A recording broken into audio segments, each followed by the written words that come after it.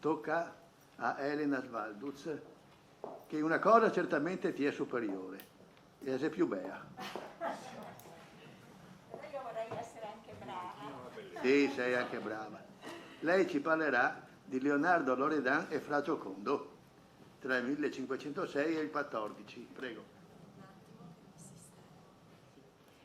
Grazie Beppe, grazie per questa introduzione e voglio ringraziare prima di cominciare, oltre a Donatella Calabi per aver organizzato e l'Istituto Veneto per aver organizzato queste giornate di studi, vorrei anche ringraziare i colleghi che mi hanno aiutato, in particolare Raffaello Vergani, Michele Asolati per lo studio di alcune medaglie che farò vedere, e poi Federica Toniolo. Scusami un secondo. Donatella, facciamo il dibattito alla fine di tutti e tre, vero? Ecco, scusa. Allora, Giovanni Giocondo, Fra Giocondo, il frate umanista e ingegnere a Venezia dal 1506 al 1514, è stato da tempo riconosciuto come una figura determinante per la cultura architettonica del primo Cinquecento. La sua attività, che si intensifica con la guerra della Lega di Cambrai, di cui abbiamo parlato ieri, e che comprende anche opere di fortificazione e di irrigazione nei territori della Repubblica, è stata considerata fondamentale per la definizione di alcune delle più importanti architetture veneziane realizzate durante il lungo dogado di Leonardo Loredan. Come vedete sono più o meno coetanei, seppur in assenza di documenti che ne attestino la paternità. Questo è un problema. Giuseppe Fiocco nel 1933 conia questa immagine di Fra Giocondo che gli storici dell'architettura hanno sempre fatto propria, cioè quella di un architetto senza architettura, non solo, ma anche senza un'effigie certa. Qui vi faccio vedere due immagini, una tratta dalla loggia del Consiglio di Verona, in cui si tratta di una presunta effigie immagine di Fra Giocondo, e qui un ritratto dal Convitto Borgiano, che è un'opera di cui parlerei in conclusione di questo mio intervento. Ecco, per Giuseppe Fiocco, pur affermando la sua importanza, si tratta per Giuseppe Fiocco di una delle figure più interessanti del Rinascimento dell'Italia settentrionale. Rappresenta pressappoco ciò che Leon Battista Alberti rappresentò per l'architettura toscana, però appunto lo definì architetto senza architetture. Recentemente una serie di architetture gli sono state attribuite anche al di fuori del contesto veneziano. Ricordo in particolare come Frommel recentemente, nell'ambito di un convegno organizzato, nell'ultimo convegno dedicato a Fra Giocondo realizzato dal Centro Palladio, abbia indicato come possibile opera di Fra Giocondo la chiesa dei Francescani di Carpi, la chiesa di San Nicolò, nella prima fase impostazione che stiamo studiando insieme a Gianmario Guidarelli, ad altri storici dell'architettura dell'Università di Padova, e quindi è un'opera che si aggiunge a questo presunto catalogo. Recentemente Guido Beltramini, nel catalogo della mostra su Aldo Manuzio, Il Rinascimento a Venezia 2016, ha ricordato, ha sottolineato con forza come Fra Giocondo sia coinvolto in 4 progetti importantissimi per l'architettura veneziana del primo Cinquecento.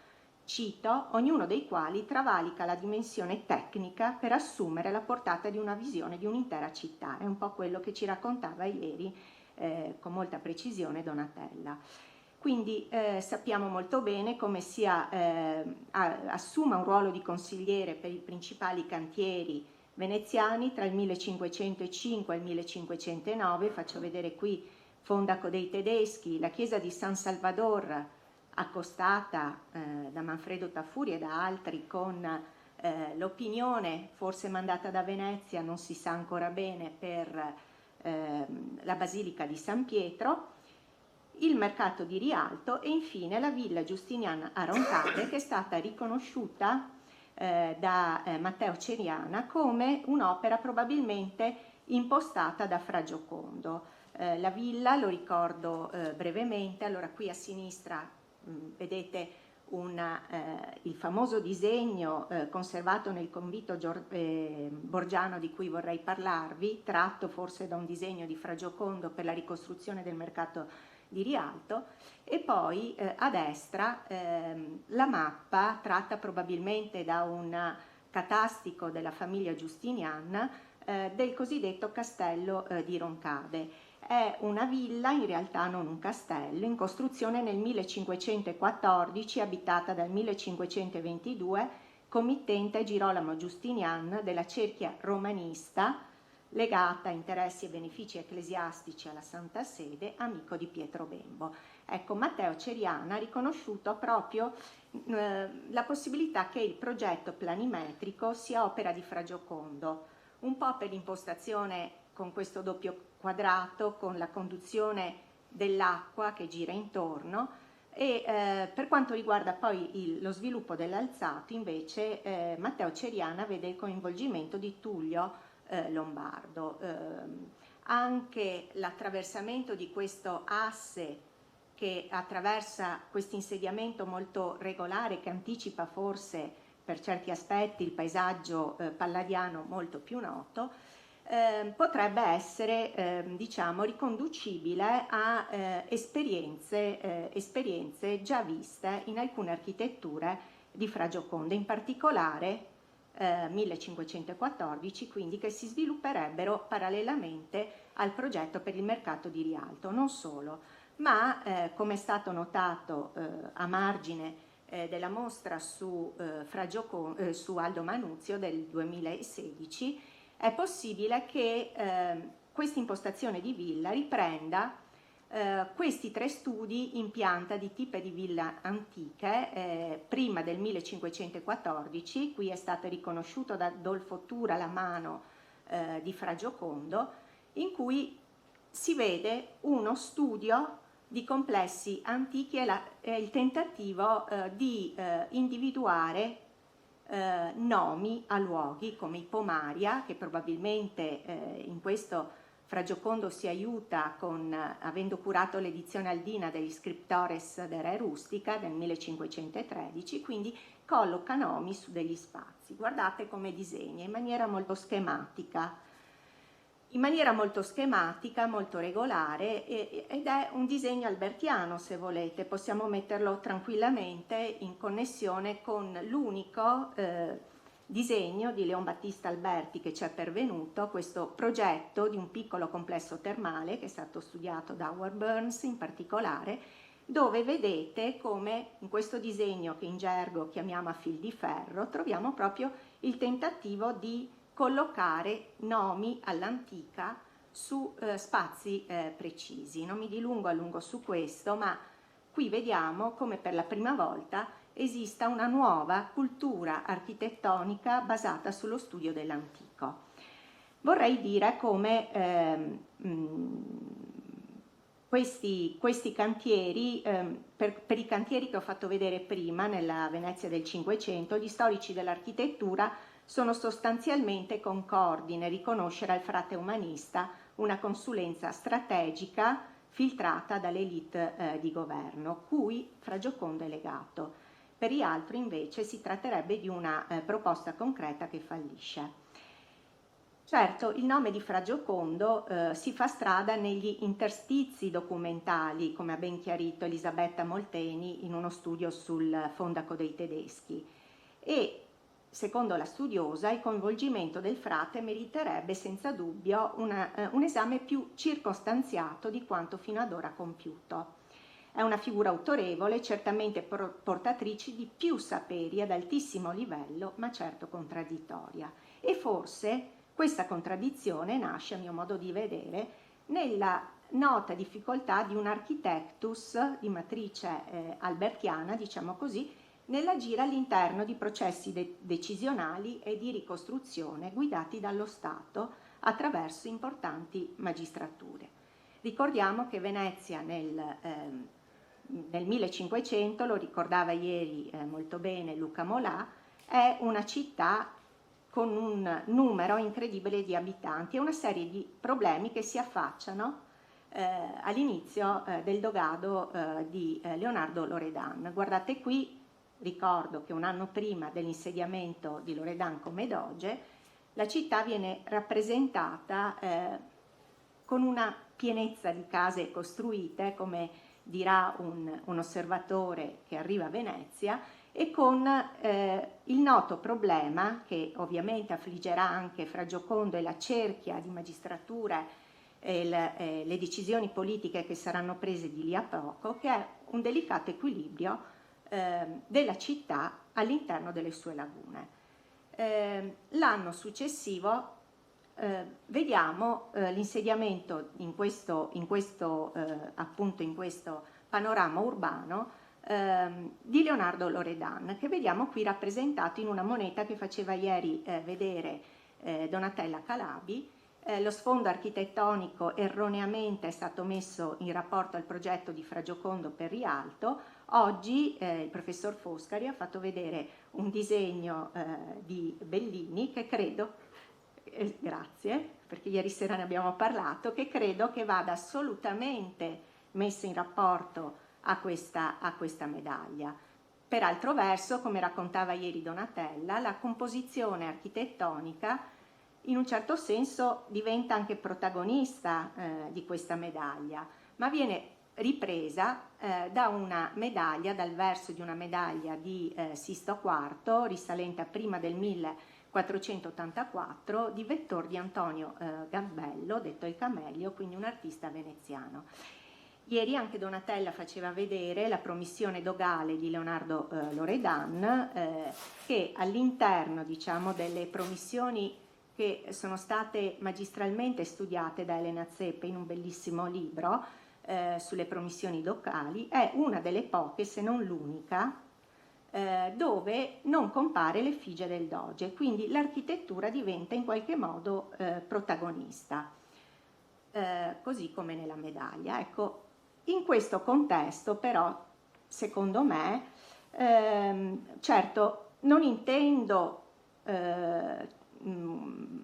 proporre quell'esame circostanziato che suggeriva Elisabetta Molteni, quanto suggerire alcune questioni che possono ricondurre, secondo me, l'opera sotto traccia di Fra Giocondo o una serie di opere concepite e alcune realizzate all'ombra di Fra Giocondo, per citare Guido Beltramini, al contesto culturale, architettonico, ma anche naturale e ambientale della Venezia del primo Cinquecento, nel quale secondo me lascerà una forte impronta, come cercherò in breve di dimostrare. E si tratta, ed è un'attività che si inserisce perfettamente in quella relazione dialettica tra elaborazione di idee e pragmatismo che caratterizza l'esperienza progettuale condivisa tra organi di governo, amministratori e intellettuali nella Venezia del primo Cinquecento, a partire proprio dagli anni di Loredan, e che emergerà più tardi, come si accennava anche ieri. Esiste, in altre parole, un'interazione tra diversi livelli di azione, tra architettura, decoro e salvaguardia della città, ma anche del territorio, che si basa proprio su quella cultura umanistica di cui Fra Giocondo in qualche modo è portatore qui a Venezia. Ecco, questo per accennare a quella politica di tutela ambientale insomma, non mi posso soffermare, anche un omaggio ad Andrea Rinaldo con il suo governo delle acque veneziane. L'arrivo di Fra Giocondo a Venezia, dunque, intorno al 1506, anche qui non è certo, catalizza gli interessi antiquari già da tempo esistenti. Ecco, secondo Guido Beltramini, il latino parlato nella Cappella Zen, per meglio dire nel retroaltare della Cappella Zen, iniziato nel 1513 ma concepito nel 1513 ma portato avanti dal 1514, e qui ne parlerà Gianmario Guidarelli, non voglio anticipare perché lui sicuramente ne parla molto meglio di me. E dicevo che il latino parlato nella Cappella Zen, secondo Guido Beltramini, è una delle ricadute della presenza di Fra Giocondo a Venezia dal 1506 al 1514. Anche qui possiamo vedere come l'architettura di questo retroaltare della Cappella Zen, sia la vera protagonista. È come dire, un'architettura pura, semplice, schematica. Ne parlerà poi Gianmario Guidarelli, ma un antico, vedete i capitelli, non sono più i capitelli che abbiamo visto poco fa nelle nuove case dei procuratori, si avvicinano a un modello antico ben preciso. Questi interessi antiquari, già da tempo esistenti, fanno perno su una cerchia di amici, la cerchia di amici di Aldo, la cerchia di amici di Fra Giocondo. Faccio notare come Bernardo, Pietro Bembo, Alto Manuzio. Faccio qui vedere il doppio ritratto attribuito ora a Giacometto Veneziano, per ricordare come non solo Aldo, ma anche Fra Giocondo, anche Battista Egnazio, che vedete qui probabilmente il Cipelli, l'umanista probabilmente ritratto da Vincenzo Catena, insieme a Bernardo Bembo, ma anche a Pietro Lombardo, siano presenti nella famosa prolusione dedicata agli elementi di Euclide tenuto da Luca Pacioli nella chiesa di San Bartolomeo a Rialto. Stretti sono anche i contatti con l'Accademia Aldina. Nel 1511, come è noto, esplode l'attività editoriale di Fra Giocondo. I disegni. I disegni prendono, come sappiamo bene, un posto rilevante nel De Architettura, pubblicato non da Aldo Manuzio, attenzione, ma da Giovanni da Tridino, detto Taccuino, nel 1511. Guardiamo un po' il frontespizio dell'opera e vediamo come si tratti di una specie di epigrafe all'antica. Voglio ricordare come ha ricordato d'altra parte, hanno ricordato alcuni studiosi, tra cui Lucia Ciapponi, come Fra Giocondo sia autore della prima raccolta, condotta con criteri filologici, di epigrafi romane antiche. Lascia un frammento de Litteris, che scriverà però verso la fine della sua vita, in cui ricorda di aver notato negli sassi antichi alcune lettere e circa il fabbricar delle lettere maiuscole lascia alcune indicazioni. Ecco, guardate la diversità tra i frontespizi De Architettura del 1511 e altri frontespizi sempre relativi a Vitruvio, che hanno una diversa collocazione delle lettere all'interno di un frontespizio che ha degli elementi particolari. 136 figure, tante, le figure i disegni che diventano strumento appropriato alla comprensione del testo. Un testo che, come dice nel frontespizio, è più corretto del solito, con figure e tabula, sono degli elenchi di parole. Tenete a mente questo elemento, perché ne parleremo poi guardando il convito borgiano, che sono tavole lessicali affinché il lettore possa capire il testo, un po' come fa nei suoi disegni, dove scrive questo spazio corrisponde a questo. Faccio notare come non ci siano solo disegni di colonne, di capitelli, ma anche di macchine, come in questo caso, per portare l'acqua. Ecco, mi domando, e qui è una prima questione che rilancio anche rispetto a quanto diceva Donatella ieri, se dietro alle ricorrenti epigrafi presenti nel Fondaco dei Tedeschi, questa faceva vedere ieri Donatella, ma molte altre ce ne sono anche non più esistenti, le ricorda Marin Sanudo, tra l'altro facendo riferimento a un'interessante scritta che non farebbe riferimento a Principatus ma a Ducatus, e anche questo sarebbe interessante approfondire. Però ecco, ce ne sono molte altre che sono anche sparite, per esempio nelle due torrette abbattute nel corso dell'Ottocento, e che fanno riferimento costantemente all'opera di Leonardo Loredan. Ora, Elisabetta Molteni ha giustamente ricondotto queste scritte ricorrenti, queste epigrafi, al fatto che Leonardo Loredan nel corso della ricostruzione e anche negli anni successivi avesse dato una serie di concessioni ai mercanti tedeschi. Certo che a me sembra che possa esserci anche qui in qualche modo un collegamento a quello spirito di ripresa dell'antico di cui appunto Fra Giocondo si fa portatore, anche perché in questa silloge di scritte all'antica, di epigrafi che lui aveva visto già nel periodo precedente, ricorda anche come si debba tener conto della vista dal basso verso l'alto e quindi della deformazione di queste lettere.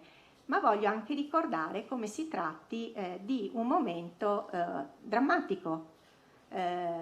Siamo in guerra, si è detto ieri, e qui voglio correre davvero molto velocemente, perché dobbiamo tener conto del fatto che le caratteristiche sia dell'architettura ma anche di questa strategia rivolta verso la città, ma che secondo me si estende anche verso il territorio e che proprio del doge Loredan, ma che si avvale di Fra Giocondo in veste di tecnico, quella resilienza e questa capacità di adattarsi ma anche di ripartire, come è ben illustrato nella mostra su Venezia 1600 di cui ci parlava ieri Donatella, credo che vada anche ricondotta a un momento particolare che paralizza di fatto, per usare un termine usato da Jim Ackerman, l'architettura veneziana ancora più di quanto l'esilio dei Medici avesse bloccato quella fiorentina.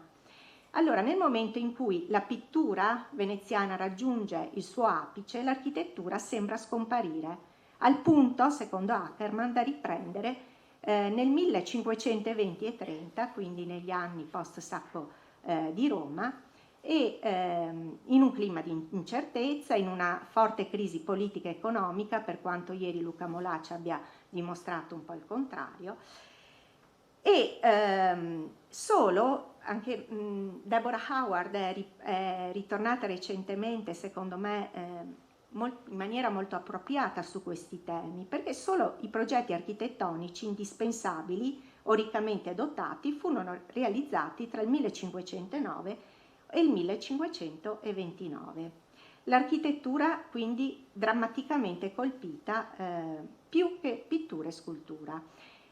Ricorda Deborah Howard come nello stesso periodo Giulio II cominci due progetti ambiziosi, San Pietro e il cortile del Belvedere, intorno al 1505 e nonostante il budget papale, sappiamo, fosse stato messo a dura prova da attività belliche. Allora, a Venezia, dice Deborah, la vocazione era la difesa piuttosto che l'esaltazione della vittoria, che invece pare essere propria di ambienti più vicini al Papa, un Papa come Giulio II. Certo che ai fini della salvezza della Repubblica era necessario mantenere alto il morale pubblico e in questo contesto, secondo Deborah, si collocherebbe proprio la ricostruzione delle case nuove di cui ci ha appena parlato il professor Foscari.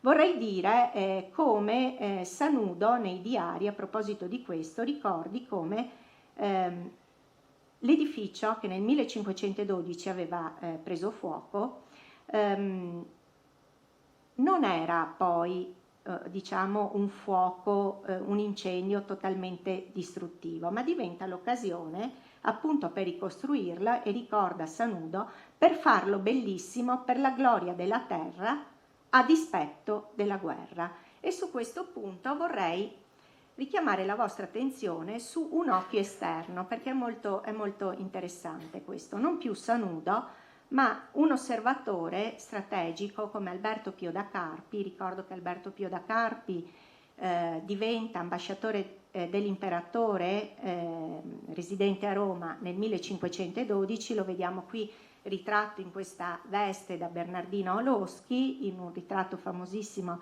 conservato alla National Gallery di Londra, Però ecco, lui che era stato educato da Aldo Manuzio, che vediamo qui ritratto nella cappella di Palazzo Pio. Aldo è questo è il giovane Alberto Pio, rimane a Venezia tra l'inverno del 1511, quindi in piena guerra, e la primavera del 1512. Sanudo, ma sarebbe un po' troppo lungo parlarne poi, perché anche facendo un confronto con Priuli si conferma quanto diceva Beppe proprio ieri, Beppe Gullino, cioè e anche per un certo verso Michela Dal Borgo. Ecco, l'esaltazione però del doge avviene in un momento in cui, allora sappiamo che Alberto Pio fu uno dei personaggi che riuscì a mettere insieme due competitors come l'imperatore Massimiliano I e il re di Francia, e portò, diciamo, alla creazione della Lega della Guerra di Cambrai. Rimane a Venezia in questo periodo e si scontra con la fierezza del doge Leonardo Loredan, che lo teme moltissimo, non solo come uomo dell'imperatore, ma anche per la sua preparazione umanistica, appunto dovuta al precettore Aldo Manuzio. E c'è almeno un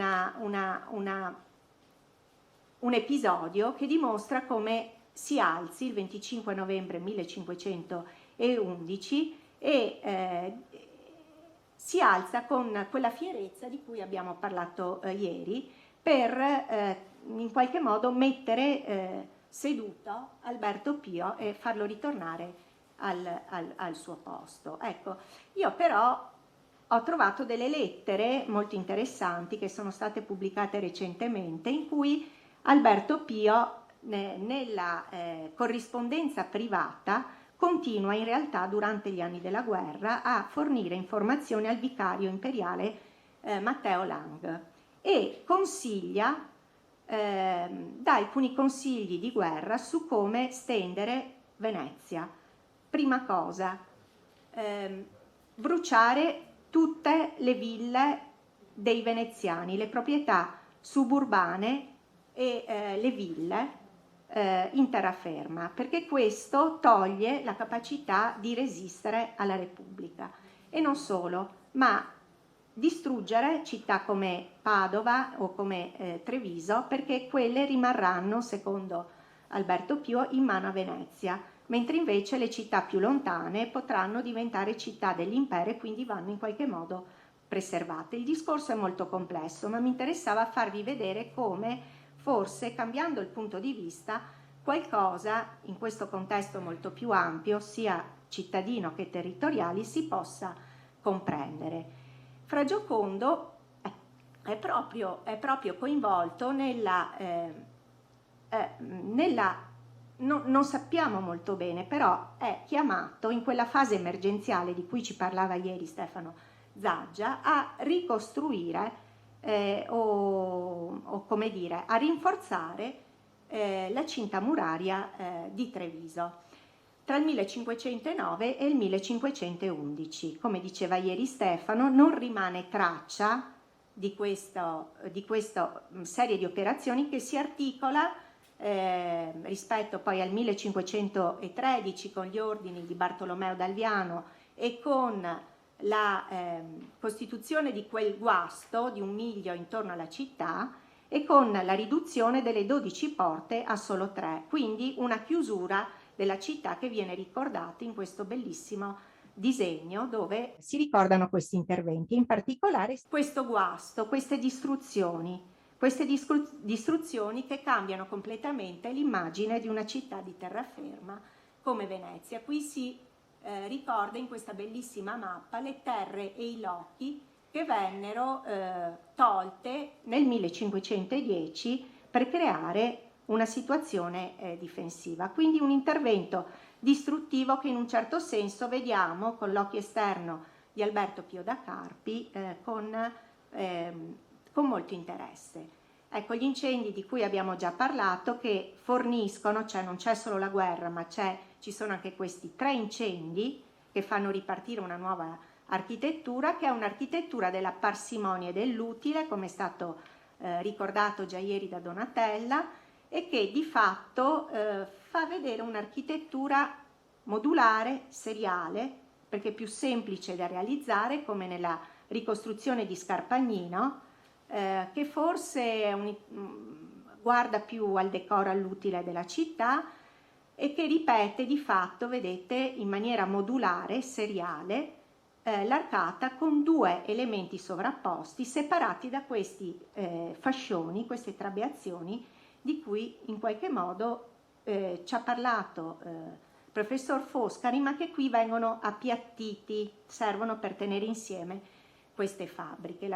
Qui faccio vedere la disadorna austerità del fondaco dei tedeschi e il classico accostamento che gli storici dell'architettura ricordano tra un'immagine, vedete qui, di una delle domus pubblicate da Fra Giocondo nel 1511, che vagamente, lo sottolineo vagamente, andrebbe studiato più a fondo, possono essere assimilabili al fondaco dei tedeschi, se non altro perché vediamo come la soluzione angolare è nuova a Venezia. Vedete qui l'angolo, il rinforzo dell'angolo, il pilastro a L, che piuttosto ci rinvia a un architetto che abbia una formazione piuttosto che guardi alla cancelleria romana, dove può essere stato, secondo Pagliara, coinvolto lo stesso Fra Giocondo, oppure il cortile di Urbino. Ma c'è un altro elemento, perché la pianta in realtà è completamente, cioè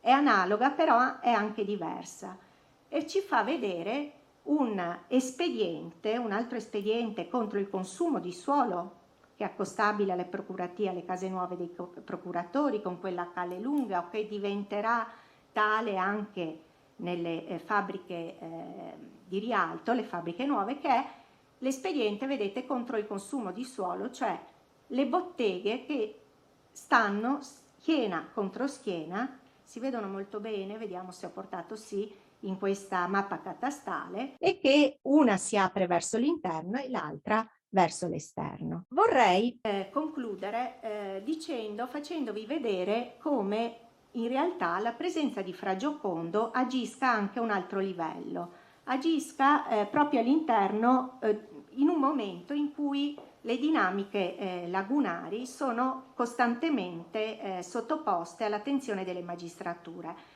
Una in particolare, lo ricordava ieri Donatella, tra il 1501 e il 1505, con una serie di interventi ravvicinati, viene creato, prima vengono creati i savi alle acque, anzi, e poi il Collegio Supremo alle Acque. Ecco, questo episodio è stato raccontato, cioè l'episodio che vedete, vale a dire il cosiddetto editto di Ignazio, famosissimo, lo ricordava ieri Donatella, che è attribuito a questo umanista, il Cipelli, che è un carissimo amico di Leonardo Loredan. Tra l'altro Leonardo Loredan lo appoggerà molto nella vita veneziana. Sono amici quando Leonardo era podestà a Padova, ma quando diventa doge lo volle priore dell'ospedale di San Marco nel 1510 e poi maestro di umanità alla scuola di cancelleria ducale nel 1520 e poi oratore della Repubblica in varie occasioni. Settis, in riferimento a questo editto, parla di espressione di un tacito indirizzo di governo. In questo indirizzo di governo c'è la creazione di un collegio delle acque, diciamo sovrappone l'attività di Fra Giocondo, il quale nel 1506 offre i suoi servizi, leggiamo insieme, nel fatto di assicurare i liti et avendo pratica de acque, dei livelli, e de condurre fontane in vari e pratici modi, et avendo diverse ragioni de fondare in mare e in fiume ed esugar fossi. L'attività che viene ufficializzata dai capi del Consiglio dei Dieci, Bernardo Bembo e Giorgio Emo, come esperto nel riparare lidi, eccetera, eccetera, riprende un po' l'offerta di servizio di Fra Giocondo e direi che poi si snoda questa attività a contatto con quei proti che agiscono all'interno della magistratura sempre di più e per i quali, diciamo, con i quali non ha sempre un rapporto idilliaco, anzi, e questa cosa è assolutamente nota.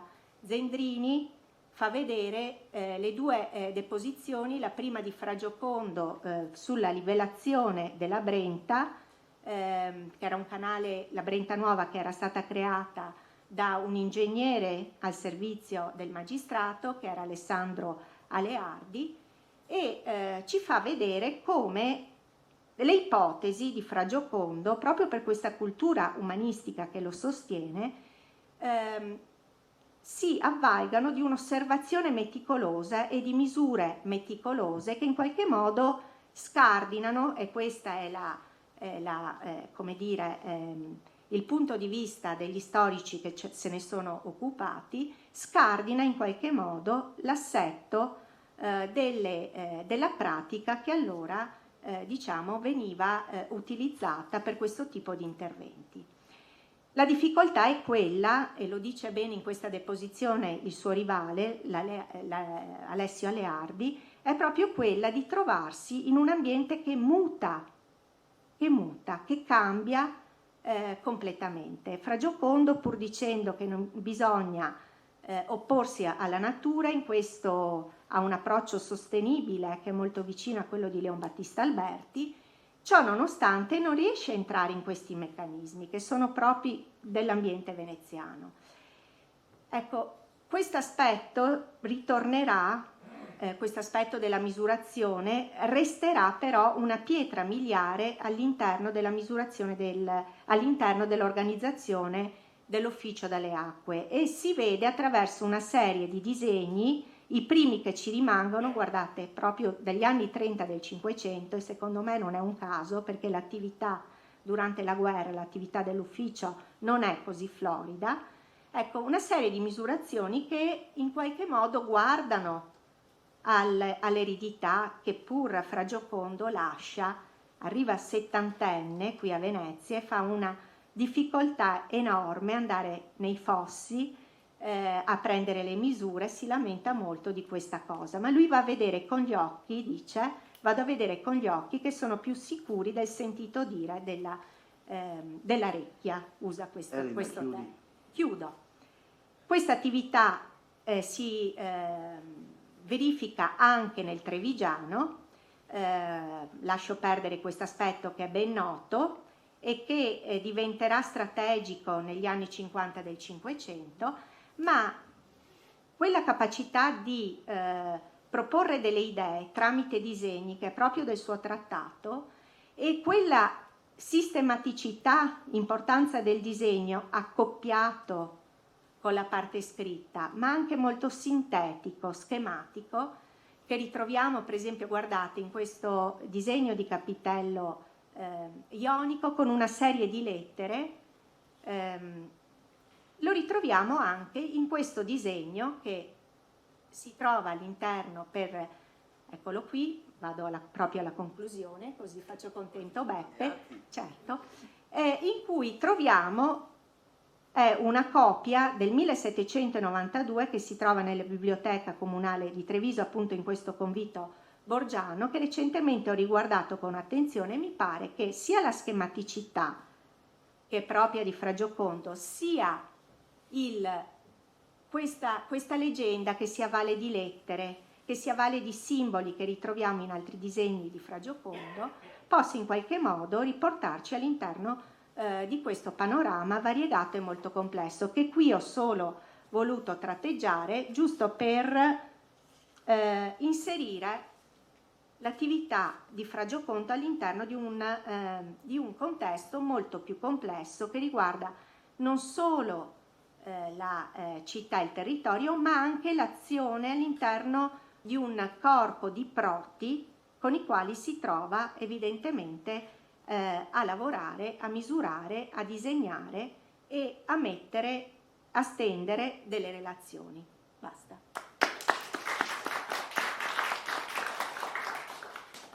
Allora, cari signori, si riprende e qui tocca a Guidarelli.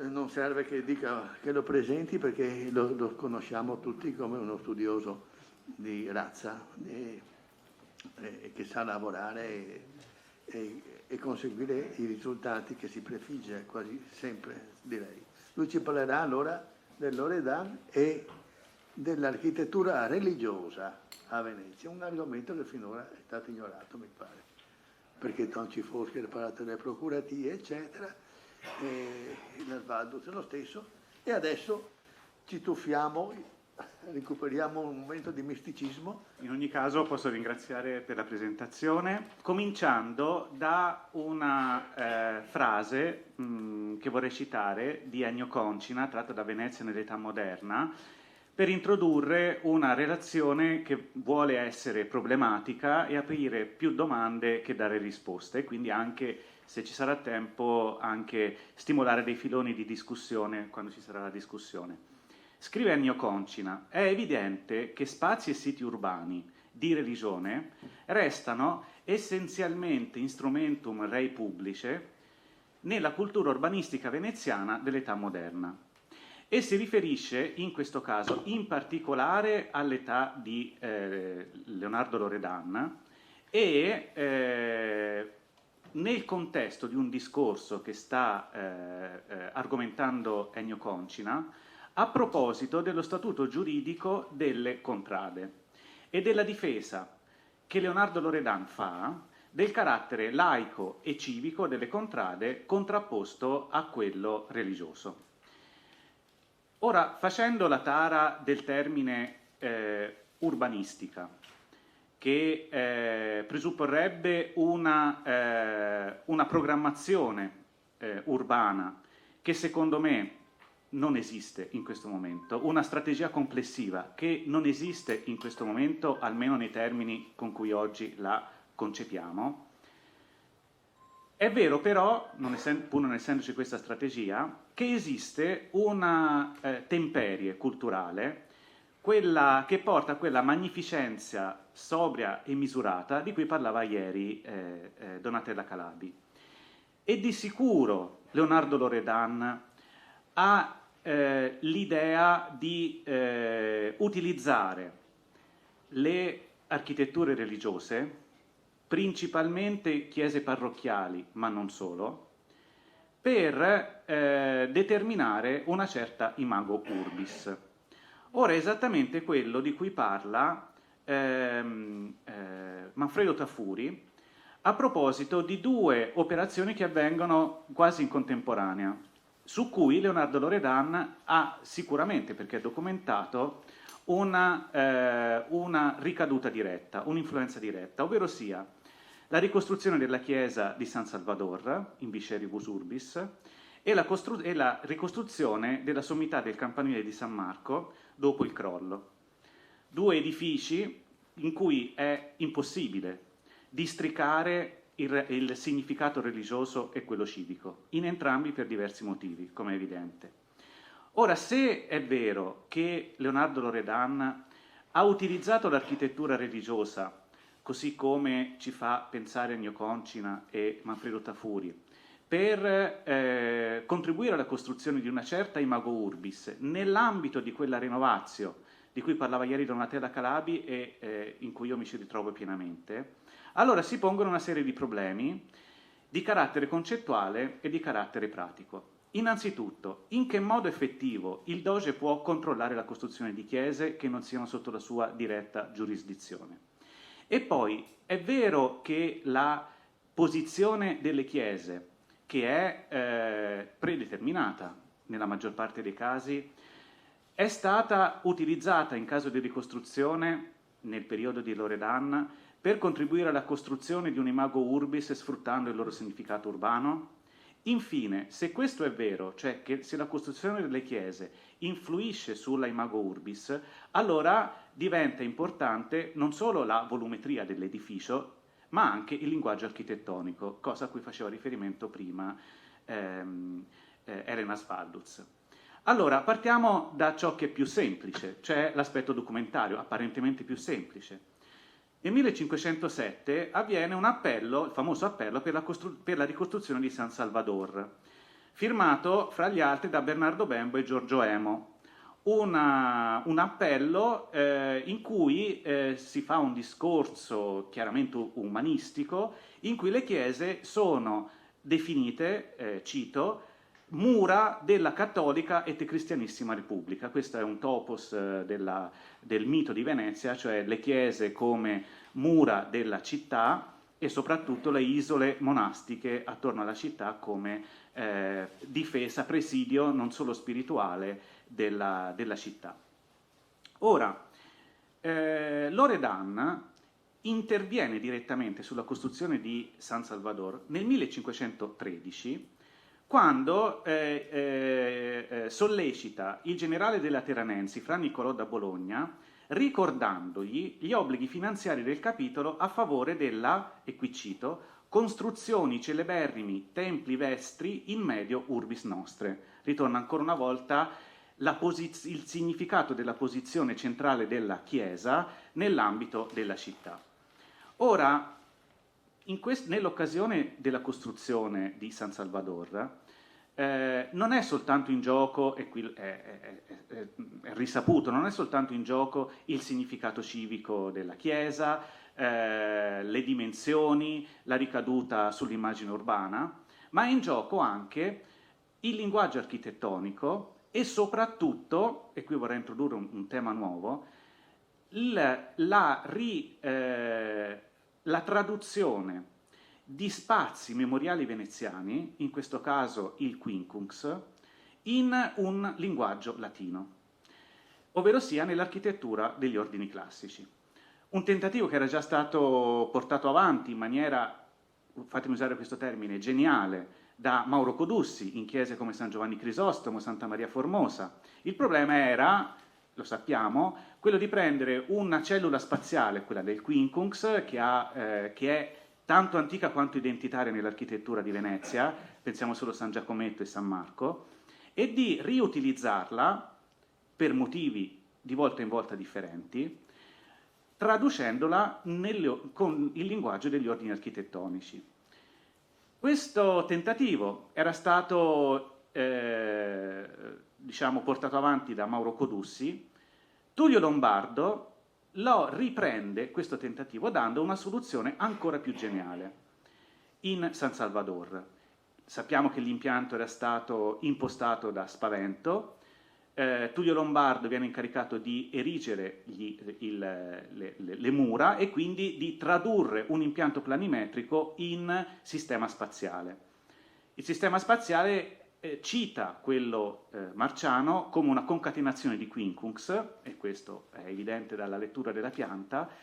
Il passo avanti, proprio il salto concettuale che compie Tullio Lombardo in questo caso, è quello di riprendere la gerarchia degli spazi del quincunx, cioè la cellula spaziale centrale maggiore e le 4 cellule spaziali cupolate minori, utilizzando una gerarchia di ordini architettonici, un ordine maggiore per lo spazio maggiore e un ordine minore per lo spazio minore. Salto concettuale che Codussi non aveva ancora fatto.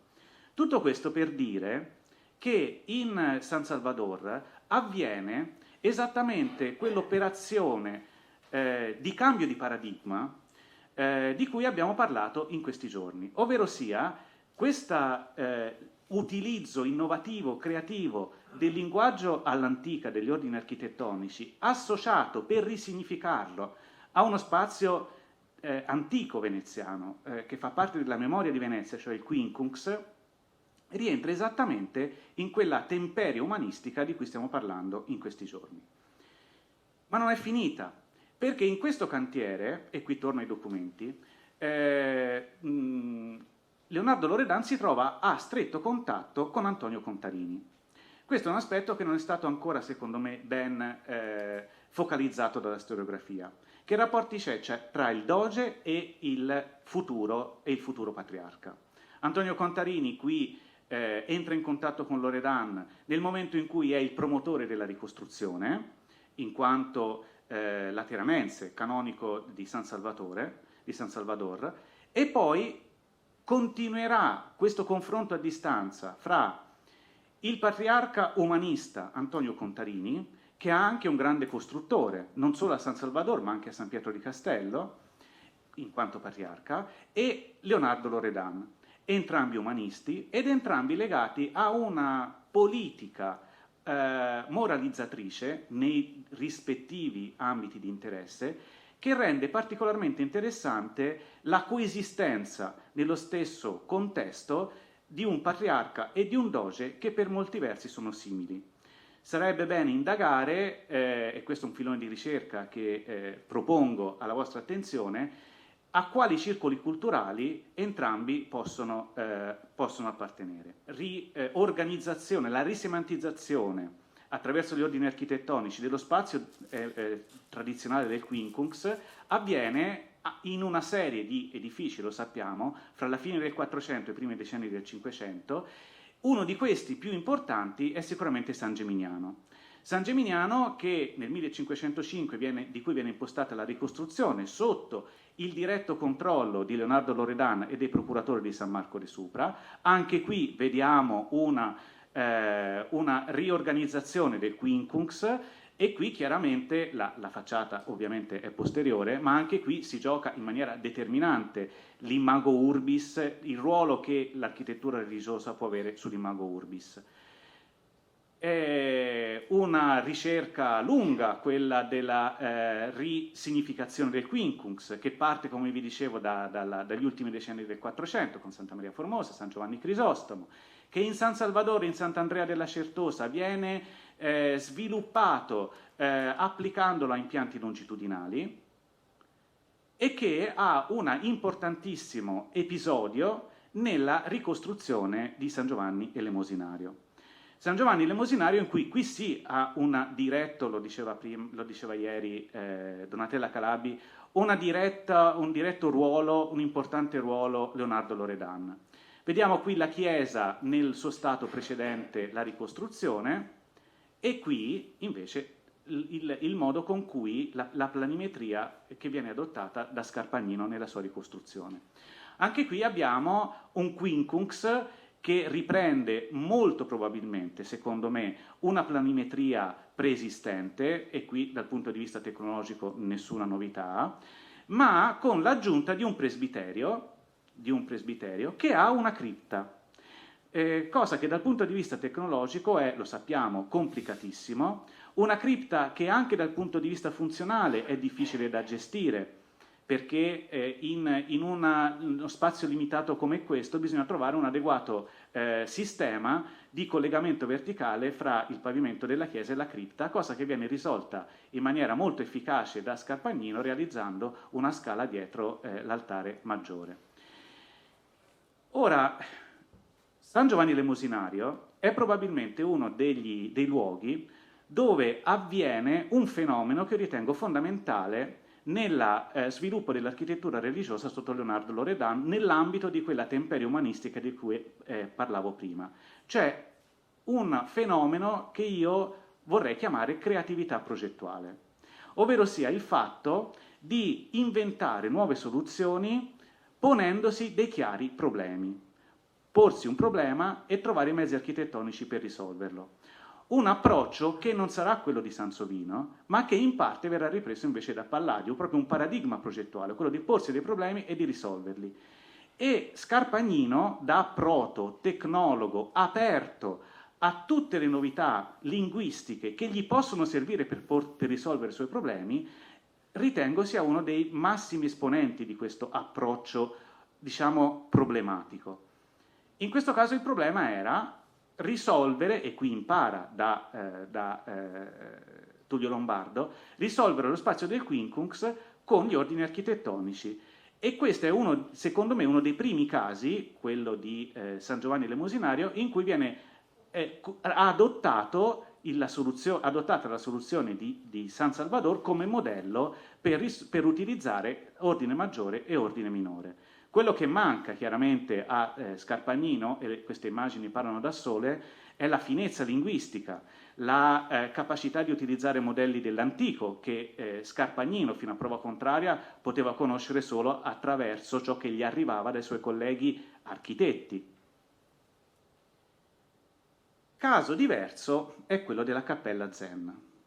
La Cappella Zen è un'operazione di grande complessità, pur nelle ridotte dimensioni, che non è sotto il controllo di Leonardo Loredan, ma di Domenico Morosini, in cui Leonardo Loredan interviene, anche qua, interviene soltanto per sollecitare a un certo punto la ripresa della ricostruzione nel 1513. Io ho dedicato un lungo studio alla Cappella Zen e io ci vedo un cambio di paradigma da prima a dopo l'arrivo di Tullio Lombardo. La Cappella Zen, lo sappiamo, è il riutilizzo della campata angolare dell'Eson Artese di San Marco, una campata che serviva come accesso meridionale alla Basilica, non voglio dire accesso Porta d'An Mar, ma accesso meridionale della Basilica, che viene riutilizzato come cappella funeraria del cardinale Zen, in cui con una complesso vicenda di cantiere opera, prima di Tullio Lombardo, Antonio Lombardo, il quale realizza, come è risaputo, l'altare coperto dal baldacchino, davanti al quale si trova il sarcofago del cardinale Zen. Ora è significativo vedere in che modo Antonio Lombardo, con una grandissima finezza, inizia a impostare un riallestimento classicista in uno spazio che è chiaramente romanico-bizantino, e queste immagini campo e controcampo lo dicono esplicitamente.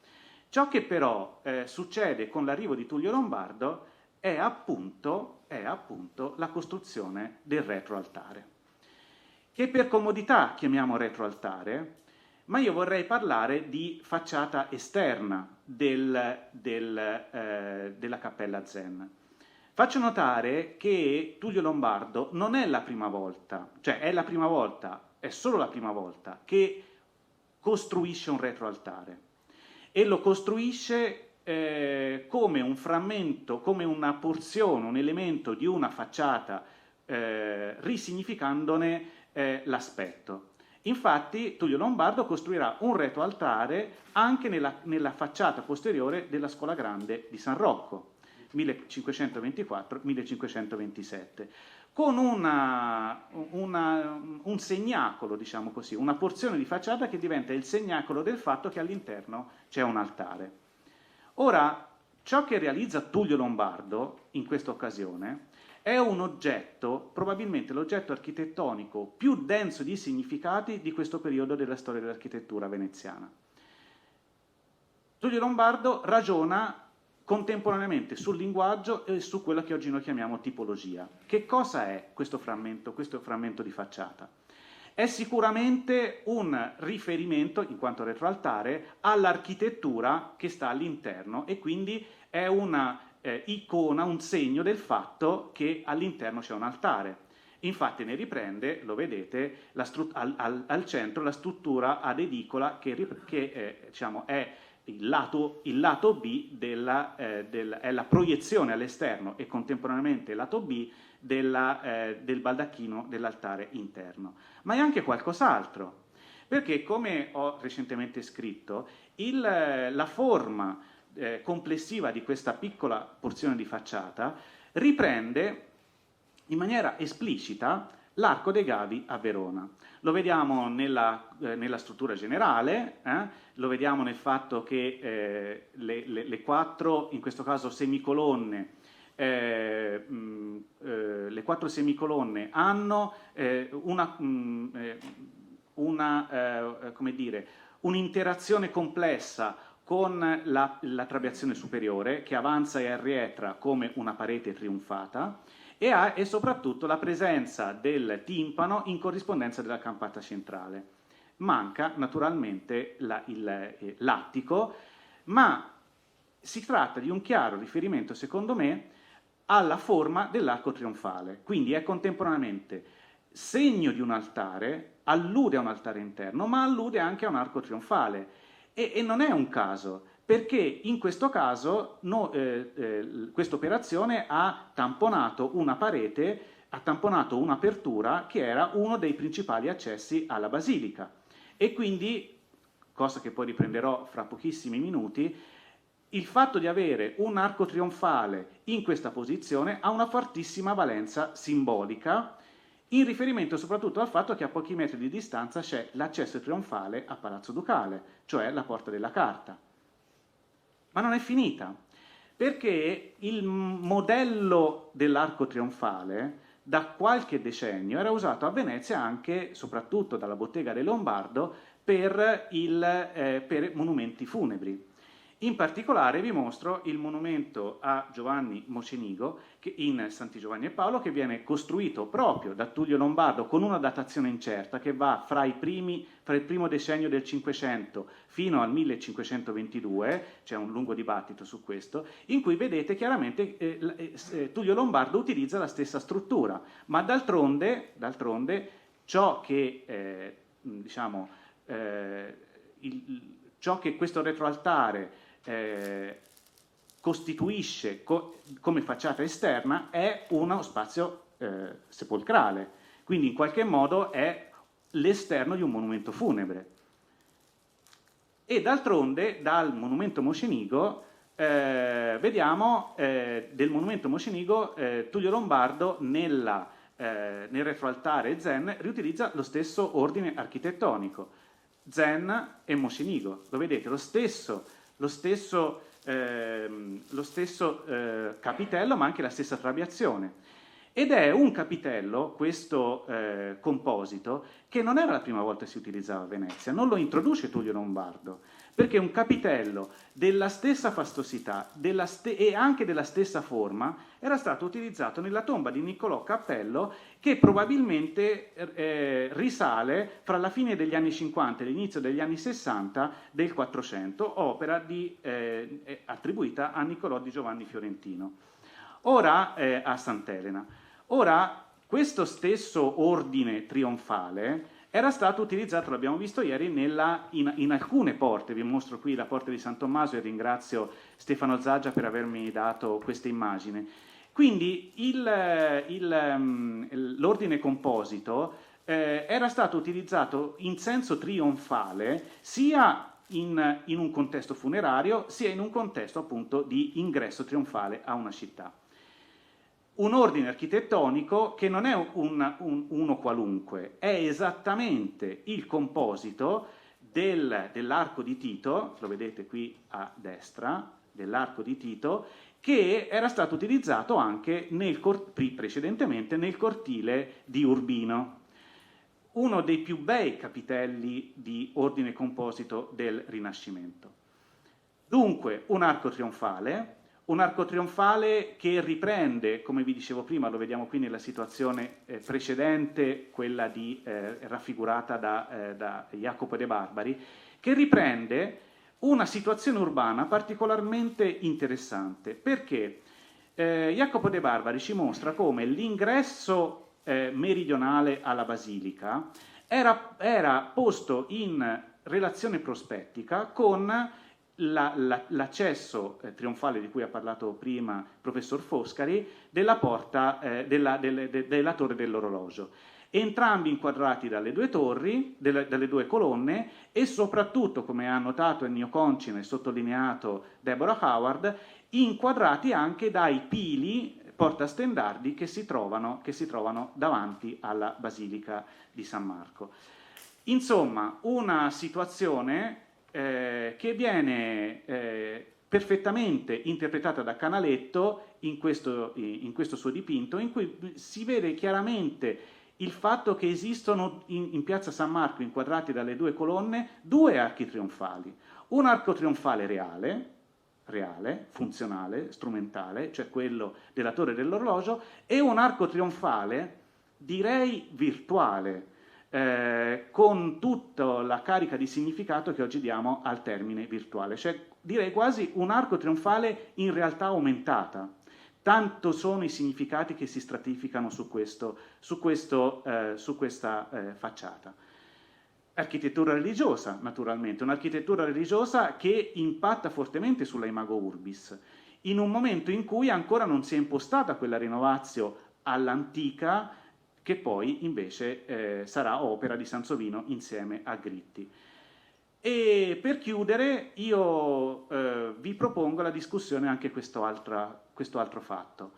Creatività spaziale, riutilizzo innovativo degli ordini architettonici del linguaggio all'antico in edifici religiosi, temperie umanistica e ricaduta sulla immagine urbana.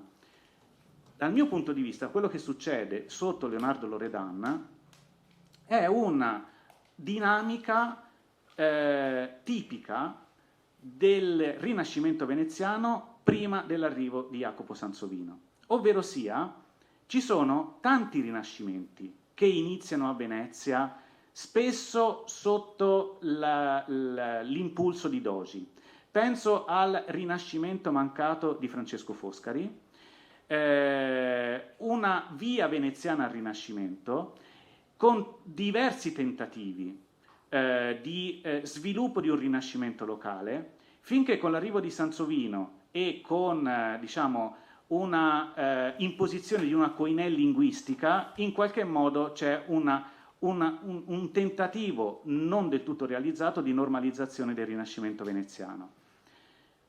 Io ritengo che la chiesa di San Fantin, che nel 1522, secondo la efficace ricostruzione fatta da Manuela Morresi, diciamo, viene gestita dal 1522 proprio da Scarpagnino, la chiesa di San Fantin possa essere proprio un punto di passaggio importantissimo in questa dinamica diciamo, di start and stop di diversi tentativi di realizzare un rinascimento veneziano. Perché la planimetria di San Fantin, che ha avuto vicende così complesse di cambiamenti anche dell'orientamento stesso, è una delle più dense soluzioni spaziali che abbiamo a Venezia prima dell'arrivo di Sansovino. Una soluzione particolarmente innovativa e creativa di adattamento di un sistema a quincunx in un impianto longitudinale, cosa che porta alla formazione di un sistema spaziale che ha di una tale complessità che ha pochi paralleli nell'architettura coeva italiana. Quindi una serie di problemi che secondo me aprono un cantiere storiografico in cui dovremo occuparci nei prossimi anni. Grazie.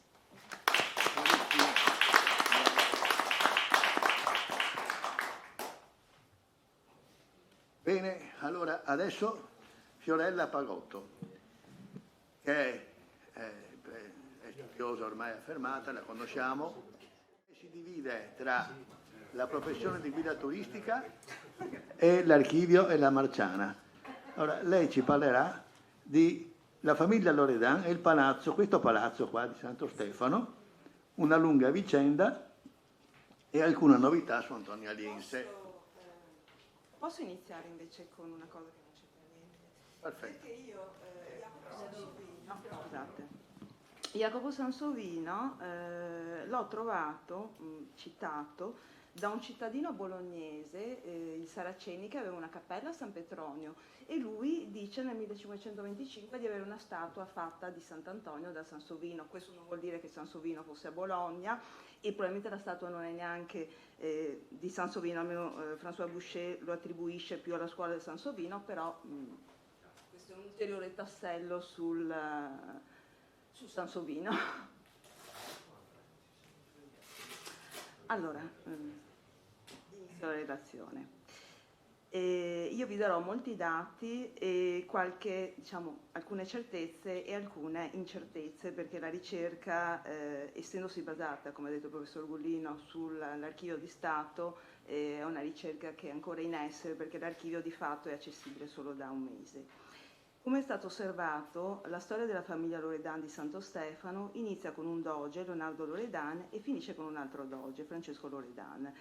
Leonardo Loredan, che fu doge tra il 1501 e 1521, e Francesco Loredan, che fu doge tra 1752 e 62, rappresentano gli estremi temporali all'interno dei quali si muovono 11 generazioni di Loredan. Allora, all'interno di questi due,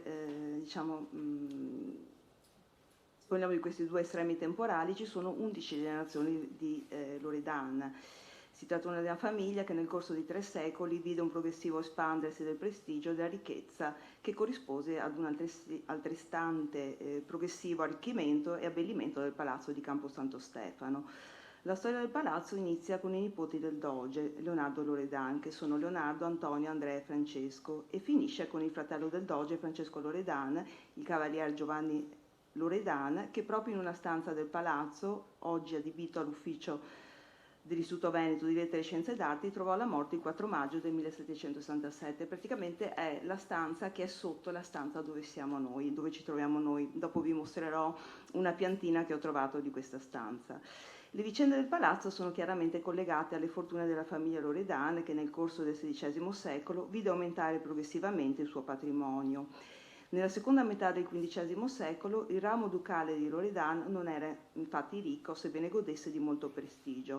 Fu infatti col padre del doge Gerolamo che le fortune politiche decollarono, e fu con le rendite derivate dall'abbazia della Vangadizza in Polesine, di cui i Loredan furono titolari per quasi 70 anni, che ebbero le disponibilità economiche per acquistare e ampliare il palazzo a San Vidal.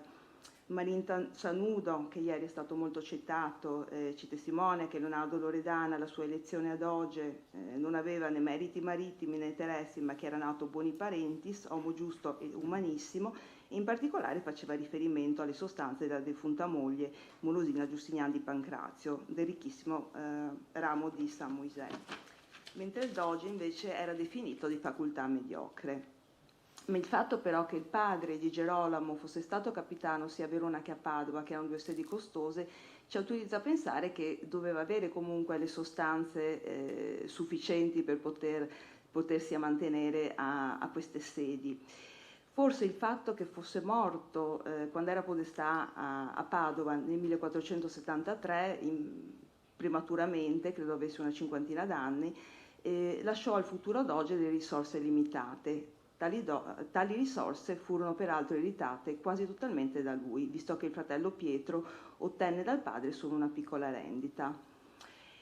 E ieri la Michela Dal Borgo ci ha parlato ampiamente del doge Loredan, per cui mi sento solamente di aggiungere che ci sono due momenti nella carriera del Loredan in cui avrebbe potuto praticare l'attività di mercante, cioè il 1456 e il 1467, e poi il 1474 e il 1478, perché non abbiamo documentazione precisa delle sue cariche. Per cui dopo il 1456, se incrementò il suo patrimonio con la mercatura, si sposò con la Giustiniana, il matrimonio del 1461. Per quanto riguarda i figli, invece, sappiamo che due dei figli praticarono la mercatura. Lorenzo, il 30 giugno del 1484, appaltò una delle 4 galere di Fiandra, che era la muda più ricca e importante, il che vuol dire che in precedenza si era già dedicato alla mercatura. Il suo fratello Bernardo appaltò il 15 febbraio del 1492, anno more Veneto, la galera di Barbaria, per cui effettivamente anche la mercatura doveva essere una tradizione di famiglia. Il padre aveva lasciato a Leonardo Loredano una casa da stazio a San Canciano, ma sarà nel palazzo di Campo Santo Stefano che si concentreranno gli sforzi della famiglia per costruire, abbellire, rinnovare e decorare la casa di famiglia. E molti degli introiti che verranno utilizzati proprio per acquisire queste case derivano dagli introiti dall'alluminio, come già detto, sulla abbazia della Vangardizza, che i Loredan tennero tra 1468 e 1608 e che loro gradualmente estesero gli acquisti a case, ville e territori fino all'Istria, dove si trovavano varie residenze familiari. Nella dichiarazione di Re Decima del 1516 il doge Loredana affermava di avere soltanto 7 case, 2 botteghe, 3 case con bottega a Venezia, oltre a numerosi campi nel Padovano. Un secolo e mezzo dopo, però, il suo discendente Francesco di Gerolamo, nel 1661, dichiarava ai Savelli Decimi il possesso di 25 case, cui si sommano 13 case con bottega in città, 2 nel Padovano e 9 nel Polesine, oltre alle rendite derivanti dai campi e mulini. L'acquisto degli stabili che porteranno alla realizzazione dell'attuale palazzo è opera dei nipoti ed è anche molto ben documentato in Archivio di Stato, e comunque se ne sono occupati altri studiosi. Questi nipoti erano i figli del figlio del doge Loredan, quindi di Gerolamo Loredan, che si era sposato con Marina Bernardo di Andrea e aveva anche costruito la casa Astra.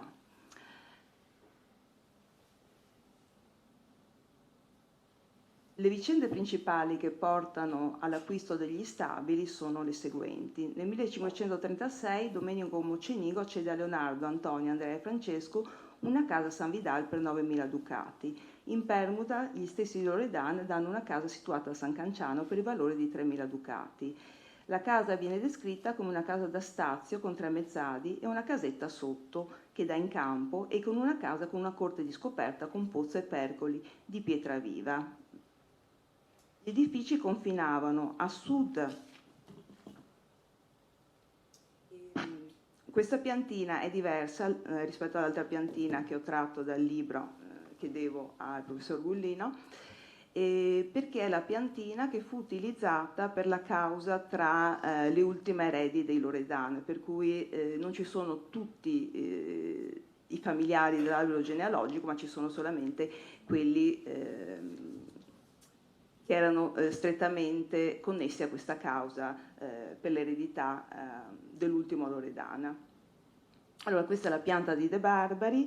Si trattava sostanzialmente di una casa gotica che confinava a sud con l'Incampiello, a fianco della chiesa di San Vidal, a ovest con il Rio di San Vidal, a nord con la casa di Zuanne Mocenigo. E l'ingresso era sul campo, esattamente dove si trova tuttora.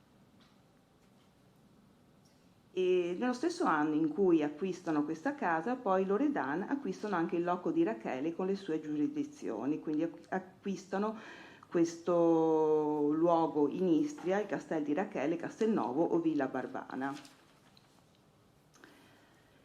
Il 22 gennaio del 1547 c'è una prima divisione tra i Loredan, il signor Francesco abate della Vangardizza da una parte e Lorenzo quando Gerolamo e i nipoti, i figli di Leonardo, dall'altra, perché era morto uno dei 2 fratelli, per cui si registra una prima divisione di possessioni, di zoi e di arzenti che aspettano la fraterna. In questi anni avviene una prima ristrutturazione che da Francesco Sansovino in poi è stata unanimemente accettata come dello Scarpagnino, e questo palazzo, ci ricorda Claudio Ridolfi, era ornato da, questa è la facciata sul campo, questa è la Vera da Pozzo, che è tuttora diciamo probabilmente dov'era, e questa foto invece l'ho fatta durante la Venice Glass Week, quindi è una delle sculture che è stata premiata all'Istituto Veneto durante la Venice Glass Week.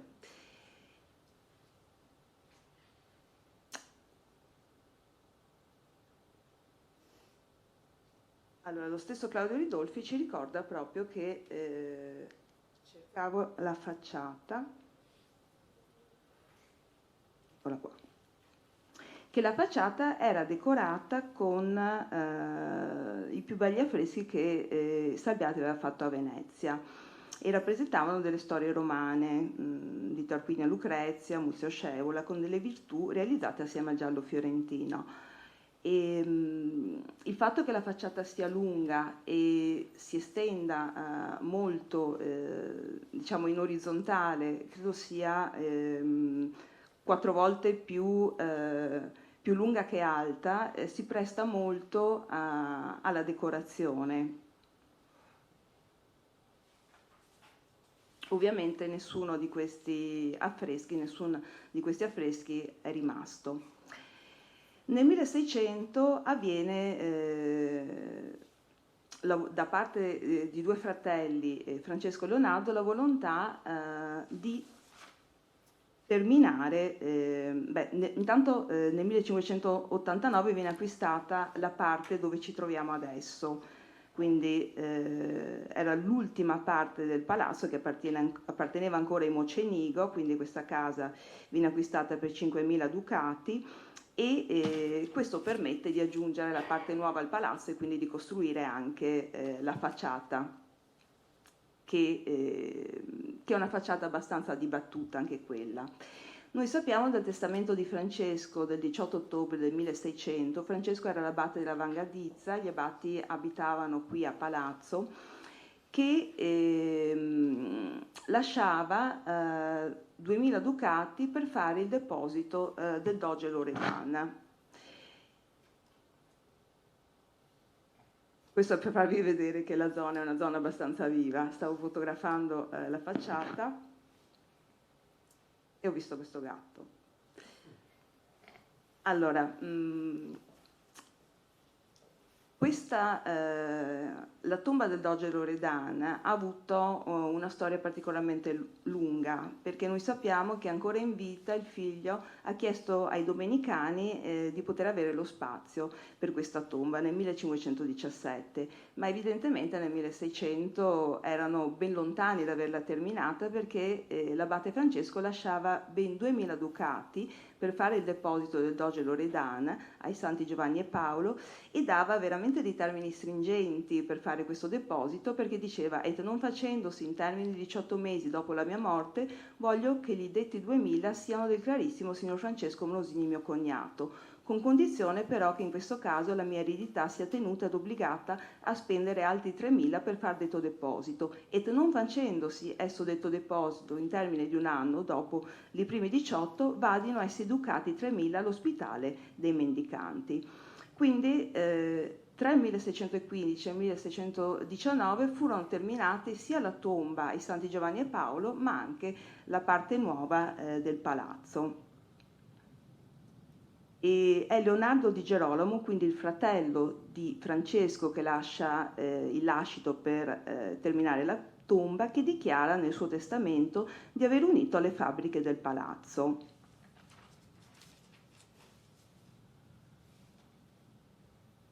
In realtà noi sappiamo dalla documentazione d'archivio che è sua moglie che termina la facciata, o meglio lei dichiara nel 1625 di aver speso 450 ducati per terminare la facciata, per fare un muro interno nel palazzo e poi per fare un muro interno nella casa di Stra.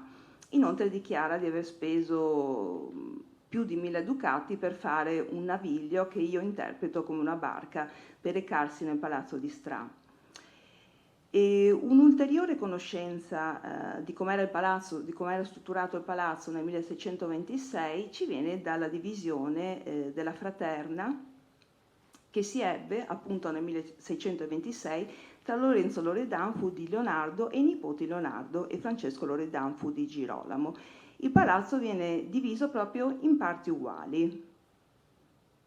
E abbiamo una prima sommaria descrizione degli arredi del palazzo, perché ovviamente vengono divisi anche gli arredi del palazzo, per cui c'è questa divisione in cui tutto è diviso a metà. Fu divisa in 2 parti tra il signor Francesco e il signor Lorenzo, la metà del sottoportico dall'entrata a sinistra e la metà del pozzo con il primo ramo che va negli mezzadi verso Campo Santo Stefano, item in mezzato superiore al pozzo, item tutti i magazzini dalla parte di Santo Stefano, eccettuato il luogo dove si tiene i pezzi della barca. da cui apprendiamo che nel sottoportico c'erano, e questo li ho ritrovati anche nel Settecento, tutti gli arredi che venivano utilizzati per le barche, e in più c'era uno spazio dove alloggiavano i servi dell'abate Francesco. E abbiamo anche una prima descrizione dei quadri che si trovavano all'interno del palazzo. Ci sono varie descrizioni, vari inventari dei quadri, e non sempre i quadri sono gli stessi e non sempre, come succede sempre in questi casi, ci sono indicati gli autori, quasi mai sono indicati gli autori. Però in questo momento mi sembrava interessante notare che alcuni dei quadri forse avevano a che fare con l'attività politica dei Loredan, perché uno si chiama Italia Nova, uno si chiama Novissima, due rappresentavano il duce di Toscana, e nella chiesola si trovava un Cristo che poi troveremo attribuito a Jacopo Palma il Giovane. Allora io vorrei farvi vedere più o meno dove si trovava la chiesola.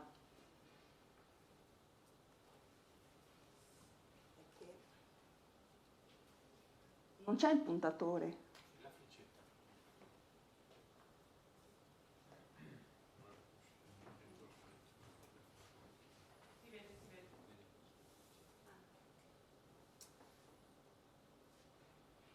Allora, ci si è sempre chiesti come fosse questa chiesa. Io l'ho ritrovata in due di questi inventari, e la chiesa viene sempre definita come una sorta di parte del salone principale, per cui immagino dovesse trovarsi in questa zona qua, quindi esattamente al piano dove ci troviamo noi adesso. Non doveva essere molto grande perché gli arredi erano abbastanza modesti e perché c'è sempre stata un'unica pala. E per quanto riguarda la facciata, si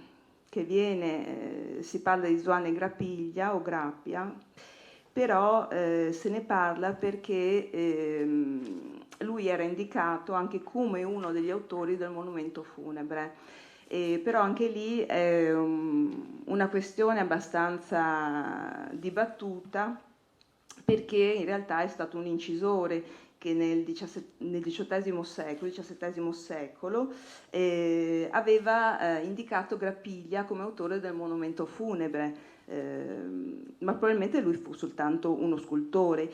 Io Grappiglia l'ho trovato negli stessi anni attivo per la procuratia di San Marco, però esclusivamente come scultore, per cui si tratta veramente di una figura che andrebbe recuperata.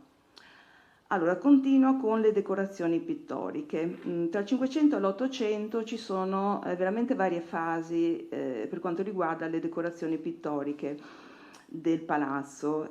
Alcune, come ho detto, non sono purtroppo rimaste, di alcune forse abbiamo dei frammenti. In particolare Antonio Vasilacchi, che è citato nel mio titolo, aveva dipinto dei fregi, dei soffitti di altre cose. Però vorrei tornare dopo sull'argomento di Antonio Vasilacchi.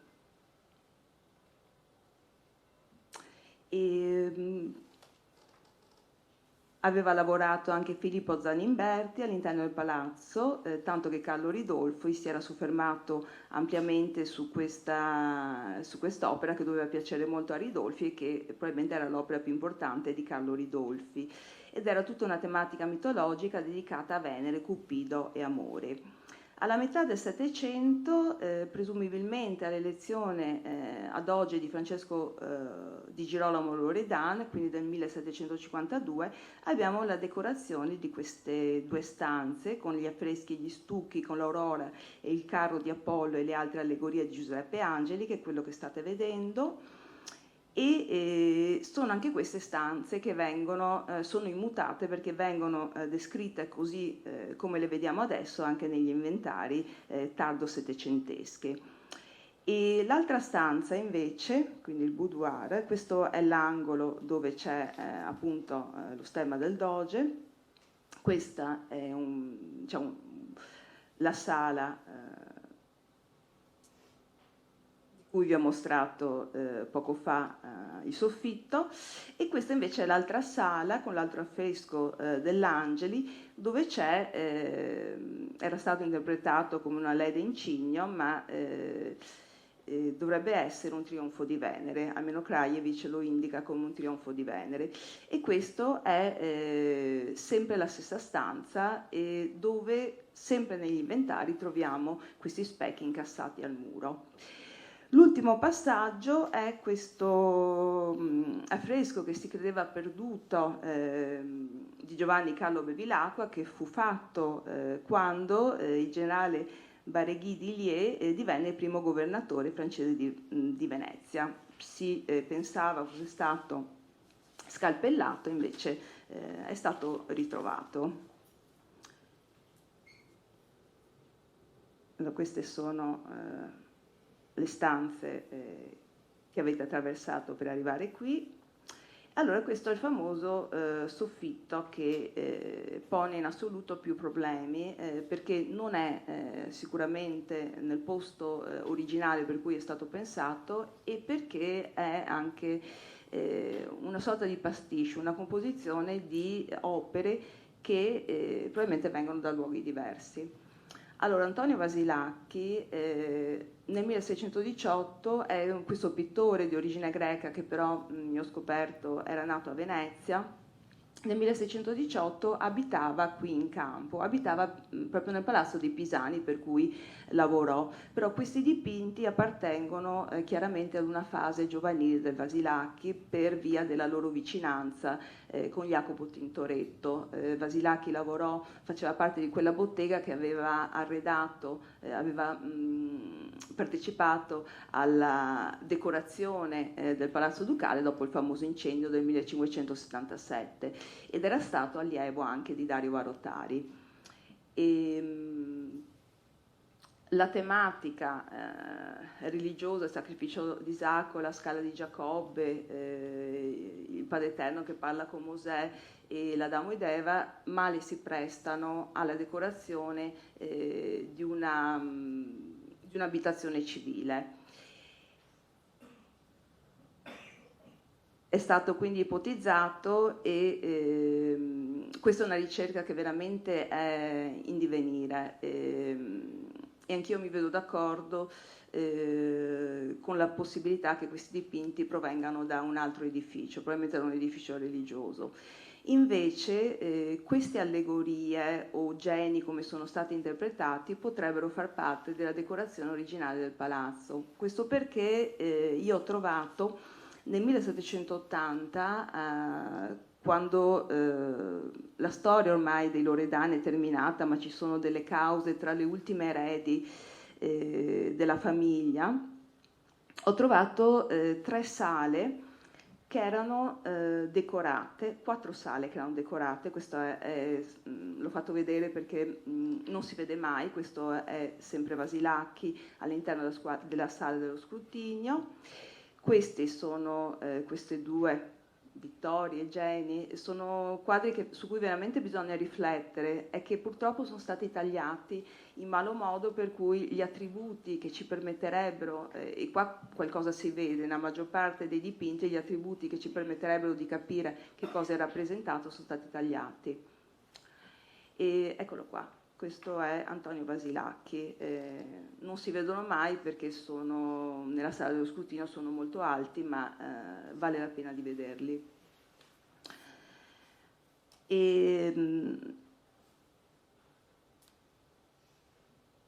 Quando nel 1780 viene fatto un ulteriore inventario, ci sono 4 camere che sono decorate.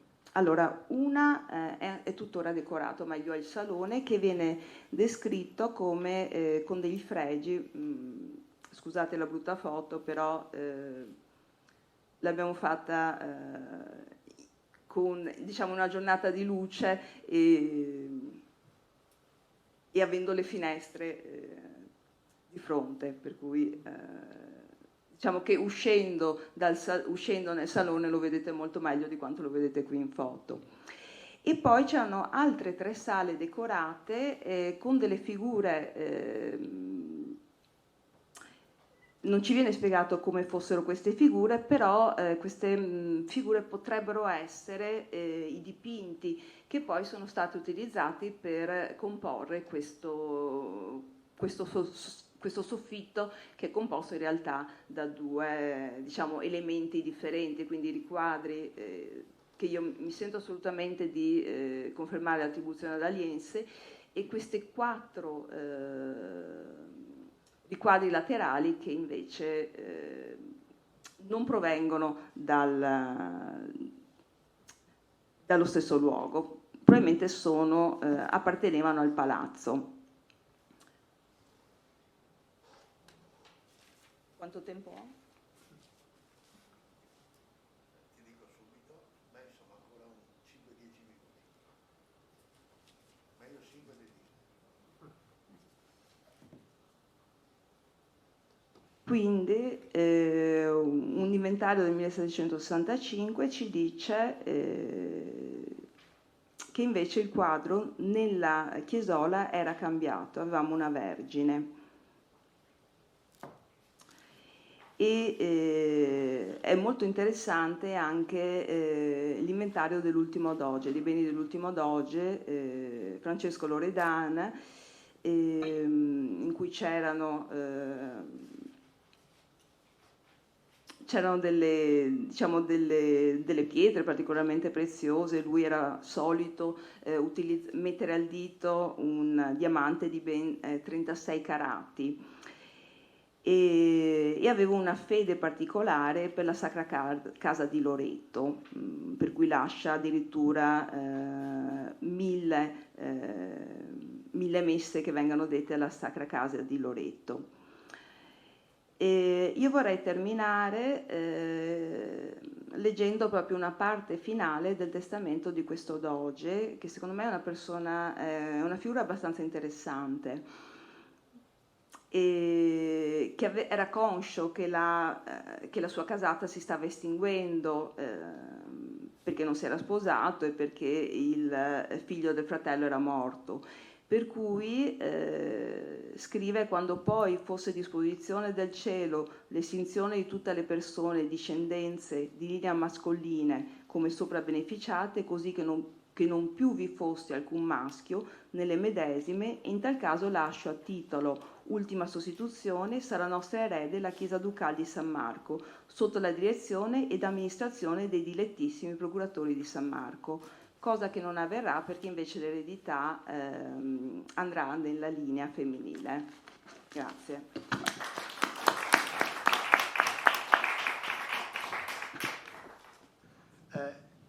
Giorgio Nubar Gianighian. Al punto di presentarvi una specie di film muto, nel senso che ci sono 80 immagini e pochissime parole. Inoltre ho un timer che parte adesso per 28 minuti. Puoi togliere la mascherina, sai? Sì. Ho un timer di 28 minuti, quindi quando suona so che ho ancora 2 minuti per concludere. Proveremo quindi. Dunque siamo agli inizi del Cinquecento, anzi qualche anno prima, e illustriamo velocemente il problema, forse il problema maggiore della città di Venezia, che è quello della mancanza di terra per costruire, in una città che si sta espandendo durante il Cinquecento in modo straordinario, per arrivare ai 300.000 abitanti di cui qualcuno ci ha parlato ieri, chiara esagerazione. Terreni nuovi di Santa Maria Maggiore, sono tutti pubblicati, tutte cose note, quindi li passo veramente molto velocemente. È la prima isola, quella che abbiamo visto prima. Altra bonifica molto interessante, quella al Monte dei Corni alla Giudecca, dove vedete un loco che deve essere luogo da atterrar nelle scortegarie della Giudecca con il Monte dei Corni. Siamo nel 1523. Un'altra bonifica importante è quella della Secco Marina a Sant'Iseppo.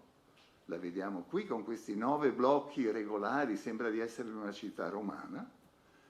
E poi il notissimo progetto del Sabadino per fondamentare l'intera città estendendola poi nelle aree nuove, nei terreni nuovi che sono quelli campiti in verde. L'ultima grande bonifica è quella delle fondamenta nuove e vediamo qui il progetto del 1590 per la sua attuazione, del Righetti. Ecco, quindi il problema della terra.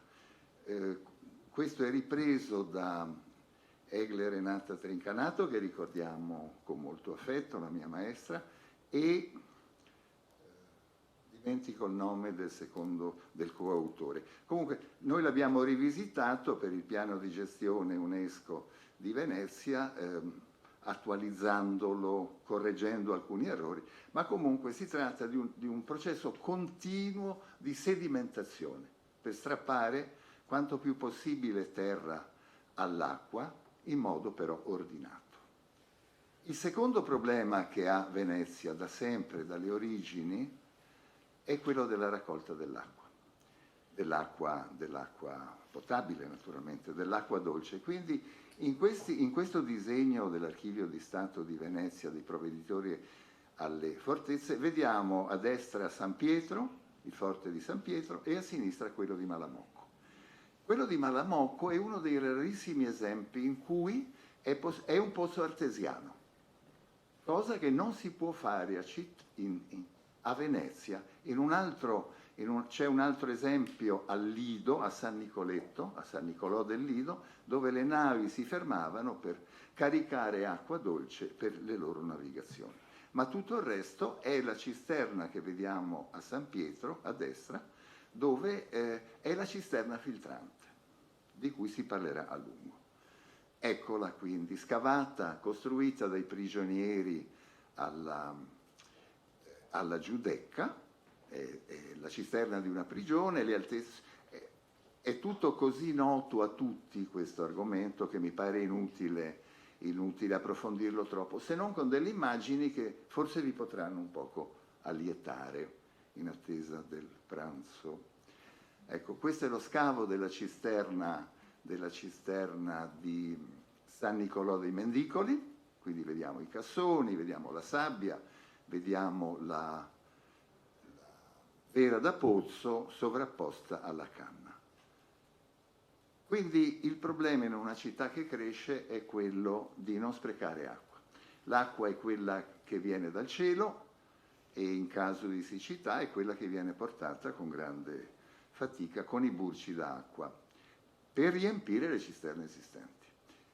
Elisabeth Pavin-Cruzet ci racconta nella sua prima opera magistrale su Venezia di un nuovo progetto urbano della fine del 200 e degli inizi del 300, in cui la Repubblica impone a tutti gli abitanti della città di fornire ogni edificio, vecchio o nuovo, delle gorne. Le gorne sono i canali di Gronda, voi li vedete, queste bellissime gorne gotiche a dente di cane, vedete un altro esempio, e vedete qui l'operazione che viene descritta da Babette Pavin. Eccola, siamo in Campo Santa Margherita, foto in basso, vedete a sinistra l'edificio, vedete a destra era la casa del nostro collega architetto Semerani, che è mancato da poco. Ecco, e vedete un tetto alla toscana, quindi con uno sporto del coperto. E questo buttava l'acqua in campo e se era abbastanza vicino alla cisterna veniva raccolta, se no si buttava via. A sinistra vedete la fase della mutilazione, che è un'operazione relativamente semplice perché si lascia la rema d'appoggio di queste travi che sporgono, si tagliano le travi stesse e si va su col muro e su quel muro si appone la gorna in pietra. Con delle canalizzazioni poi l'acqua raggiunge le cisterne. Ecco la casa del professor Valeriano Pastor, Palazzo Zacco, chiaramente gotico in ogni senso, e verifichiamo qui che un altro elemento molto importante di cui abbiamo discusso esattamente in questa sala Forse nell'89, parlando del gotico a Venezia, Pavanini ed io abbiamo parlato del tessuto gotico, e con le ricerche archivistiche svolte sue in archivio di Stato è venuto fuori che il terreno gotico, che gli edifici gotici avevano sempre la loro cisterna nella corte esterna. Questo è un sistema molto dispendioso per 2 secoli dopo, 1 secolo e mezzo dopo, per una città che vuole crescere, che sta crescendo, che ha bisogno di suolo per costruire. Quindi la corte diventa un po' un impedimento. Vedete qui in campo San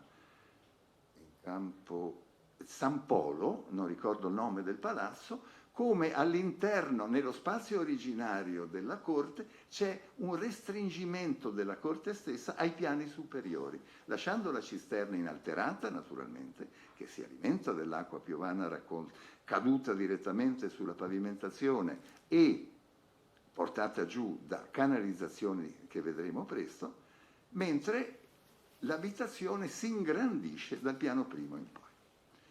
Vediamo qui a Palazzo Bernardo, sempre a San Polo. Insomma, è una costante. Il lotto gotico è formato da una parte inedificata, la corte, per la bellezza, per il sole, per farci sviluppare la scala che raggiunge il secondo piano nobile, ma anche per la cisterna, che è la ricchezza della casa, è autonoma. E l'altra parte del lotto, ovviamente, è il palazzo. Ecco, questo è il tessuto gotico, chiamiamolo così, nel De Barbari, dove si vede che il tessuto veneziano è un tessuto spugnoso. Vi darò poi i numeri dei buchi che esistono in questo tessuto urbano. Quindi cisterne esterne, quella grande in campo è una cisterna pubblica, e altre cisterne, quelle verdi di palazzi, che sono tutte quante in una corte privata. Della cisterna rossa, che qui vedete identificata con rosso, parleremo tra breve. A questo punto siamo al documento, già 10 minuti sono passati, al documento del 1534, e qui torniamo ad Antonio Abbondi, detto lo Scarpagnino, il quale sta descrivendo un qualcosa di nuovo in questa città, che cerca di dare una soluzione al drammatico problema della mancanza di spazio e della mancanza d'acqua. Lui dice al Guardian Grande, che è un avvocato di tutto rispetto, abilissimo nelle costruzioni, gli dice: io vi sto illustrando un progetto composto da 5 case, che però sono 2 abitazioni per casa, in tutto case 10. Quindi spiega a questo grande avvocato e ai compagni della scuola di San Rocco che 2 per 5 fa 10, che sembrerebbe ridicolo, no? Chiaramente. In realtà sta illustrando qualcosa di nuovo, che ancora non c'è. Il secondo punto in cui lui illustra, va avanti con la descrizione, dall'altezza dei piani, ogni piano 9 piedi il piano terreno, 10 piedi il primo e il secondo ciascuno, l'ultimo, che lo chiama soffitta ma in realtà è il mezzanino di sottotetto, sono 7 piedi, quindi 20 l'ultimo piano, e sono dotati di scale, chiaramente, di cui non parla invece dei pozzi, e dice che i pozzi sono 5, 1 per abitazione, in tutto sono 10. Ancora una volta, 5 per 2 fa 10. Fantastico. Deve essere qualcosa di nuovo, perché sennò il presidente della scuola, il Guardian Grande e i compagni l'avrebbero cacciato: cretino, 2 per 5 fa 10, lo sanno tutti. In realtà è qualcosa di nuovo. La cosa nuova che noi vediamo, e riprendiamo l'opera della nostra amata maestra, è la casa doppia. Cioè la casa 2 volte. E queste sono le case dei Capello 1547 nei terreni nuovi di Santa Maria Maggiore che abbiamo visto prima. Ecco, qui dai colori, vedete sono 4 i colori, e ogni casa ha un suo ingresso privato, ha una sua porzione composta da un'entrata e un magasin, piccolo o grande, ha una cisterna, cosa che il Trincanato non mise nel suo disegno, l'abbiamo aggiunta noi, che è divisa, la vedete, tra la casa del signor Verdi e la casa della signora Rossi. È una mezza cisterna paromo, così come dice lo Scarpagnino 15 anni prima, grosso modo. Le scale sono di tipo molto particolare, sono scale che sono bicolori, una rampa serve per la casa rossa, la seconda rampa serve per la casa verde e si sviluppano senza soluzione di continuità fino alla soffitta. Voi vedrete poi che i colori, sommandoli tutti e seguendo lo sviluppo in verticale di queste specie di duplex, triplex o quadruplex, Le Corbusier alla seconda per 2, vengono fuori delle case che rispettano il modo tradizionale di vivere a Venezia, che è quello della privacy, di ingresso e di scale. Quello è un elemento fondamentale. E quindi il principio di equità nell'affitto è che chi ha poco spazio, il signor Verdi, al piano terra, ha molto spazio nel mezzanino, nella soffitta, nel mezzanino di sottotetto. Eccolo qua. Quindi sono 270 metri quadrati per ciascuna abitazione, come sono 40 ducati all'anno che ciascuno di questi paga per pigione. Ecco. E queste sono le scale doppie del bellissimo disegno della Trincanato che noi abbiamo un poco arricchito con una cisterna, con le canalizzazioni che portano l'acqua dalla grondaia verso la cisterna stessa e con dei colori per rendere più esplicito il funzionamento di questa macchina. Ora riprendiamo il discorso della casa doppia. Non è una grande novità la casa doppia a Venezia, perché di palazzi doppi gotici ce n'è un numero infinito. Sono tantissimi quelli che hanno 2 piani nobili, uno sovrapposto all'altro, però con dei giri di scale folli per raggiungerli, come vedremo poi anche nel primo Rinascimento. Ecco, volevo farvi vedere uno dei pochi esempi di casa doppia gotica che esiste ed è in Calle del Caustico verso Rio Marino. Voi vedete, non benissimo, ma vedete la trifora superiore libera e la trifora inferiore del primo piano nobile che è stata parzialmente otturata. Le immagini che vedete a destra illustrano meglio in dettaglio la presenza delle trifore sovrapposte. Quindi è chiaramente una casa doppia. Ed è così importante questa casa doppia che Ruskin la rileva e la disegna nel suo libro The Stones of Venice, edizione di Chicago del 1851. È la stessa. Il problema dei piani, quindi, anche i piani nobili l'abbiamo detto, i 2 piani nobili sovrapposti sono molto comuni nella Venezia gotica. Qui siamo nelle case Pasqualigua a Santo Stefano, 1523 oserei dire, e se voi doveste vederle in pianta, hanno dei giri di scale interni folli che sprecano spazio, alcune rampe sono buie e quindi non funzionano bene. Non è un bel disegno come quello della casa doppia che abbiamo visto dalla Trincanato. Oppure investimenti più poveri, come nelle case Muti in Riello, in Calle Riello, sono 27 abitazioni che hanno solo un piano nobile, oltre al piano terra, suddiviso in case per poveri, e il mezzanino, la soffitta, che si somma a quello. Torniamo però a Castelforte San Rocco, che ha avuto tante di quelle pubblicazioni, il lavoro del nostro Gianmario Guidarelli sulla scuola di San Rocco esemplare, altri lavori che abbiamo fatto Pavanini ed io su Castelforte e San Rocco sono noti, quindi è inutile perdere troppo tempo. Alcune belle immagini che ci fanno vedere questo complesso. Io non ringrazio nessuno, a parte la Trincanato, dei miei crediti illustrativi, perché non c'è tempo di farlo, ma se ci sarà una pubblicazione, naturalmente daremo credito. Qui è Roberto Vaglio che dalla cima del campanile di San Pantalone fotografa. Ecco qui, questa è la scuola grande di San Rocco, il canaletto lo conosciamo benissimo, ma quello che vediamo meno bene è questo pezzetto qui, che è la facciata posteriore di Castelforte San Rocco, che va osservata con attenzione. Ecco altre immagini con il luogo pubblico. Infatti si chiama nella pianta, nel rilievo del piano terra di Giorgio Fossati, 1770 mi pare, Guidarelli, o 80, 70, vero? E si chiama la piazza di Castelforte. Quindi non è vero che di piazza Venezia ce n'è una e di canali uno solo.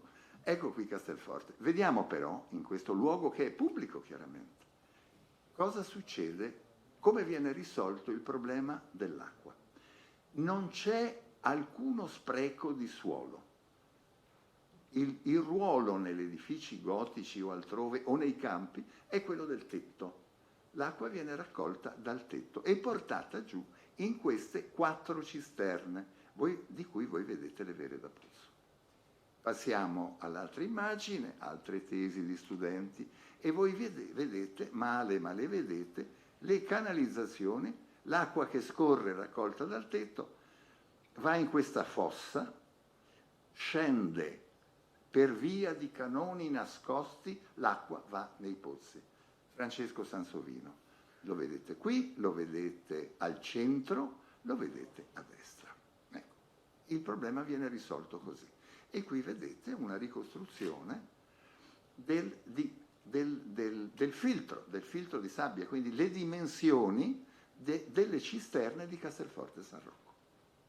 Ne vedete 2, e pensate al coraggio del costruttore veneziano, il quale, pensate a Sansovino che ha avuto dei problemini facendo cose nuove, no? In piazza San Marco, e scavare a ridosso dei dadi di fondazione per raggiungere quei 3,5 metri che era l'altezza ritenuta giusta per costruire una cisterna, per il fondi, come lo chiamano, della cisterna. Vedete quindi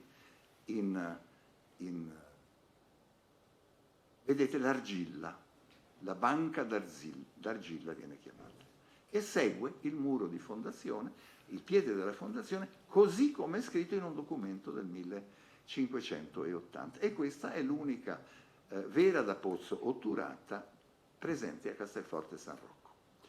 Allora, le scale non è solo la cisterna, ma sono anche le scale. Abbiamo visto solo un esempio nelle case del Cappello. Qui vediamo bene le scale doppie di Castelforte San Rocco, che sono belle, servono ciascuna una casa, sono illuminate perché hanno una bifora, quindi sono scale sicure, sono scale in pietra a partire dal 1600, perché costruite prima in legno, solo il primo gradino era in pietra, poi per via di un incendio gli inquilini chiedono, avvenuto lì vicino, gli inquilini chiedono di poterle cambiare a spese loro con scale in pietra. Eccole le scale di Castelforte San Rocco, così come sono oggi, così come con la presenza di alcune rampette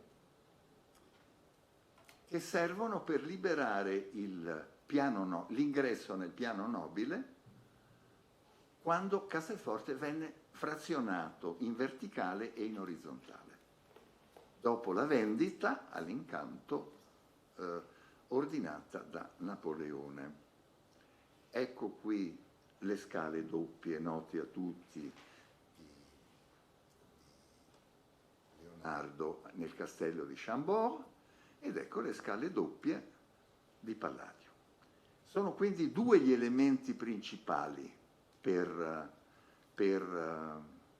la casa doppia presenta. Sono la raccolta dell'acqua, senza spreco di suolo urbano, e il problema delle scale doppie. che consentono di raggiungere e di frazionare una stessa abitazione in 4, 5, 6 piani diversi come a Castelforte e San Rocco, per arrivare addirittura alla soffitta. Ma questo edificio provoca degli scontenti in città, soprattutto nel capitolo di San Pantalone, che ha venduto il terreno 25 anni prima alla scuola di San Rocco per fare la scuola e poi per lasciare una bella piazza, dicono loro, in una protesta presentata col notaio. C'è una lite giudiziaria in cui loro dicono: voi state costruendo una casa per cui la popolazione, tutti mormorano, protestano, dicono è troppo grande. No, perché non fate invece una casa normale, uso le parole mie, invece di fare questo edificio che raggiungerà i 45 piedi, quasi 16 metri d'altezza? Una casa più piccola, che abbia un solo soler e una soffitta, oltre al piano terreno. Quindi le case che abbiamo visto prima in altri esempi, quelli a basso investimento. Perché ci toglierete il sole, ci toglierete la vista, e quindi io avrei voluto raccontarvi il mio pensiero primo, che era quello, è talmente nuova questa cosa che la lite la giustifica. In realtà voi sapete meglio di me che in una lite giudiziaria si usano tutte le armi a disposizione. Quindi è uno degli elementi con cui il capitolo cerca di forzare il giudice dalla sua parte. Questa protesta, di quando è questa protesta? Io non ho trovato la data cercandola affannosamente stanotte. Per carità, sono andato a letto alle 12:30, mica più tardi, non è che mi lamenti, ma l'ho cercata, non la trovavo nei documenti. Allora ho utilizzato questo strumento che raccomando a tutti gli storici dell'architettura, che si chiama il cronoprogramma o programma di Pärt o di Gantt, che l'uso è stato inventato da Richard Goy nella sua The House of Gold, ed è straordinario perché ci consente, se esistono i documenti, i pagamenti, che sono queste palline bianche, ci consentono di vedere quando arrivano i falegnami, i quali hanno il primo pagamento tra dicembre e gennaio del 1548. Quindi la data della protesta la possiamo ricavare anche da questo tipo di documentazione.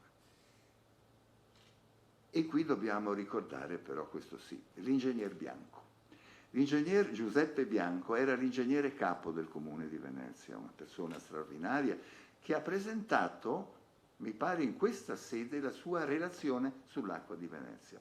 Lui voleva salvare le cisterne veneziane contro l'acquedotto che stava trovando sempre maggior forza e pareva che dovesse essere costruito. Lui ha provato a dimostrare che il sistema delle cisterne era più che sufficiente alla città di Venezia e ha fatto un rilievo urbano in 2 anni, spedendo squadre di geometri e di esperti a rilevare le circa 7.000 cisterne. Quindi nella nostra spugna che è Venezia abbiamo 7.000 buchi, che sono le cisterne veneziane. Le ha schedate. Questo è un sistema informativo territoriale che abbiamo fatto in famiglia, diciamo, e questa è la scheda desunta dall'ingegner Bianco. Il suo rilievo dal 1857 al 1858. Vediamo l'uso di questo strumento. Sono quasi in conclusione. Come andiamo?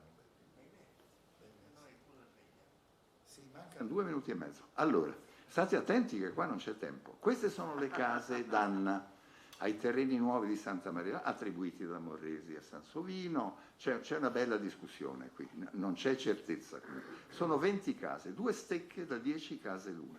Qui vedete col solito sistema della casa doppia, magnifiche, proprio magnifiche. Quelle più belle, più costose sono quelle nelle 2 testate, quelle più povere ad appigione inferiore sono quelle in mezzo, insomma tutto secondo la logica di mercato. Ecco, questo è uno scavo archeologico. Non abbiamo sovrintendenze archeologiche qui, vero? è uno scavo archeologico privato fatto dai proprietari di una casa lì dentro, dove noi abbiamo trovato abbiamo estratto dal nostro database la scheda del rilievo di Giuseppe Bianco, il quale ci dice cose molto interessanti. Ad esempio ci dice che la quantità d'acqua raccolta, la superficie dell'invaso della cisterna è di tot metri quadrati. Bene. Per cui, vista l'altezza, l'acqua fornita annualmente sarà di tot metri cubi d'acqua. Abbiamo trovato l'ultimo mattone di fondazione, lo vedete dal colore del dado di fondazione, e subito sotto vedete, da quel bel colore verdino, vedete la creta. Vedete le canalizzazioni di canoni d'acqua che portano acqua dalla gorna giù al cassone. Questo è il cassone, per cui il cassone in realtà è una grossa cassa da 1,5 metri per 1,20 metri, fonda 1 metro, dove l'acqua che viene dal tetto, tramite i canoni d'acqua, finisce qui dentro. Quindi il primo sporco che c'è, penne d'uccelli o quant'altro, finisce lì dentro. E lì è facile perché c'è un sigillo, si tira su e si pulisce 1 o 2 volte all'anno, quando l'acqua al gusto è cattiva. Questo è il rilievo che abbiamo fatto. Il cassone è il numero 4, la vera da pozzo in mattoni è la numero 1, il 3 è la sabbia e il resto va tutto bene. E questa, il numero 3, rappresenta la dimensione dell'invaso della cisterna secondo il rilievo del Bianco. Ma se andiamo più giù, mancano 2 minuti. È perfetto. Allora, state attenti. Il Bianco sbaglia. Il Bianco sbaglia perché dice che questo è l'invaso della cisterna. Andando giù invece, scavando, vedete questi 2 spazi liberi? Questi 2 spazi che vediamo adesso in sezione sono 2 remenati che consentono di ampliare, torno indietro, di ampliare dal primo ambiente sotterraneo al secondo vicino e addirittura al terzo, quindi triplicando la quantità dell'acqua rilevata, sbagliando, dall'ingegner Bianco. Ecco, questa è una cosa secondo noi straordinaria, perché sono in corso, ad esempio nel chiostro di Sant'Antonio ai Frari, l'ingegner Lionello, che abbiamo qui presente, sta restaurando la cisterna per riutilizzare, per conservare la macchina della raccolta dell'acqua e per utilizzare l'acqua potabile, l'acqua non potabile, scusate, l'acqua dolce per altri usi che possono essere irrigazione, che possono essere cassette dei gabinetti. Allora, in chiusura, il modello della casa doppia a Venezia incontra un favore straordinario, soprattutto nei grandi speculatori, no? Distorsione, tu mi insegni quelle robe, Beppe, no? I traffici verso l'Oriente sono arrivati, persino i portoghesi sono arrivati a romperci le scatole. Quindi investiamo in case, investiamo in terraferma, questo è a San Simeon, 1558, case doppie, eccole lì, le solite, le vedete in pianta, e tutte queste hanno il loro pozzo interno. Quindi è un modello fantastico. Le vediamo in Calle degli Avvocati, in case doppie d'altissimo livello, eccole qui, sistemate con i soliti 2 colori che ci danno il loro funzionamento interno. Qui non ho segnato la vera da pozzo perché allora non l'avevo ancora individuata, ma sarà sufficiente per lì da trovare la scheda e la metteremo. La prossima volta che ci rivediamo ci sarà.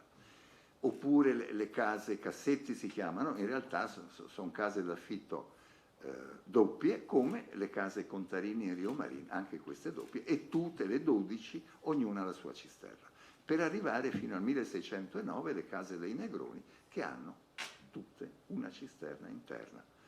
Case doppie anche queste, più povere di architettura, come volete. Ma tornando per un attimo solo al progetto dello Scarpagnino del 1534, che fine ha fatto questo progetto? Io ve l'ho solo descritto, ma è stato costruito, torniamo a Santa Maria Zubenigo con l'aiuto di Giorgio Fossati, che fa rilievo. Qui in facciata noi vediamo un palazzetto,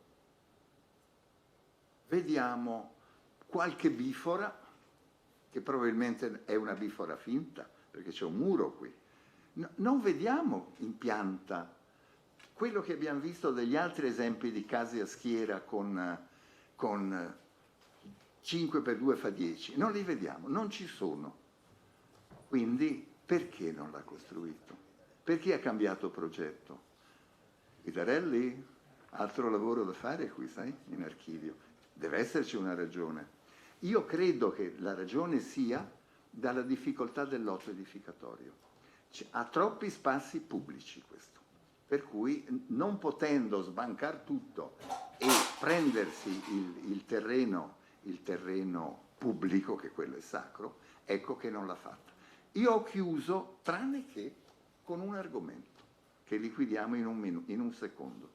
Vi avevo promesso nel mio abstract di dirvi dell'origine della cisterna veneziana, che per me è stato un grosso cruccio, perché non riuscivo a trovarne l'origine, anche intervistando i più grandi archeologi a disposizione, a Padova, da Ghedini, a Cambridge, Barker. La cisterna filtrante veneziana a tutti loro era sconosciuta. In realtà basta parlare con gli archeologi, quelli sottomarini, andare con D'Agostino e Medas, con le mute, nel rio di Lio Piccolo, a 6 metri di profondità, c'è l'equivalente della cisterna veneziana, che è un cassone in mattoni riempito di sabbia con una vera da pozzo. Questa è coperto naturalmente. Questo si chiamava acquata e serviva come bunkering di acqua potabile, di rifornimento alle navi romane. Era costruita fuori terra, su una banchina. Le navi romane attraccavano, si rifornivano d'acqua e yalla, partivano per le loro località. L'intelligenza veneziana rispetto al sito è stata quella di sprofondarle. Prende questa macchina, la sprofonda nel suolo della città e il problema è risolto. Grazie, scusate dei 2 minuti in più, ma avrei finito. Ebbene, cercherò di essere veramente rapida. Mi conforta rilevare che la traccia, la pista che ho seguito è stata seguita anche da altri, quindi vuol dire che non ho sbagliato proprio di tantissimo. No, tutti hanno sbagliato. Questo intervento vuole dar conto di veramente alcune piccole annotazioni di carattere molto particolare in merito all'architettura di Antonio Abbondi, detto lo Scarpagnino, raccolte nel corso di ricerche piuttosto eccentriche rispetto all'obiettivo assai ben circoscritto che si pone questo convegno, ma puntuali in quanto ricadono nel periodo che ha visto Leonardo Loredan Doge di Venezia. Pur essendo consapevole che si tratta di note assai circoscritte, queste potrebbero non di meno offrire nuovi spunti di riflessione per tratteggiare il modus operandi dell'architetto. La sua carriera è un argomento vasto e interessantissimo, come si dimostra all'evidenza la sua opera e anche lo splendido palazzo che ospita il convegno. A oggi però non è ancora trattata in modo unitario ed esauriente e ci auguriamo che questa sfida venga presto raccolta da chi si è occupato e si occupa da tanti anni di questo argomento e si è cimentato anche nell'analisi di alcuni edifici di Abbondi. In via preliminare accenno a grandi linee ai bordi dell'argomento che mi accingo a trattare. Il quadro generale riguarda l'iniziativa politica che determina le grandi trasformazioni dell'area marciana e rialtina proprio sotto il dogado di Leonardo Loredan e poi sotto il suo successore Andrea Gritti. Le dirette conseguenze, o forse meglio dovrei osare dire le concause di queste trasformazioni, che appaiono legate alla gestione della presenza degli stranieri a Venezia. io mi sono occupata a lungo di committenza ebraica, in particolare durante il periodo dell'emancipazione, e voi direte cosa c'entra, ma necessariamente tenendo conto di dover analizzare un fenomeno che affonda le sue radici lontano nel tempo e che non di meno ha i suoi effetti che si manifestano a caduta nella storia più recente. L'occasione offerta dalla ricerca promossa da Donatella Calabi per i 500 anni del ghetto è stato sicuramente il banco di prova ideale per testare un approccio metodologico di questo tipo e allargare l'ambito dei miei studi. Questo filone mi ha sempre offerto un punto di vista non scontato o quantomeno non banale, dal quale osservare diverse tipologie di fenomeni storici, raccogliendo sulla via della ricerca dei riscontri per delineare non tanto una storia parallela, quella legata alla comunità ebraica veneziana e ad alcuni suoi protagonisti, ma, e questo lo dice sempre anche Donatella Calabi, ma del tutto intrecciata e fusa con quella generale della città e delle sue più profonde trasformazioni. Per questa via ho analizzato gli investimenti ebraici dopo la caduta dei cancelli, quando ebbero accesso al mercato immobiliare che era rimasto loro interdetto sin dai remoti tempi delle prime disposizioni regolate dalle ricondotte. Dunque, sul volgere del 1800 emerge chiaramente che nel piano di investimento immobiliare di alcune delle più importanti famiglie ebraiche veneziane vi era una sorta di premeditata lottizzazione da una parte e che gli spazi della piazza sono un punto che prescinde questa logica e accomuna un po' tutti gli investitori, dei quali non pochi appunto sono appartenenti a famiglie di origine ebraica. Per questo nel corso dell'Ottocento divengono proprietari di ampie porzioni delle procuratie vecchie famiglie ebraiche come i Guetta, i Levi, i Ravenna, i Rietti, i Todesco e i Treves de Bonfili, che io ho studiato in modo più dettagliato. Gli stessi sono anche azionisti delle assicurazioni generali che hanno sede proprio all'interno delle procuratie e saranno loro stessi a facilitare, attraverso la cessione delle loro proprietà, le assicurazioni generali nel 1909, quando acquisiscono gran parte delle proprietà delle procuratie per metterle poi in mano alla riforma della fabbrica da parte dell'ingegner Fano. Si tratta di un legame, quello tra gli investitori ebrei e la piazza, che prescinde dalla sua valenza simbolica, in quanto immagine della città e del suo mito, ma si aggancia direttamente alla sua funzione reale di porta della città, con uno strettissimo legame con il suo porto e il suo mercato, quale centro nevralgico degli scambi commerciali e degli affari. Per penetrare appieno il significato attribuito a questo luogo dobbiamo risalire proprio alle trasformazioni dell'area volte alla ridestinazione d'uso degli edifici intorno alla piazza. Già Emanuela Morresi, nella sua analisi storico-architettonica, aveva ravvisato nella diversa assegnazione delle procuratie e degli spazi limitrofi un nesso nodale rispetto alla storia della Venezia cosmopolita e mercantile e pertanto, a mio avviso, pertinente alla storia dei maggiori mercanti ebrei veneziani, proprio quelli che il Doge Loredan e in particolare il piano economico di Zaccaria Dolfin, preoccupato di rimpolpare le casse a seguito delle sconfitte militari, voleva presenti in modo permanente sulla piazza mercantile veneziana. Alla base del progetto di riqualificazione architettonica di Beaune e Sansovino sta l'idea di riconversione dell'area marciana cancellando la presenza delle attività commerciali, un processo che, come sappiamo, si è a lungo trascinato senza mai ottenere risultati definitivi.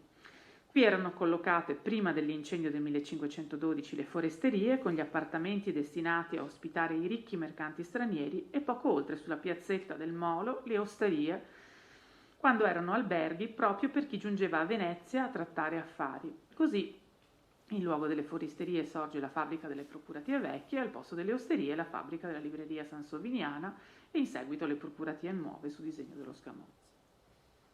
In questo modo l'intera area marciana per lotti successivi viene riedificata cancellando volutamente la presenza di quel crogiuolo di genti e infine trasformarla in un luogo di potere politico, appannaggio di un sistema oligarchico per i soli patrizi veneziani originari di alto censo. Sebbene la sequenza dei provvedimenti non abbiano alcuna connessione documentaria, purtroppo non si trovano sempre i documenti che si vorrebbero, è impossibile non ponderare sulla coincidenza dei fatti e sul fatto che questi avvenimenti si agganciano allo stesso clima politico che determina, da una parte, all'inizio il rinnovamento del Fontego dei Tedeschi e a seguito dell'incendio, l'istituzione del ghetto nel 1516 per gli ebrei. Così, se da un lato le residenze dei mercanti in piazza furono commutate in abitazioni di rappresentanza per i procuratori, dall'altro le minoranze straniere vengono invitate a riunirsi in gruppi di nazionalità omogenea nei fonteghi o in quartieri urbani come i greci o gli ebrei, che ottengono in questo caso appunto per la prima volta il permesso di stabilirsi a Venezia in modo permanente, ma a condizione di alloggiare all'interno del perimetro del ghetto.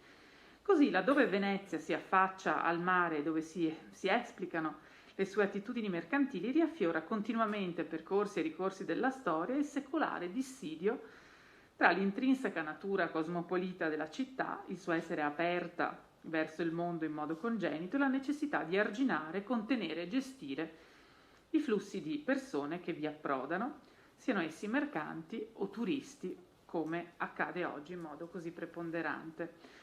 Tale era il portato politico della piazza, e immutato era giunto attraverso i secoli sino al tramonto della Serenissima, e non vi è dubbio che alcuni tra i maggiori contribuenti della comunità ebraica avessero ben chiaro quale rappresentatività fosse riconosciuta a questo luogo. Così, nel primo decennio del Cinquecento, lo rappresentava possedere una bottega nell'area realtina, che è l'obiettivo principale di questo intervento. All'interno di questo quadro di insieme relativo al processo di riforma e di destinazione d'uso degli spazi urbani della Venezia, della piazza e del mercato, congegnato sul piano politico e amministrativo, un dettaglio, ma tutt'altro che da sottovalutare, riguarda l'effetto sortito una volta che questo piano passa in mano agli artefici materiali, i proti incaricati di stendere i progetti e di governare le realizzazioni in cantiere. Di fatto, nei cantieri pubblici la figura del proto appare fortemente promiscua con la macchina governativa, e ciò vale a maggior ragione per i proti al SAL, che hanno in mano sia la parte amministrativa che la conduzione del cantiere, una carica ricoperta per lungo tratto della sua carriera proprio da Antonio Abbondi. A questo proposito non posso non citare un'affermazione di Manfredo Tafuri, sulla quale è impossibile non soffermarsi per ponderare le molteplici implicazioni.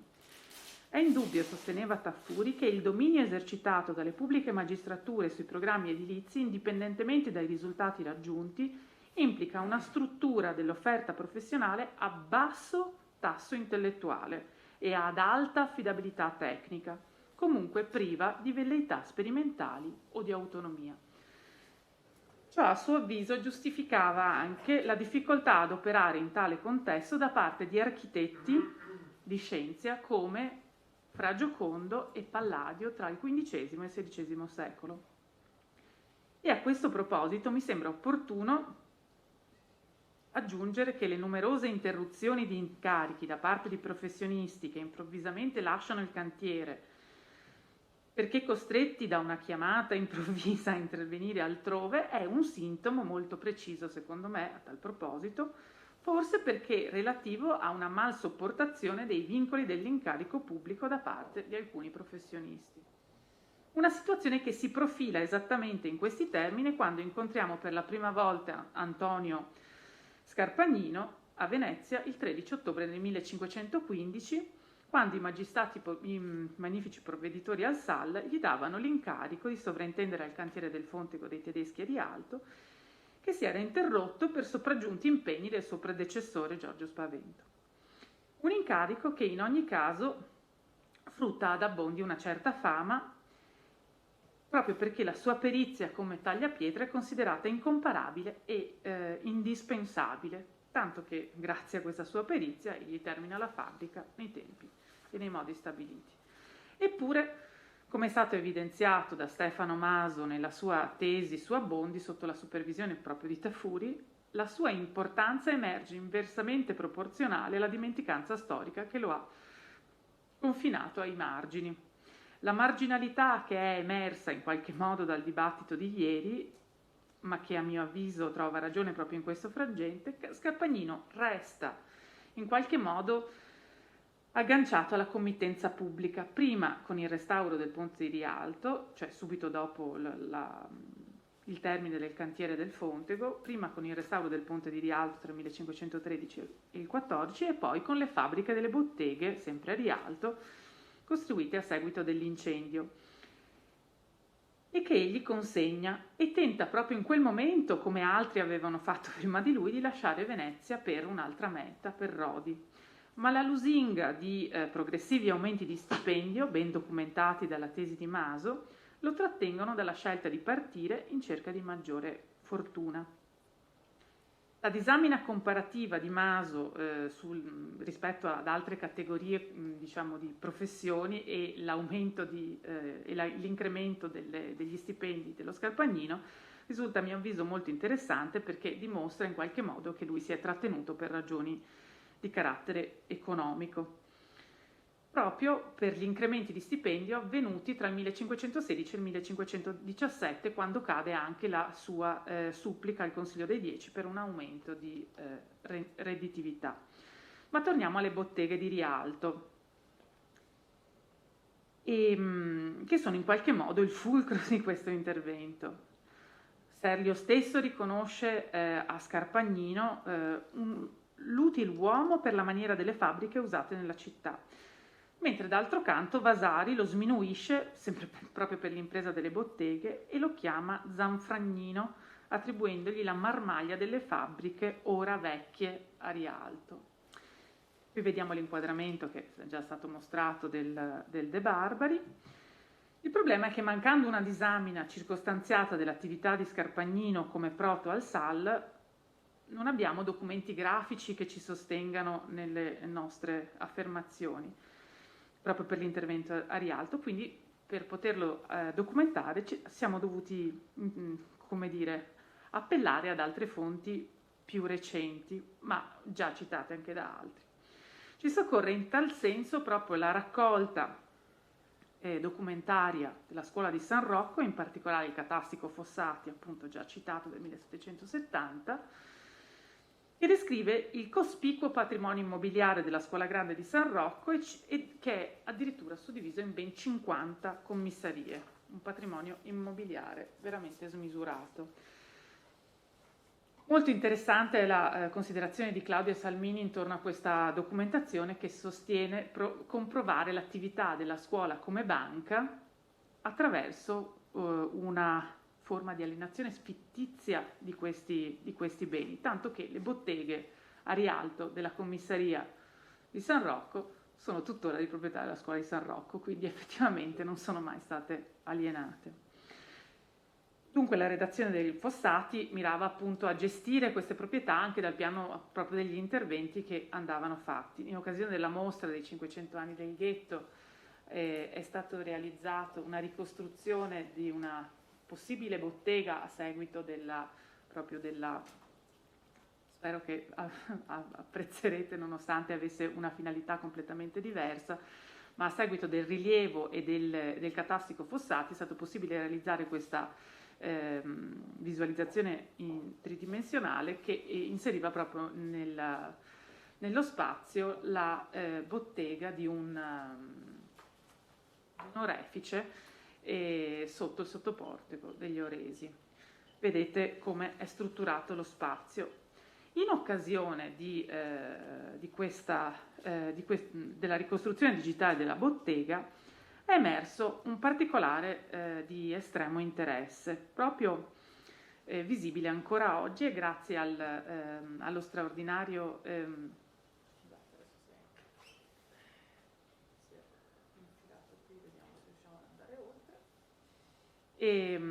grazie al restauro fatto dalle sorelle Sent del loro punto vendita proprio nel sottoportico degli Oresi a Rialto, è emerso, qui passo in rassegna, poi magari ci ritorneremo, ma cerco di andare veloce per non tormentarvi, tutto il Catastico Fossati sul rilievo delle botteghe e sulla diversa disposizione delle scale, che è il punto nodale di questa ricostruzione. vedete le numerose botteghe. Questa è la bottega restaurata delle sorelle Sent, che ha completamente spogliato del rivestimento ligneo le pareti, e qui è emerso un dato a mio avviso molto interessante, e che è chiaramente una soluzione proposta dallo Scarpagnino. Qui è solamente accennata, ma si vede che nel taglio della muratura è presente una mensola lapidea. Questa mensola lapidea è ancora presente in molte diverse botteghe di Rialto. In alcune non è più leggibile perché ci sono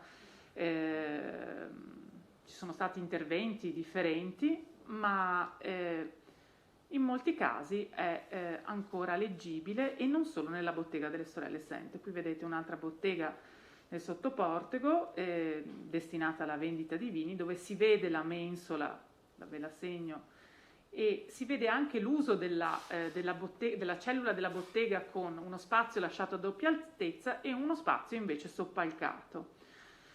Qui vedete un magazzino che sta dalla parte della calle del Parangon, che è mappata anche questa da Giorgio Fossati, e anche qui di nuovo vedete come è utilizzata la soluzione della mensola, questa volta nel suo esito, nella sua evidenza, con le travi e il tavolato appoggiato sulle travi, e il fatto che si tratta di travi mobili. Dunque, qual era la finalità di questa soluzione tecnologica? Adeguare lo spazio della cellula della bottega nel modo più flessibile possibile, cioè spostando alla bisogna le travi, e adesso qui vedete proprio la ricostruzione digitale in modo tale che sia chiaro il principio, con l'inversione dei colori, cioè la mensola lapidea è rossa mentre il muro è bianco, la soluzione della scala che si appoggia, le travi mobili che si appoggiano sulla mensola e il tavolato che si appoggia sulle travi. Qui c'è la soluzione invece lo vedete in sezione. Che cosa succede in questa modalità? Sia si può utilizzare lo spazio con il doppio volume o con il volume singolo, ma anche la scala si sposta a seconda del tipo di attività che si svolge all'interno della bottega, e attraverso la posizione della scala, adesso qui non ci sono tante diverse soluzioni, però si compone lo spazio interno lasciando dentro lo spazio di vendita al piano terra, o uno spazio di piccolo laboratorio o uno spazio di piccolo deposito dietro, davanti la scala. È una cosa veramente piccola, ma a mio avviso serviva per chiarire che cosa poteva essere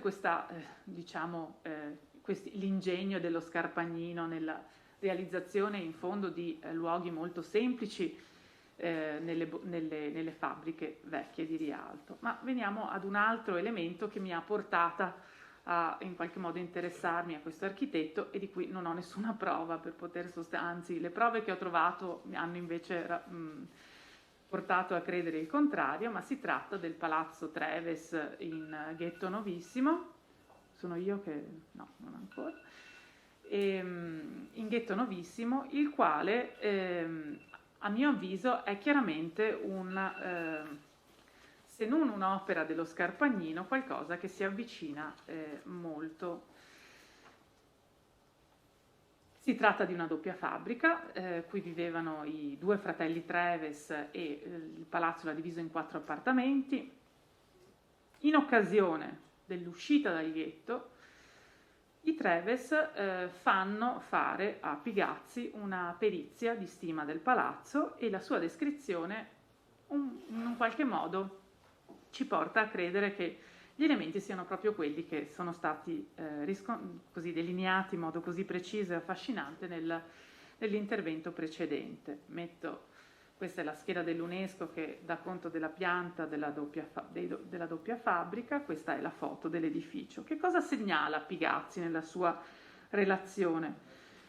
Per eseguire questo incarico fu essa questo giorno visitata e fu riconosciuto quanto segue. Questa casa domenicale ha duplici ingressi da terra ed acqua ed è ripartita come segue. Piano terreno, entrata, 4 pozzi. Pozzo, 4 magazzini. E scale segrete. Scorrono per tutto il fabbricato. Non le chiama come le dovrebbe chiamare, ma diciamo che è già una prima prova. Atrio che traduce alla seconda entrata, in cui pure vi esistono 4 magazzini e un pozzo di nuovo, quindi il doppio pozzo, non il singolo pozzo. E scale nobili traducenti solo al secondo piano, quindi scale indipendenti che servono solo il secondo piano. Mediante 2 brevi rami di scale, il piano mezzadi composto di 10 camere, 3 dei quali interni. Scorrendo tanto le segrete che le primarie scale trovasi il piano nobile, ripartito in 10 camere, 2 atri, il resette e il portico.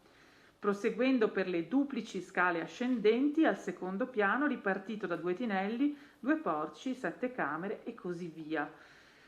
Quindi quali sono gli elementi che, al di là della così evidenza stilistica della forma della fabbrica, la presenza dei pozzi e delle scale che ci lasciano pensare che se non è stato Scarpagnino, perché da quello che sono riuscita a ricostruire la cessione del lotto e quindi la fabbrica di questo edificio è avvenuta dopo il 1550.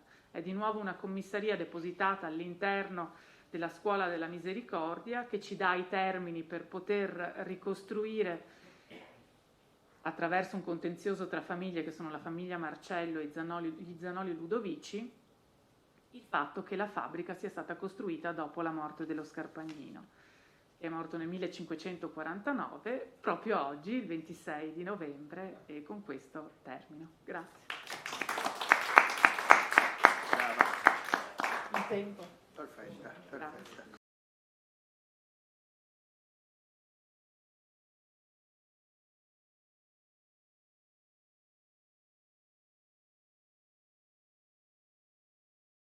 Allora, ricominciamo la nostra seduta del pomeriggio. Il primo testo è quello, come vi dicevo un momento fa, di Wolfgang Wolters, che non è venuto da Berlino, ha mandato il suo testo scritto che leggerà Gerardo Ortalli, Immagine e immagini del doge Leonardo Loredan, 1501-1521, nei luoghi pubblici a Venezia.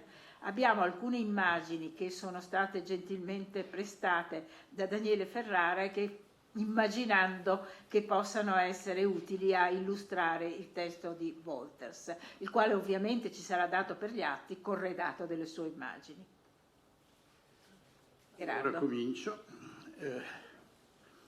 Volendo studiare in base alle fonti di archivio e alle asserzioni degli storici cinquecenteschi, quelli ufficiali e meno, il ruolo svolto dal doge Loredan durante il suo ventennale dogado si incontrano non poche difficoltà. Il contributo del doge all'immagine della Repubblica, come uomo e come primus inter pares, ha dei contorni volutamente non molto precisi. In realtà la Repubblica dei Nobili ha creato e diffuso un'immagine bifronte, un'immagine del suo doge, riassunta senza veli dal poligrafo e veneziano di adozione Francesco Sansovino. Il principe capo in apparenza, ma in esistenza non può nulla, se non quanto gli è conceduto. Nella diffusissima Venezia nobilissima e singolare del 1581, precisa rincara, un principe veramente assoluto all'altruivista, ma infatti legato dalle leggi di modo che non è punto differente da altri posti in alcun magistrato. Qualche anno più tardi lo descrive come supremo magistrato che avrebbe solo un'autorità temperata e a parte la sua dignità non avrebbe potestà alcuna. In seguito elenca infinite limitazioni che talvolta contraddicono un qualsiasi concetto di dignità, vincoli imposti dai veri padroni della città, cioè dalle famiglie nobili. Le famiglie rappresentate nei consigli. Si potrebbero citare anche Giovanni Botero e Jean Bodin come conferma esterna. Nel 1888 lo storico Eugenio Musatti, pubblicando e valutando i documenti delle promissioni ducali nel contesto della legislazione veneziana tra 400 e 500, conclude: perciò col nome di principe intendevasi ormai il governo, sia la Repubblica, non già il doge, che era in habitu princeps, in senatus senator, in foro civis. Sarebbe quindi una valutazione errata della storiografia o della storia dell'arte concedergli riguardo la sua vita politica degli spazi che non aveva. Non vedo perché dovremmo cadere nella trappola tesa da oratori come Spatafora che, strizzando però l'occhio al lettore informato, scriveva: tacciano quei che inconsideratamente dicono il doge di Venezia non avere imperio come gli altri principi della terra, ma piuttosto una specie di servitù, non potendo esso solo far tutto ciò che vuole. Per la qual cosa non solo degli altri non è in ciò punto inferire, ma è simile a Dio benedetto, il quale, essendo onnipotente, tuttavia non può né peccare né cosa alcuna ingiusta fare. Le orazioni tenute dopo l'elezione del doge esaltano la Repubblica e il sistema repubblicano e in seguito sviluppano un'immagine del neoeletto lontana dalla realtà del suo incarico, caratterizzato da infinite e pesanti restrizioni o persino esautorazioni. Secondo la promissione, il doge non avrebbe dovuto seguire persino quei discorsi retorici in suo onore. Dopo l'elezione, in molte pagine dei diari di Marin Sanur troviamo notizie sull'operato, sui rari interventi nei consigli, sui silenzi dell'uomo politico Loredan. Ma quel che credo di capire, il Loredan non era un personaggio impegnato e capace di trascinare i consigli con argomenti convincenti e idee illuminate. Il suo stato di salute avrà contribuito al suo agire cauto, i suoi moti privi di vigore non gli avranno facilitato la vita privata e pubblica. Cercando un eventuale ruolo di guida o almeno un coinvolgimento del Loredan nella progettazione e nella realizzazione di opere d'arte al di fuori dei suoi ambienti privati, edifici, sculture, pitture che fossero, troviamo nei documenti ben poco di concreto. Certe pretese o ideali della Repubblica, della quale eri il primo rappresentante, qualche volta anche portavoce, ad esempio la pretesa del dominio sul mare e sulla terraferma, hanno trovato una espressione particolarmente pregnante nei quadri col Leone di San Marco, simbolo della Repubblica e non del doge, riservati in parte alle sale dei vari magistrati. Un progetto portato avanti dal suo figlio Lorenzo Loredan e dei suoi fratelli nel febbraio 1517 per una tomba del padre, sepultura magnam et solemnem pro patre suo serenissimo principe, nel presbiterio di San Giovanni e Paolo, avrebbe non solo completato l'insieme delle 3 tombe realizzate a partire sotto la guida di Giorgio Emo, dei condottieri al servizio della Repubblica nel coro, 3 uomini d'arme illustri che avevano contribuito a riconquistare una parte dei terreni perduti a partire dal 1509. Non è pensabile che questo ambizioso progetto dei suoi figli, dal contenuto non solo implicitamente polemico, potesse essere portato avanti all'insaputa del doge. Le eventuali trasfigurazioni previste per la tomba ducale e sull'epigrafe che avrebbero dovuto dare indicazioni sugli accenti che i Loredan speravano di dare alla memoria del loro doge ancora in carica, ma purtroppo non ne sappiamo niente di questo. Non ebbe buon esito neanche un ulteriore tentativo documentato per il 1357. L'altare previsto avrebbe dovuto essere particolarmente in vista, altum per terra circa pedes trescum di Midio. Mi sembra ovvio, scrive, ogni tentativo di controbilanciare il ricordo ufficiale del ruolo svolto dei 3 condottieri o di aggiungere almeno con una premessa forte anche di immagini il ricordo del doge, di un doge regnante, è andato a vuoto. Solo nel 1568 sentiamo dal solito Vasari che un ulteriore progetto per una tomba, stavolta su una delle pareti del presbiterio, era stato affidato allo scultore danese Cattaneo, tomba che di gran lunga abbia a passare d'invenzione e capriccio tutte le altre sue cose. Ad affidare l'incarico per le basi in bronzo degli stendardi posti di fronte a San Marco furono nel 1503 i procuratori de Supra e non il doge. Di recente i modelli sono stati attribuiti allo scultore Antonio Lombardo e la loro fusione ad Alessandro Leopardi. Sull'anello inferiore Della base al centro si trovano i nomi dei procuratori de Supra Antonio Morosini, Niccolò Trevisano e Paolo Barbaro, mentre su quello superiore appare come datazione della posa in opera il riferimento al quarto anno del dogato di Leonardo Loredano. Troviamo datazioni inerenti al dogato del Loredano anche sui due pulpiti dalle forme essenziali nei Santi Giovanni e Paolo, nati insieme alle tombe dei condottieri onorati dalla Repubblica per i loro servizi resi nelle battaglie contro le truppe di Massimiliano, e inoltre a rialto sulla facciata verso il Canal Grande del Palazzo dei 10 Savi alle Decime di Rialto, eretto durante il dogato del Loredano. Il doge in carica viene nominato, ma non come committente o autore, come spiritus rector o presunte attività dietro le quinte. Il programma delle immagini sulle tre basi fu quasi certamente inventato dal deputato agli stendardi, il dotto Daniele Renier.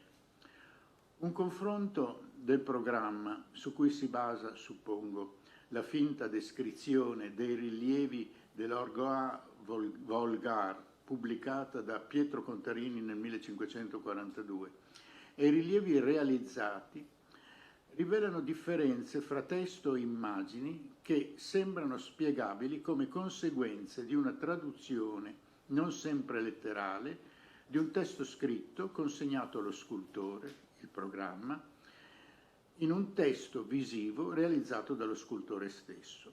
Il Contarini non fa il minimo riferimento al ritratto in profilo del doge Leonardo Loredan su una placchetta di non piccolo formato appesa e ben visibile tra i racemi con la sigla LL, Leonardo Loredan.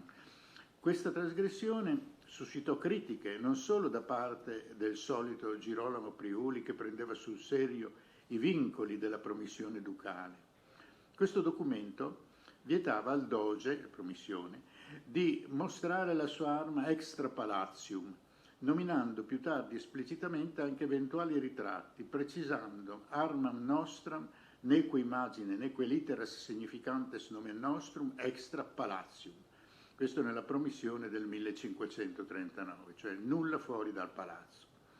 Il fatto che in seguito il ritratto del doge non sia stato eliminato come in un primo momento si pretendeva di voler fare, e lo ricorda lo stesso Girolamo Priuli, ricorda la storia della cena in caso di Levi del Veronese per il refettorio dei Domenicani dei Santi Giovanni e Paolo.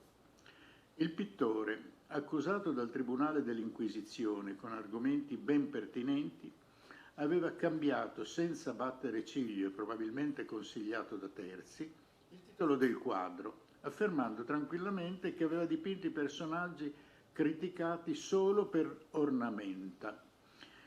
Con questa formula magica, il pittore, ben informato e certamente ben protetto, aveva ripetuto la netta suddivisione tra il vero, che doveva seguire la storia alla lettera, e la poesia, che offriva invece all'inventiva del pittore tutte le libertà di arricchire il suo racconto nelle pitture a soggetto storico.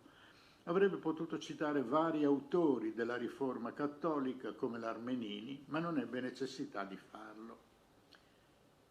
Nel caso dei tre reggi stendardi, il Renier ha fissato i soggetti delle raffigurazioni, ma non si è occupato invece degli ornamenti che, per non dire del contorno poetico, lasciato anche nel caso specifico alla discrezione dello scultore, tra le spiegazioni per la presenza del ritratto del doge sul registendardo centrale, la più verosimile mi sembra quella di un'idea e di un gesto dell'artista.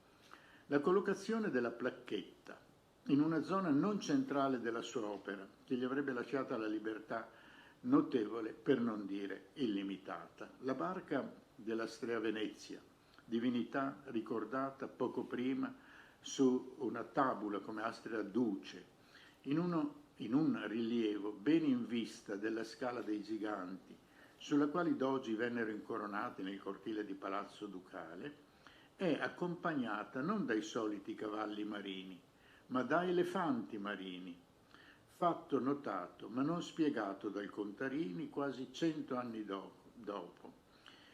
Jacobus Tipotius, tra le simbola divina et Humana del 1602 raffigurava l'elefante come simbolo del doge Loredan. Non escludo che la scelta dell'elefante marino possa essere stata fatta dall'erudito Renier, l'autore del programma formulato in onore della Repubblica come allusione al doge in carica Leonardo Loredan. Il ventennio del dogato del Loredan era uno dei più critici per la sopravvivenza della Repubblica.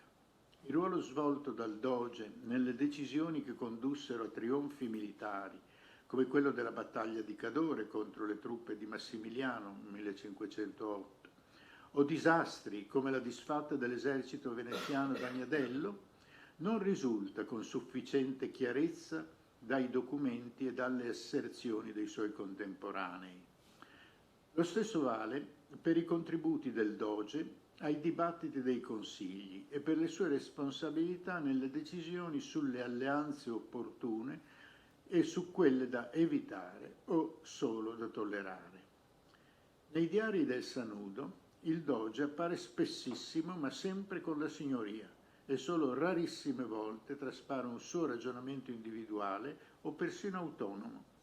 Non sprigionava coraggio o carisma nell'affrontare nei consigli una congiuntura eventualmente avversa. Poesie e stampe polemiche anti-veneziane che illustrano vari aspetti del contromito si diffusero dal 1509 al 1516 in mezza Europa. Quelle di Ulrich von Hutten erano particolarmente pungenti.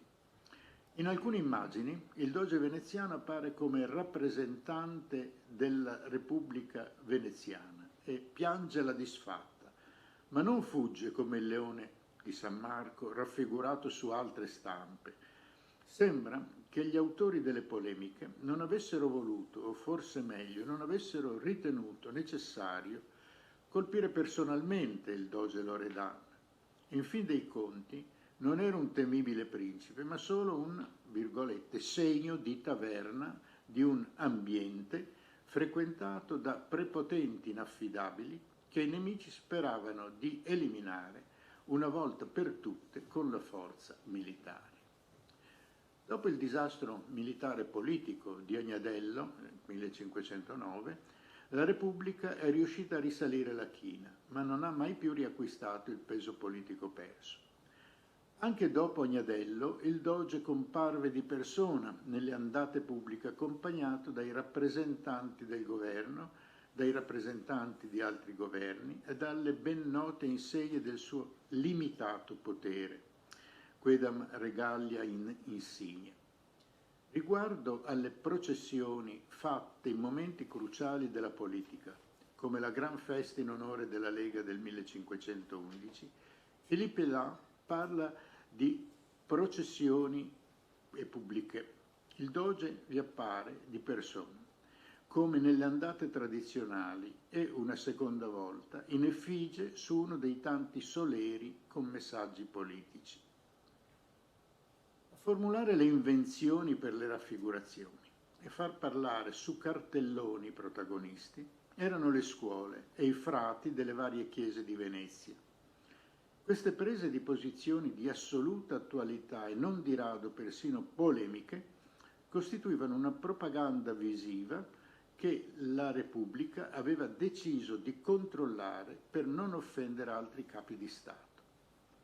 Nel caso specifico, la Hela vede nel segretario ducale Gasparo della Vedova il personaggio responsabile di fronte al governo per le rappresentazioni. Con questa responsabilità di soprintendente doveva controllare i soggetti scelti da terzi per i singoli soleri. Nel 1511 erano i domenicani di San Giovanni e Paolo a condurre in processione con un soler, con il Papa sentato, sia seduto con la berretta in testa rossa, e il doge nostro vestito di restagno d'oro davanti, sentato, seduto, e quindi alla loro stessa altezza per questo. E il doge avvia un breve, scritto, come ho notato qui sotto, e quello di Papa diceva verso il doge: fides et justitia tibi coronam servavit. Et il doge pareva rispondesse, et il breve diceva: fiat tibi secundum cor tuum et omnem consilium tuum confirme. E il Papa diceva questi versi: egual a Pietro io son ed io in terra. Chi segue il mio desir sempre è contento, e chi mi sprezza presto iuso in terra. Ora il suo corpo e l'alma in gran tormento, o quanto ben allora se disserta o duce in te che segui il mio talento, palma, trionfo e gloria il Dio conceda a chi segue giustizia e mantien fede. Questo dialogo tra il Papa e il doge veneziano, tra Giulio II e Leonardo Loredan, presenta un confronto che oggi forse in politica definiremo equidistante, fingendo un equilibrio tra posizioni opposte, un programma politico formulato dai domenicani veneziani col nulla osta del governo. Per il doge venne usata la formula duce e quindi un elemento del linguaggio retorico, ma anche al Papa viene dato quel che gli spetta. Nella descrizione del sanudo non risulta se i due rappresentanti fossero riconoscibili in quanto raffigurati con le loro reali fisionomie, ma d'altra parte è poco probabile che non lo fossero.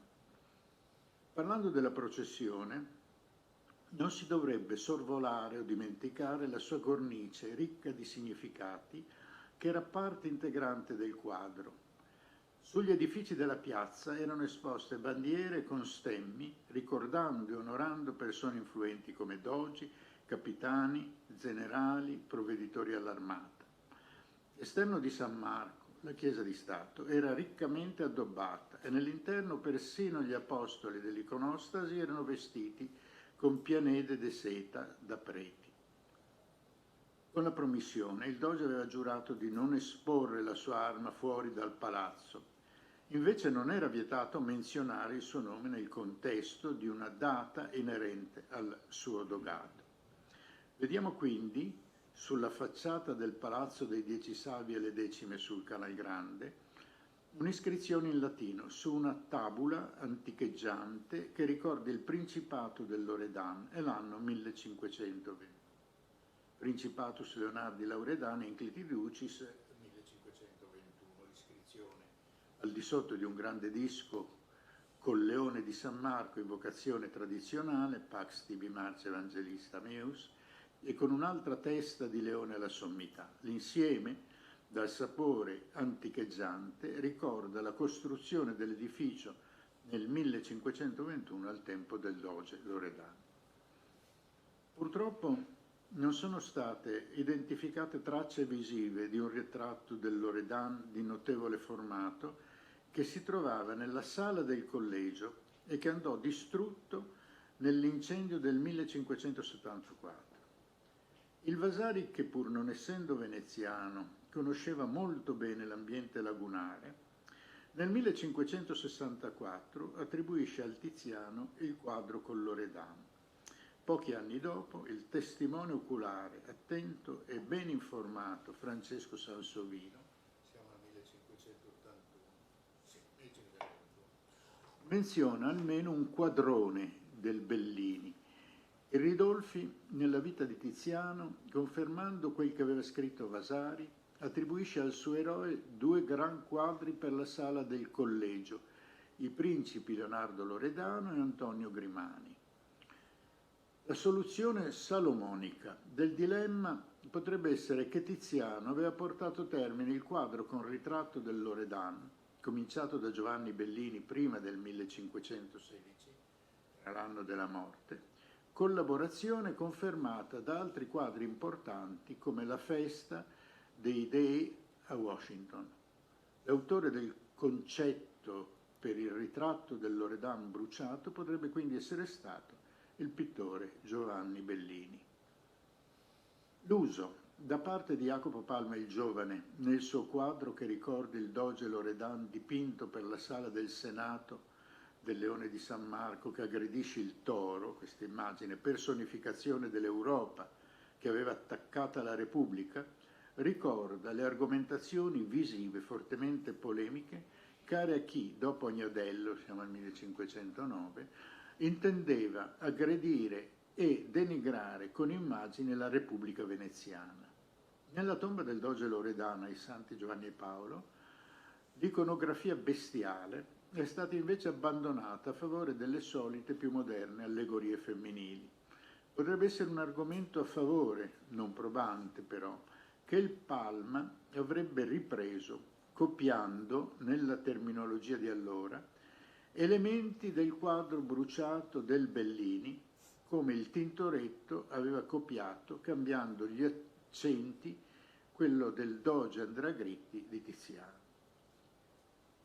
La mancanza di tracce tangibili, o meglio visibili, del quadro di Giovanni Bellini bruciato nel 1574 e rifatto dopo l'incendio dal Palma per la Sala del Senato, ha suggerito a più studiosi che il rilievo di piccolo formato attribuito alla cerchia dei Lombardo e ultimamente al Bregno, collocato in data incerta sopra la porta d'ingresso della Sala degli Scarlatti, potesse appartenere alla lunga serie di ritratti, in gran parte dipinti, voluti dalla Repubblica.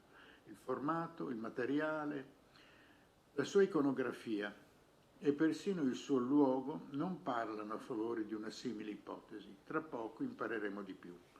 Era la Repubblica, non il doge, a meritare di essere celebrato ufficialmente con i mezzi dell'arte. Solo 3 anni dopo la rotta di Agnadello, nel bel mezzo della guerra contro Massimiliano, il valore militare della Repubblica e dei suoi condottieri viene esaltato dai 3 monumenti sepolcrali nella chiesa dei Santi Giovanni e Paolo, eretti assieme ai 2 pulpiti e all'orologio in alto sulla parete della crociera. La decisione fu appoggiata dal Consiglio dei 10 e i monumenti venivano eretti sotto la guida di Giorgio Emo col permesso del capitolo dei Domenicani, siamo al 1512. I condottieri Nicolò Orsini, Leonardo da Prato e Dionigio Naldi da Brisighella, 2 a cavallo e 1 in piedi, costituiscono un pantheon, così segnalava Puppi, che ricorda l'esercizio eroico della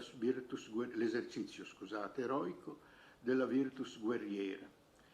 In 2 epitafi appare il nome del doge Loredan, ma solo come rappresentante del governo veneziano di quegli anni. Gli eredi del doge Loredan si sono occupati a più riprese della progettazione di un suo sepolcro particolarmente prestigioso da erigere nell'asse centrale del presbiterio davanti all'altare dei Santi Giovanni e Paolo.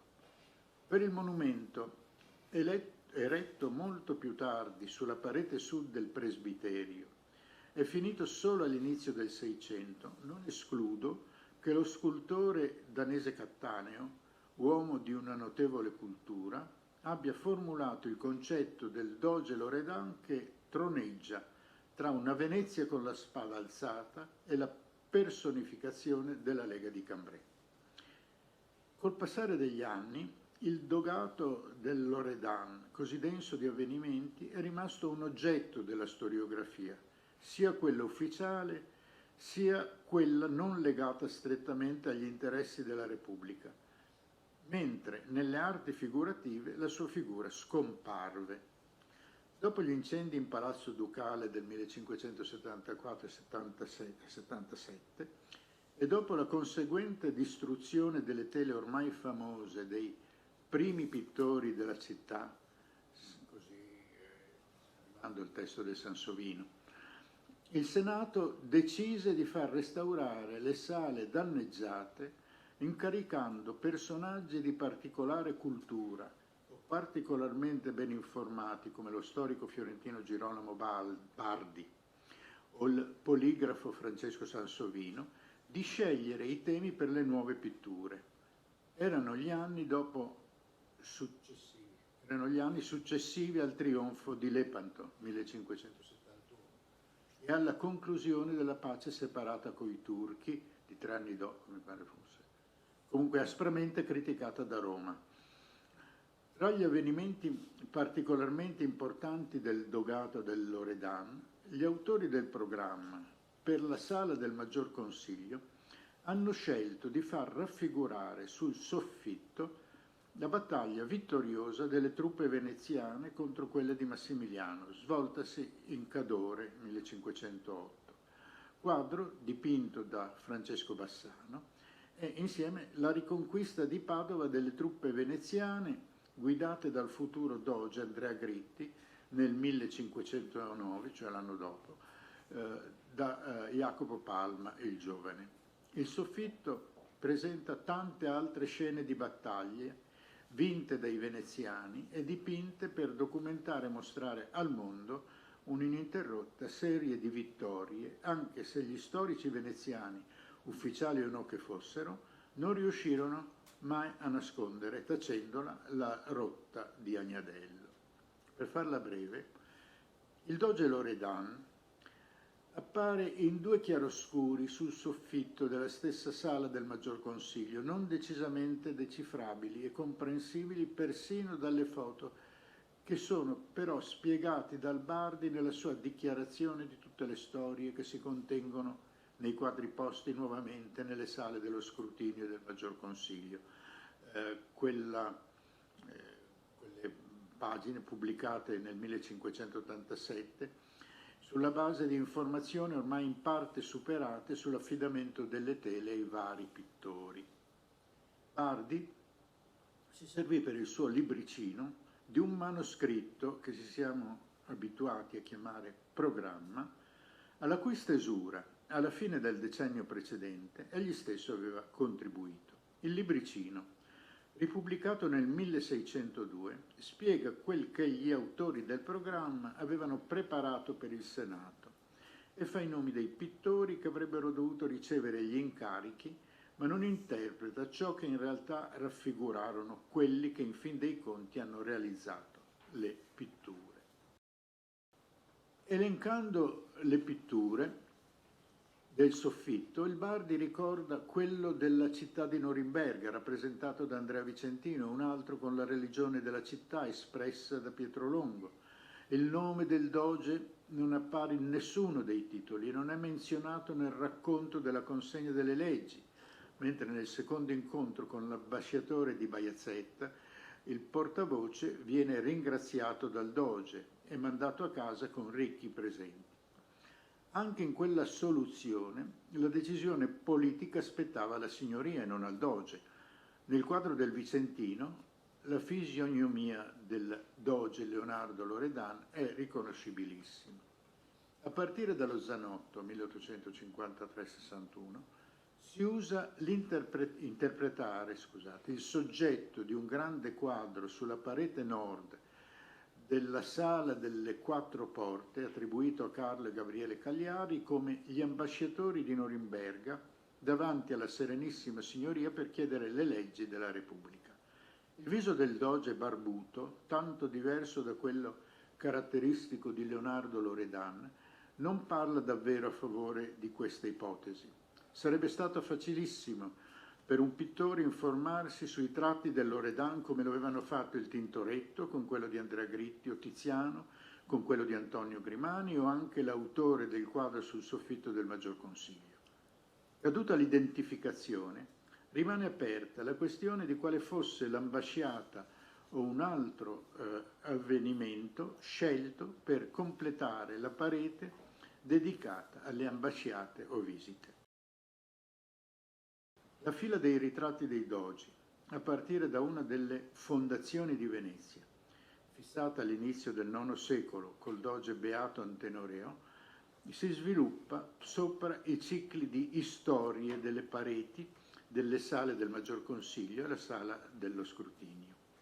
I cartigli elogiano l'operato dei dogi come gli epitafi dei monumenti sepolcrali, ma la loro ricostruzione dopo l'incendio del 1577 non corrispondono ai cartigli distrutti e sembrano eseguite in tempi affrettati, in modi approssimativi e incontrollati da artigiani ignoranti e maldestri.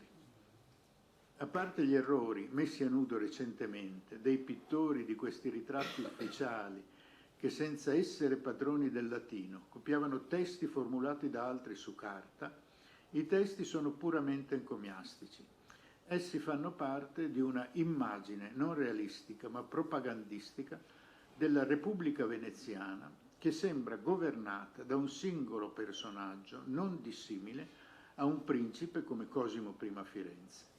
Pertanto il cartiglio relativo a Leonardo Loredan, e con questo ci avviamo alla fine, è il seguente. Frenai le armate di quasi tutti i principi d'Europa che sospiravano contro la Repubblica, cospiravano, se no probabilmente, contro la Repubblica. Offrì figli e fortune per la salvezza dello Stato, non perdendo mai la speranza nelle sorti della patria.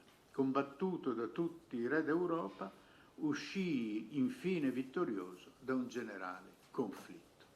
Mi è risultato molto difficile leggere un testo che vedevo per la prima volta, soprattutto tenendo conto che è un testo che evidentemente nasceva accompagnando delle proiezioni che non ci sono state. Allora darei la parola a Daniele Ferrara, che è direttore regionale dei Musei del Veneto e che ha studiato Leonardo Loredan in molte occasioni differenti, in particolare credo, per quello che so io, per i Pili di San Marco, ma che qui ci parlerà di rifondare il ruolo del Doge, il rilievo votivo nella Camera degli Scarlatti in Palazzo Ducale e l'iconografia di Leonardo Loredan. Buon pomeriggio a tutti. Dunque, questo contributo, attraverso il riesame delle fonti della storiografia e il confronto con altre immagini dogali, intende focalizzare il rilievo votivo del Doge Loredan nella Camera degli Scarlatti in Palazzo Ducale, per una nuova interpretazione dell'opera attribuita a Giambattista Bregno, come abbiamo da poco ascoltato. E cominciamo appunto dall'esame. Ecco, questo è l'ambiente della Camera degli Scarlatti con l'attuale collocazione come sopraporta. Camera degli Scarlatti o antisala dell'udienza, appunto, che precedeva la camera, la sala dell'udienza all'interno dell'appartamento del Doge di Palazzo Ducale al secondo piano. Questa è la pianta di Zanotto. Ecco, la Camera degli Scarlatti è questa qui che sto puntando, appunto, che precedeva la sala dell'udienza. Questa è la situazione attuale, appunto, come sopraporta. Camera degli Scarlatti, che poi nel 1505 fu oggetto anche di interventi appunto di arredo della sala, con la realizzazione appunto del soffitto ligneo che ancora rimane e di un fregio ligneo perimetrale. Nel successivo ducato di Andrea Gritti fu poi modificata con una volta curvilinea che doveva sovrastare una sorta di coretto riservato a magistrati o a visitatori ufficiali appunto del Doge. Le testimonianze partono dalla metà del Settecento con Grevenbroich. Le guide 5-600esche non menzionano questo rilievo. Grevenbroich è interessante perché fa una osservazione anche di tipo storico, identificando appunto il gruppo dei santi che accompagnano il Doge come i santi protettori appunto nel corso della guerra contro la Lega di Cambrai. Circa un secolo dopo, nel 1858, ci sono le considerazioni di Francesco Zanotto, che gli dedica un intero paragrafo appunto al rilievo, interessanti anche per i diversi approcci appunto sull'opera di tipo storico, partendo appunto con la tradizione che vedeva attribuito questo rilievo a Pietro Lombardo, alla sua scuola, ma anche con osservazioni appunto di tipo iconografico. Lui dedica molta attenzione appunto alla identificazione dei santi, che avrebbero dato, come dire, filo da torcere, diciamo, agli studiosi per molto tempo e, come dire, non porto soluzioni, porto problemi aperti, porto interpretazioni. Questa è una foto Böhm. Ecco, queste invece sono foto più recenti, appunto in un recente sopralluogo. Zanotto e anche altri studiosi fanno notare, appunto, e si vedono ancora delle tracce di dorature, appunto, che caratterizzavano questo rilievo e nella cornice e poi anche nelle aureole, in particolare, appunto, come il dorso del libro, il pastorale, la mitra, anche il corno ducale, nonché lo stemma e parti delle modanature del trono. Scorro alcuni dettagli. Ecco, Zanotto fa riferimento anche alla doratura del corno ducale, che vedete qui nella parte di rilievo, appunto, sopravvivere, diciamo così, questa coloritura rosso, che avrebbe potuto essere appunto un materiale tipo bolo, no? Di preparazione ad una doratura appunto di questo dettaglio. Vedete anche che una preparazione rossa caratterizzava le codine dell'ermellino appunto indossato dal doge, che ovviamente dovevano essere di colore nero. Questo tipo di cromie, a contrasto poi con il marmo che caratterizza la parte di rilievo, mentre è in pietra d'Istria la parte della incorniciatura, ecco, si ritrovano ad esempio in molte figure appunto dei dogi giacenti appunto nei monumenti funerari. Ovviamente lo stemma appunto con le campiture araldiche. Dunque, ecco, c'è chi ha, come dire, un problema che si pone è quello della ubicazione, diciamo, della collocazione originaria di questo rilievo. Allora, c'è chi abbastanza recentemente, inizio anni 90, Saverio Simi, nel pubblicare un busto ritratto del Loredan attribuito a Giambattista Bregno, sosteneva che questo rilievo, il rilievo appunto, potesse provenire dalla cappella di San Nicola in Palazzo Ducale. Questa è un'ipotesi molto interessante, adesso la approfondiremo. Rimane però come problema aperto perché documenti, come dire, non ce ne sono appunto sulla provenienza, e del resto l'attuale collocazione, appunto anch'essa non documentata, no? Però ecco, potrebbe significare una collocazione plausibile. Mostro questi raffronti perché il monumento, ad esempio, postumo di 1500, metà del 500 di Francesco Trevisan in San Francesco della Vigna, come sopraporta nel passaggio, appunto, nel portale di passaggio fra chiesa e sacrestia, oppure le figure appunto del doge sulla porta della carta e sulla loggia verso il bacino, no? Per far vedere appunto come rilievi, ecco, di ampio formato, corrispondenti grosso modo con l'apertura e la incorniciatura della porta, in qualche modo non fossero, come dire, incoerenti. Questo perché, ad esempio, c'è chi anche ha sottolineato, come dire, una certa sproporzione, torno un attimo sulla... Ecco, una certa sproporzione appunto fra questo rilievo come sopraporta e il sottostante portale. Ma ecco, ripeto, rimane un problema aperto, c'è una plausibilità di questa collocazione. Sono altri invece gli elementi che, a mio avviso, come dire, inducono, come dire, suggeriscono altri interrogativi, perché, ad esempio, rifilare in questo modo le figure, appunto la figura della Vergine in trono, perché rifilare in questo modo appunto la parte terminale del panneggio dell'Apostolo, e perché poi, come dire, caratterizzare troncare questa cornice in maniera piuttosto strana. Io ho potuto fare, come dire, una rassegna, diciamo così, di confronti. Ecco, non trovo questo tipo di incorniciatura, non trovo questo tipo di scene così tagliate, così rifilate.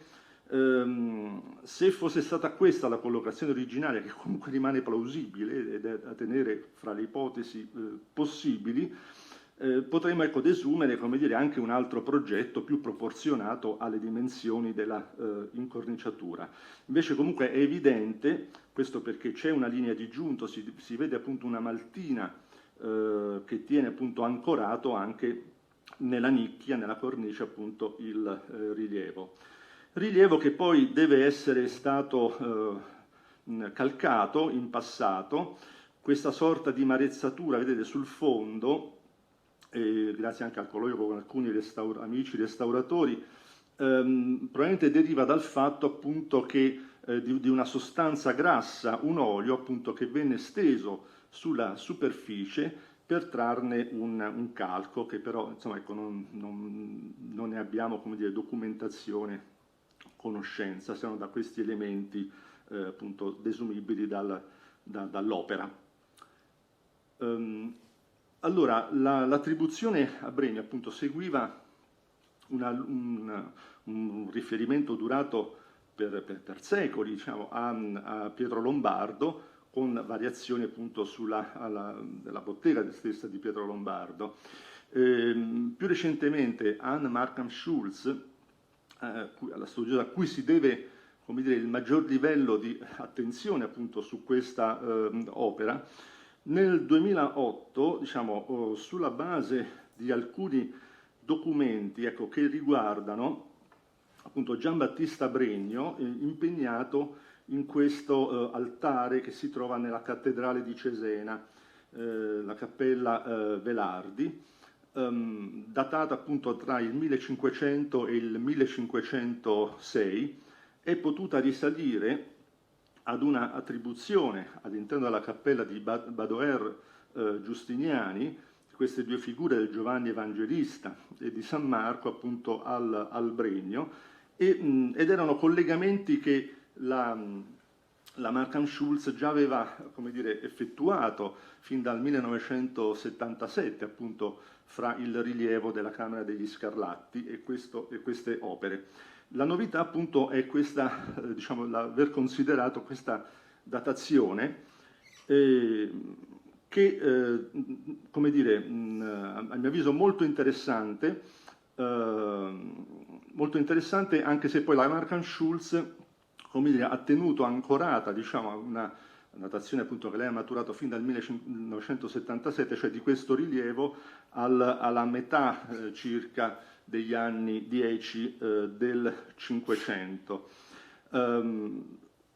Ultimamente la Markham Schulz ha molto insistito sul riferimento, ecco, al confronto appunto con la Paletta Pesaro di Tiziano, che opera che diciamo viene, ecco, opera di discussa datazione anche questa, cioè anche questo è un problema aperto. 1513, ma a mio avviso più opportunamente ecco, dovrebbe essere anticipata, perché qui il tema fa riferimento alla vittoria appunto di Jacopo Pesaro, capo della flotta pontificia nella battaglia di Santa Maura del 30 agosto 1502. A mio avviso ecco, non è adeguata una datazione che avrebbe dovuto attendere oltre 10 anni, no? Per ricordare, per fissare in qualche modo l'immagine di quell'evento. Quindi tenendo conto anche della lontananza del Pesaro da Venezia, ecco una datazione di questo dipinto di Tiziano, ancora molto giovane, ancora molto belliniano, entro il 1506-1507, come è stata anche da altri studiosi proposto, calza di più. E ovviamente, a mio avviso, in questo caso è Tiziano, semmai, ad aver osservato un'iconografia, un'opera appunto come quella del rilievo, e non il rilievo a dover essere dipeso appunto dallo schema compositivo della paletta di Tiziano, ma su questo adesso ci torneremo. Dunque, ecco, il problema appunto della datazione, ecco, quindi datazione del rilievo che a mio avviso dovrebbe essere collocata entro il 1507. Perché ho indicato 1507? Perché 1507 è la data di questo rudere pittorico, diciamo così, che è il ritratto del Loredan con i 4 figli di Giovanni Bellini, firmato e datato, che si conserva a Berlino, nella Gemalde Gallerie, ed è stato oggetto di un recentissimo restauro. Ora, parlo appunto di rudere, diciamo così, ma dagli elementi, diciamo, che osservabili, appunto, di quanto sopravvive dell'effigie del Doge anche ad una ricostruzione ideale, visiva, che ognuno di noi può fare, ecco, si può comunque considerare, diciamo, una variazione appunto nei tratti somatici rispetto ai numerosi ritratti che sono invece databili ai primissimi anni del Ducato. Quello ovviamente di Giovanni Bellini a Londra, anch'esso caratterizzato, come forse poi vedremo nell'intervento successivo di Trentini, da qualche problematicità poi sulla fisionomia, a quello che vedete qui a destra e che fa riferimento ad un prototipo carpaccesco, presumibilmente appunto di Carpaccio. Esistono 4-5 esemplari appunto di questa tipologia di ritratto, mentre è da considerare interessante a mio avviso il fatto che non esistano, come dire, repliche, derivazioni dirette appunto dal modello di Giovanni Bellini, che però probabilmente ebbe altro tipo di celebrazione, ma insomma esula adesso dal tema di questa sera. E qui ecco il profilo appunto del rilievo di Palazzo Ducale, appunto a mio avviso allineabile con questa ritrattistica di inizio secolo. Qui non l'ho citato a proposito, ma in quella serie metto ovviamente anche il profilo che c'è nella tavola di Vincenzo Catena, su cui torneremo fra breve. Sappiamo che era standard, diciamo così, per i dogi appunto commissionare dipinti votivi, no? Da collocare all'interno di Palazzo Ducale. Ecco, per alcune caratteristiche, la presenza dell'ermellino indossato dal doge, ma soprattutto la presenza dello stemma, no? In questo caso sul trono della Vergine, ecco che il rilievo Loredan in qualche modo è equiparabile a precedenti appunto dipinti votivi. Dipinto votivo appunto che poi ad esempio era fra i compiti, no? del neoeletto doge, e si allineava ad altre incombenze, ad esempio la commissione dell'arazzo, ad esempio, per San Marco. Sappiamo poi dalle fonti che non tutti questi adempimenti venivano assolti, no? Nei tempi necessari, no? Ma a volte, come dire, erano committenze che superavano di gran lunga, no? E per svariate appunto ragioni poi la data di morte e la fine del dogato del membro della famiglia. Quindi nelle famiglie, ecco, spesso rimaneva questa incombenza. E qui allora il confronto appunto con la Pala Barbarigo, innanzitutto molti autori ovviamente hanno sottolineato l'assonanza appunto non solo fra le figure della Madonna col bambino con analoghe figure belliniane, ma appunto hanno voluto poi sottolineare anche l'effetto pittorico dato da questo rilievo molto accurato, molto fine. Quello che ci interessa è capire che dall'inizio degli anni 90 c'è stata questa proposta molto forte appunto di Bernd Reck, che nel 91 e nel 93 con 2 interventi appunto ha indicato la collocazione originaria della pala nella sala T, nella crosola,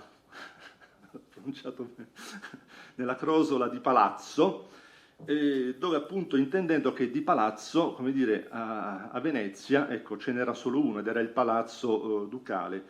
Tutto ciò, come dire, ha aperto, diciamo così, potete immaginare, a una serie di interpretazioni che sono andati a toccare anche altri teleri precedenti, come quello appunto del doge Giovanni Mocenigo. Allora, se il rilievo è come dire, è la pala votiva, la paletta votiva di Leonardo Loredan, vediamo, e questo è molto interessante notarlo, come Leonardo Loredani si fosse, come dire, scatenato, diciamo, nei primissimi anni, caratterizzando altri punti di Palazzo Ducale. Questa è la paletta di Vincenzo Catena, 1502-1503, Robertson, che la studiò ormai nel 1954, con più attenzione, propendeva verso una datazione più tarda, 1505, 5 e 10 sono andato errato, intorno al 1505. Qui è interessante notare che probabilmente la paletta era collocata sempre all'interno di Palazzo Ducale, ma nella chiesola di Palazzo, quella che confinava appunto con il Senato, con il Pregadi, quella che poi avrebbe ospitato, diciamo, la sala delle teste, appunto con la donazione dei busti antichi di Domenico Grimani, quella dove ad esempio poi furono esposti i modelli come per la ricostruzione di Rialto. Ecco. Sì, ecco, questa è la pianta e qui appunto è la zona della chiesola e qui siamo al terzo piano, al piano quindi soprastante l'appartamento ducale. Allora, qui ecco, ci addentriamo nel tema, come dire, iconografico. Allora, se da tempo ovviamente non c'è stato problema, no, nel riconoscere il santo appunto che poggia la mano destra appunto sulla spalla del doge, quindi ovviamente con San Marco, e molte altre interpretazioni hanno caratterizzato gli altri due santi sullo sfondo. Sant'Agostino, San Leonardo, ma San Leonardo non era un vescovo, eccetera. Solo recentemente, appunto, ripeto, 91-92, si è arrivati alla proposta di San Nicola, diciamo, che qui che condivido, diciamo, già da tempo e che a mio avviso appunto è quella sicuramente più convincente, perché ecco, San Marco e San Nicola appunto come protettori, diciamo, della Repubblica, ecco, già lì in Palazzo Ducale li si poteva, come dire, incontrare nella antica cappella, nella vecchia cappella di San Nicola, quella medievale, quella duecentesca, quella fatta decorare ad affresco nel 300, quella densa di significati appunto perché poi intitolata dal doge Ziani appunto a San Nicola, ma anche per commemorare la presa di Costantinopoli del 1204, quella appunto affrescata nel 300 con le storie appunto della pace di Venezia, che poi successivamente sarebbero state traslate, tradotte nella sala del Maggior Consiglio.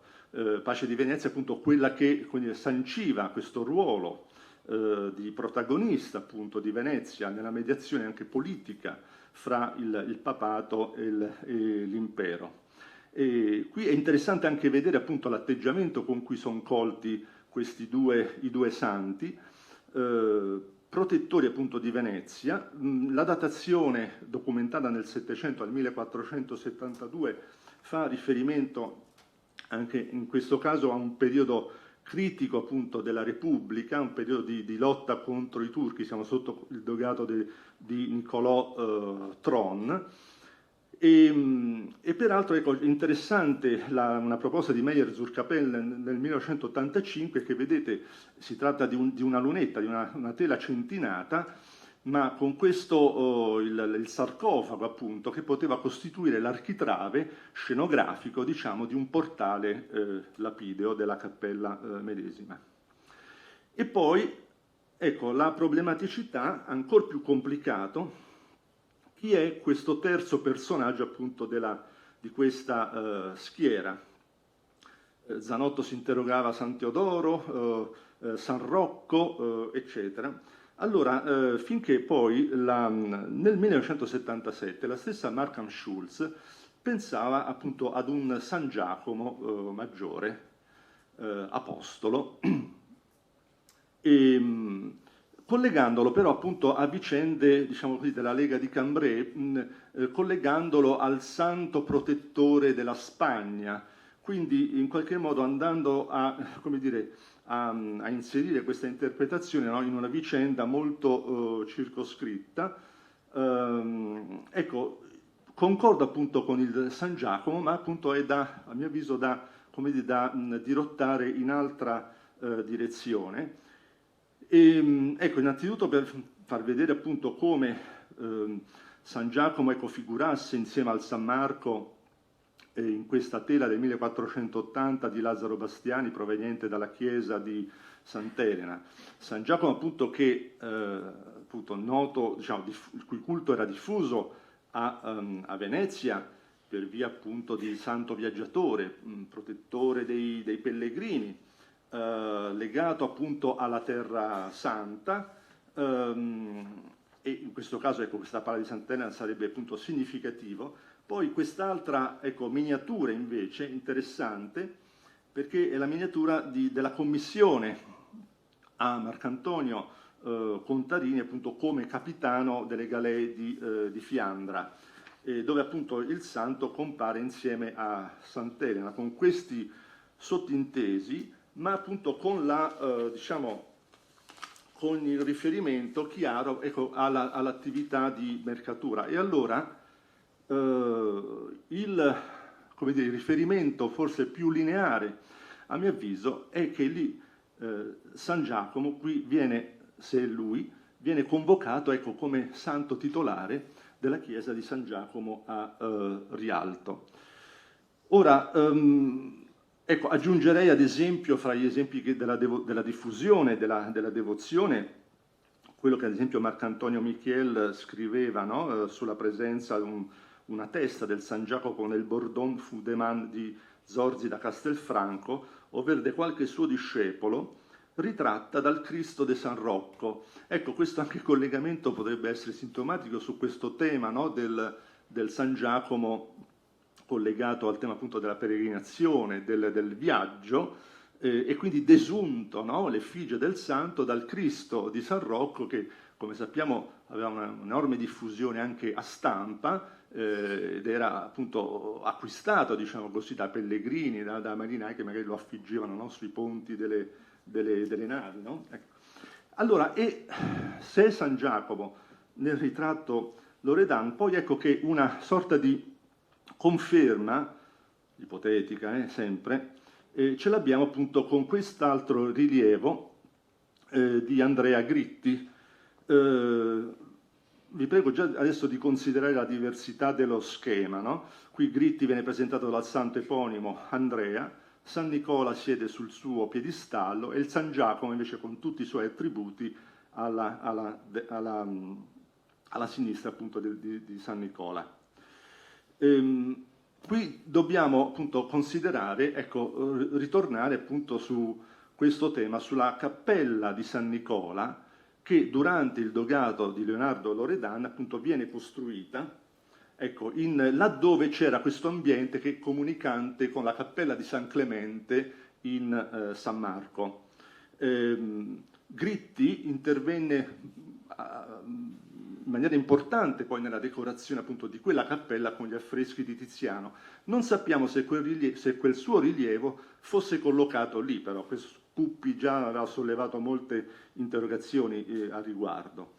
Ecco, come cambia, perché dicevo, e concludo, lo schema iconografico di questo rilievo, a mio avviso, deriva, ecco, è come se fosse, come dire, una schiera, un corteo, cui poi il doge a un certo punto viene portato innanzi al cospetto della Vergine, e a mio avviso degli schemi di riferimento, ecco, sono soggetti soprattutto questo, come i confratelli di San Giovanni Evangelista, no? Che arrivano appunto al cospetto del santo. Su questo schema, su questa iconografia, molti studiosi hanno riflettuto, in particolare Sinding Larsen dagli anni 1974 in poi, e tutti collegandolo appunto al dipinto di Tiziano, ma che a sua volta poi collegato, ecco, a delle forme del cerimoniale, in questo caso il cerimoniale della consegna dello stendardo, e in questo caso appunto i confratelli della scuola che vanno, appunto, si recano in gruppo, in schiera, dal santo protettore. Ecco, a mio avviso più correttamente si può vedere una significazione appunto di questo tipo anche nel rilievo Loredan.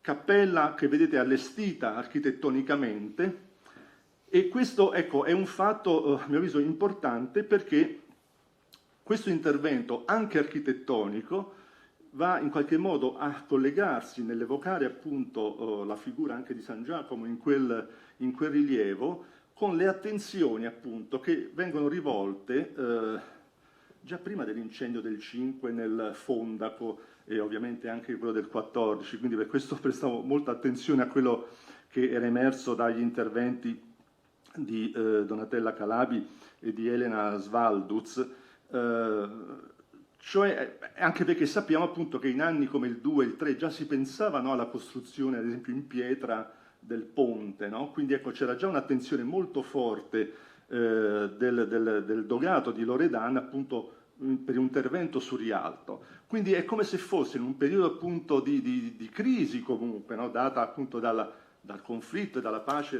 per fortuna raggiunta con i turchi, da tutte quelle minacce, diciamo così, che gravavano sulla città, sullo Stato, eccetera. Ecco che questa sorta di, come dire, nuova iconografia, no? Molto diversa appunto da quella più personalizzata del suo predecessore Barbarigo, ecco, va a chiamare, come dire, finalmente, diciamo così, si dà anche un volto, no, al santo titolare appunto di una chiesa che è parte, no, della nascita di Venezia, e qui poi potremo appunto continuare con il rituale civico delle visite al Doge, con la consacrazione da parte di Alessandro III, eccetera, eccetera. Ma qui mi concludo, scusate.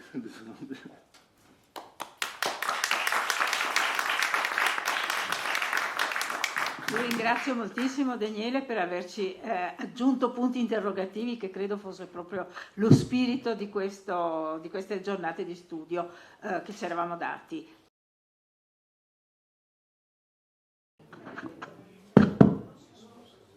Prendete posto, ricominciamo perché abbiamo veramente i tempi un po' stretti.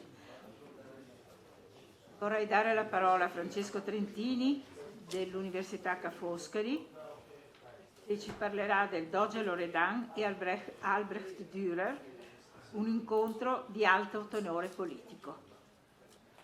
Dunque, grazie agli organizzatori per avermi voluto per questo convegno. Dunque il mio intervento, Loredan e Dürer, ha il carattere, diciamo, di voler fotografare qualcosa di estremamente effimero, quasi il sogno di un'ombra, potremmo dire. E non fosse che per qualche annotazione dell'epistolario Dürer-Pirkheimer e per un documento a noi giunto in copia ottocentesca, è da prendere però con la dovuta cautela, nulla attesterebbe il contatto tra il Doge che oggi celebriamo e il genio artistico di Norimberga. Eppure, come vedremo, questo incontro ci fu e per un soffio non raggiunse una piena ufficialità. Per questo però non lascia altra traccia di sé, evidentemente a livello documentario.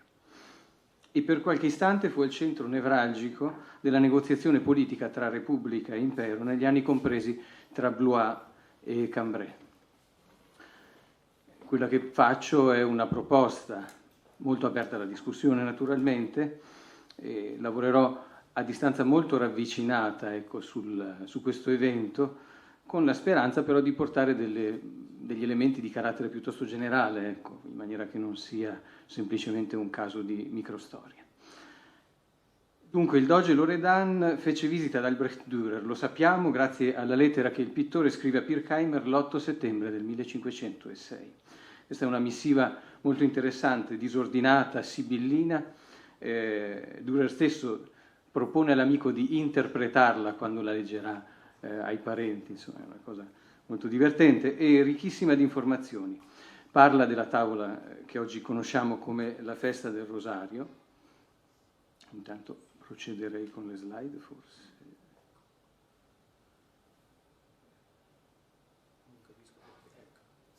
La festa del Rosario, dicevo, è di Praga, realizzata come sappiamo per la confraternita della Zoia Restada a San Bartolomeo, e sembra orgoglioso di averla conclusa anche perché, ricordiamo, la pala doveva essere posta sull'altare il 31 maggio, quindi c'è anche un bel ritardo, ecco, nella consegna. E poi a un certo punto di questa missiva una brusca annotazione per noi preziosissima. Anche il doge e il patriarca hanno veduto la mia tavola. Scopriamo così che Leonardo Loredan ha visto il dipinto, a una data presumibilmente compresa tra il 18 agosto e l'8 settembre, sono gli estremi, diciamo, delle due missive di Dürer. A oggi l'iniziativa di Loredan è stata letta come l'esito del clamore suscitato dall'opera di Dürer in una prospettiva essenzialmente estetica e in un certo senso anche molto personale, sottovalutando forse il complesso sistema di vincoli, obblighi e divieti che configurano e definiscono la persona del doge a Venezia. Anche volendo rifuggire da rigide stilizzazioni, naturalmente, sarà comunque opportuno ammettere che il doge, il margine di libertà di movimento in questioni di interesse meramente privato è tutto sommato abbastanza limitato. Rigidamente normate, come sappiamo, dalla Promissione Ducale sono le visite non istituzionali nei suoi appartamenti, subordinate all'approvazione del Consiglio, così come all'approvazione del Consiglio sono subordinate le uscite da Venezia. E nel caso di Loredan abbiamo documenti in ordine a questo. Al contrario, non sembra si sia ritenuto di legiferare in materia di uscite da palazzo, però entro il perimetro urbano. Non credo perché si trattasse di una prassi diffusa l'uscita da palazzo, piuttosto penso che la griglia ideologica veneziana fosse sufficientemente forte da normare, per così dire, con sufficiente efficacia il comportamento dei singoli dogi in ordine a questo. Il doge rimane comunque immagine dello Stato e anche quando esce, diciamo, in borghese deve comunque avere l'abito di seta, mantenendo in un certo senso, ecco, memoria della sua iconicità. Queste note preliminari mi fanno sostenere che al momento, ecco, manca da parte della narrazione storico-critica una argomentazione soddisfacente dunque sul movente per questo straordinario incontro. Ora, perché possa emergere, direi, la piena espressività di questo solo apparentemente prosaico movimento del doge fino sul luogo in cui la pala stava ricoverata, non ancora in San Bartolomeo, c'è bisogno, a mio modo di vedere, di restituirle un adeguato sfondo storico contestuale. Anzitutto considerando che la tavola non era semplicemente l'espressione di una piccola confraternita teutonica, se così si può dire, di devozione, ma era l'esito di un patronaggio dei membri più eminenti dello Schwabentafel, questo gruppo appunto di Svevia, del Fondaco, tra cui si dice gli stessi Fugger, non abbiamo documentazione risolutiva a riguardo, ma comunque si trattò di un patronaggio di altissimo livello economico, commerciale e anche politico. E si tratta di uomini, quelli appartenenti allo Schwabentafel, che nel quadro dinamico e drammatico del 1506 tengono molto in considerazione la questione politica, naturalmente. Questione politica che è segnata, come sappiamo, da una Venezia a questa data ancora abbastanza aggressiva, spregiudicata nel gioco diplomatico basato su un combinato di neutralità e divisività nei riguardi delle potenze europee, e la cosa preoccupa la comunità tedesca naturalmente, come quella veneziana del resto, perché è chiaro che un precipitare delle situazioni, soprattutto in connessione con la discesa dell'imperatore per l'incoronazione a Roma, potrebbe avere delle ripercussioni economiche anche significative, e poi lo si vedrà quando la cosa veramente precipiterà e sappiamo i mercanti tedeschi si troveranno costretti a fare appello all'imperatore, no? Per mantenere i commerci. Il problema della discesa a Roma di Massimiliano per l'incoronazione si era presentato già in maniera forte dal 1503, quando Giulio II aveva incoraggiato il re dei Romani a scendere, intuendo in questa una manovra molto utile per fare pressione su Venezia in funzione della restituzione dei territori di Romagna. L'Asburgo sarebbe sceso in armi, ma Venezia oppone un risoluto rifiuto. Questa è un po' la narrazione, diciamo, stilizzata che normalmente capita di leggere.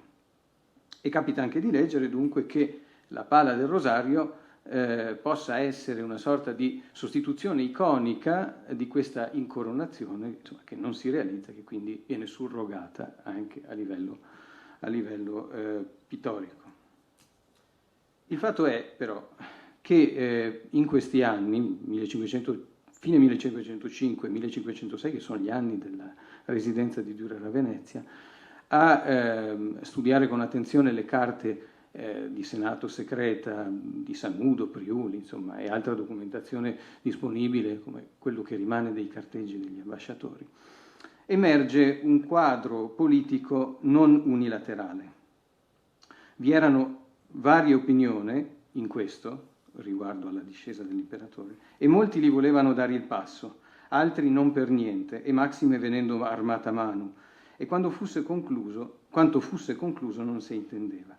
È così che Priuli commenta la sessione del Senato dell'aprile 1506, ma descrivendo quindi una frattura, diverse correnti, una fortemente aperturista, una invece appunto che chiuderebbe risolutamente alla discesa dell'imperatore.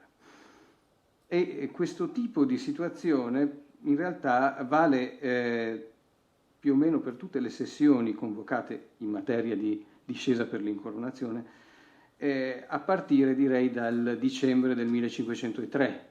24 dicembre 1503, quando Giorgio Emo prende la parola in Pregadi e con molta decisione richiama sull'opportunità di dare orecchia a Spagna e Maximiano, volliga con noi. Cioè bisogna per un momento abbandonare la convergenza, questa fedeltà incondizionata alla Francia, e valutare l'ipotesi invece di una lega con Massimiliano, pericolosissima, ma spregiudicatamente possibile. E non è un'idea transitoria, tant'è vero che Emo ritorna a manifestarsi in questo senso ancora nell'aprile del 1506, schierandosi con i senatori che volevano dare il passo a Massimiliano. A chi fosse disposto a rischiare la via imperiale e avesse aperto gli occhi sulle criticità degli accordi con Francia, le ragioni d'opportunità, già intraviste nel 3, si davano anche ora. Tenere separati Francia e Impero, intimidire il pontefice, auspicabilmente frenandone le aspirazioni su Bologna, tutelare il canale commerciale con il nord, rafforzando nel contempo gli scambi con l'Oriente e magari contrastare la concorrenza con il Portogallo, cioè meglio i movimenti del Portogallo su India. Scorrendo le pagine di Sanudo si intuisce quindi che questa corrente aperturista è sì minoritaria, ogni tanto riesce ad affiorare, ad avere, ma non ha mai i numeri per imporre la sua politica, e però è popolata da figure molto forti del panorama politico veneziano. Ho detto che il capofila è Giorgio Emo, figura assolutamente rilevante. Ed è una corrente carsica di cui dovremmo tenere presente anche quando appunto non la avvertiamo in maniera esplicita.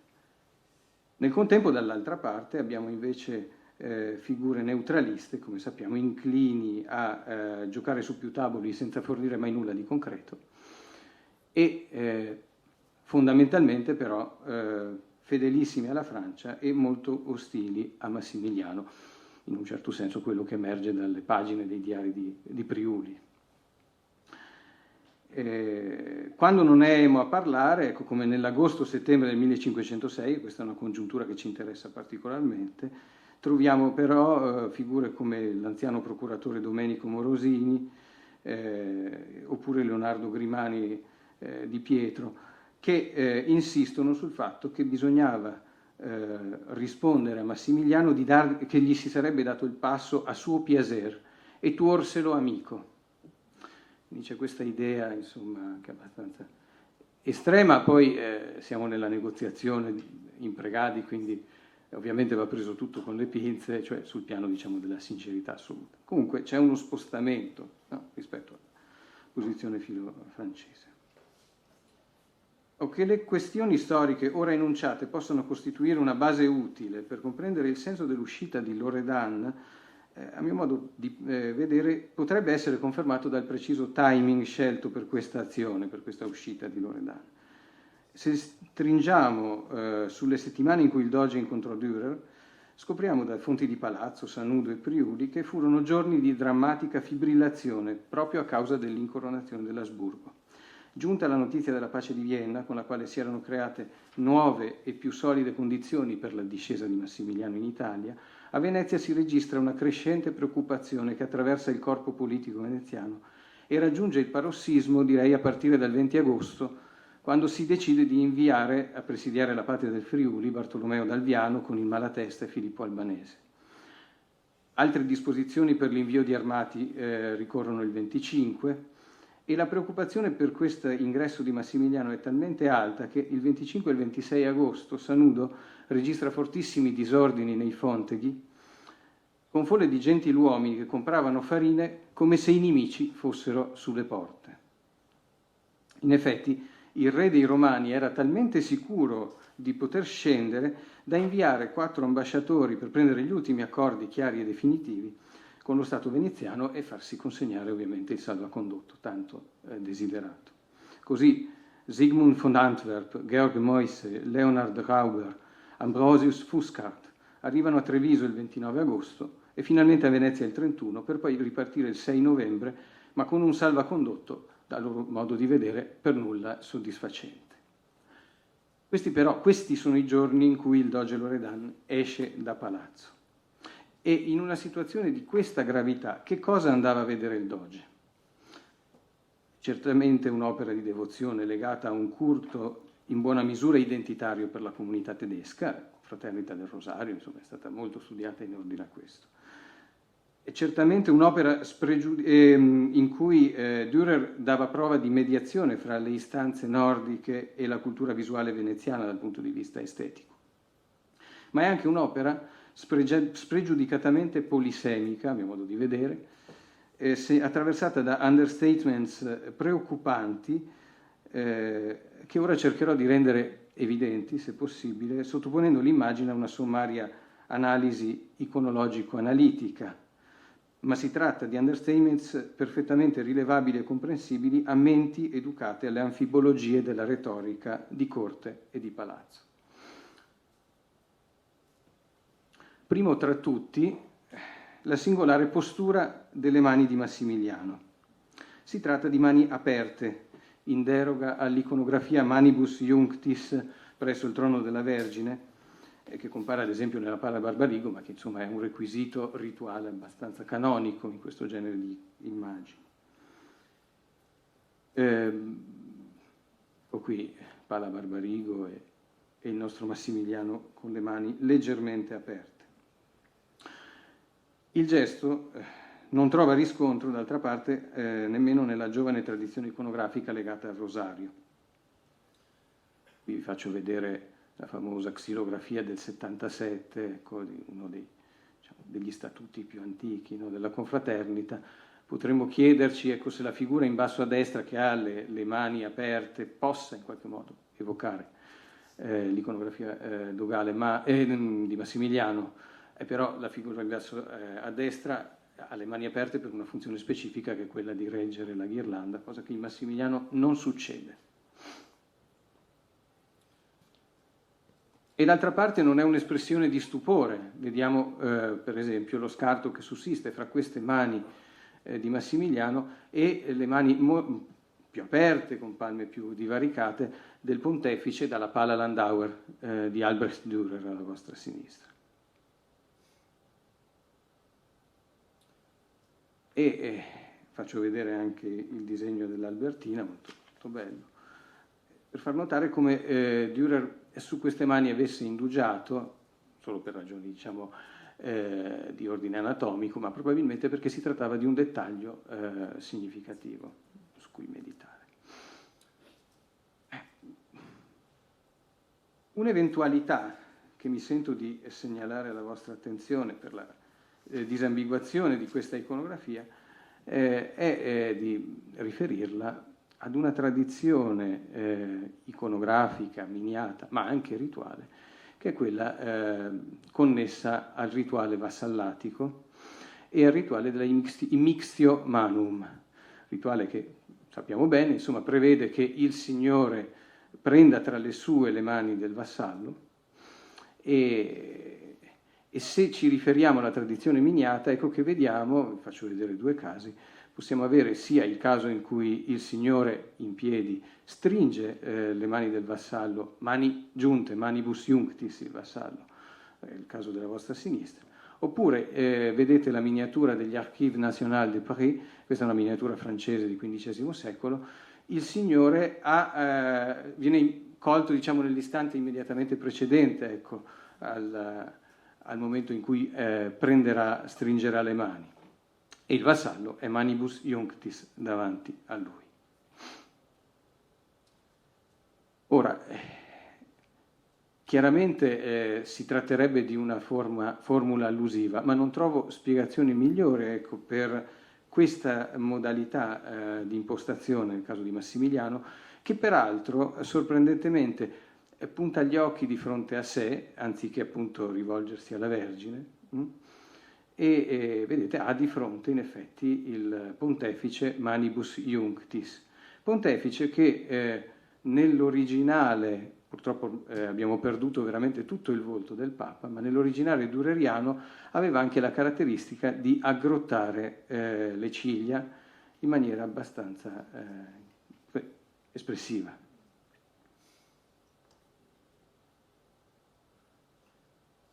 Sebbene estremamente audace, ai limiti dell'eretico chiaramente, l'idea di poter sottomettere il Papa come vassallo imperiale sarebbe stata anche concepibile da Massimiliano, che amava definirsi Vogt der Kirche, era il custode della Chiesa, e lo sapevano bene i suoi interlocutori diplomatici, che lo definivano supremo tutore e patrono della cristianità.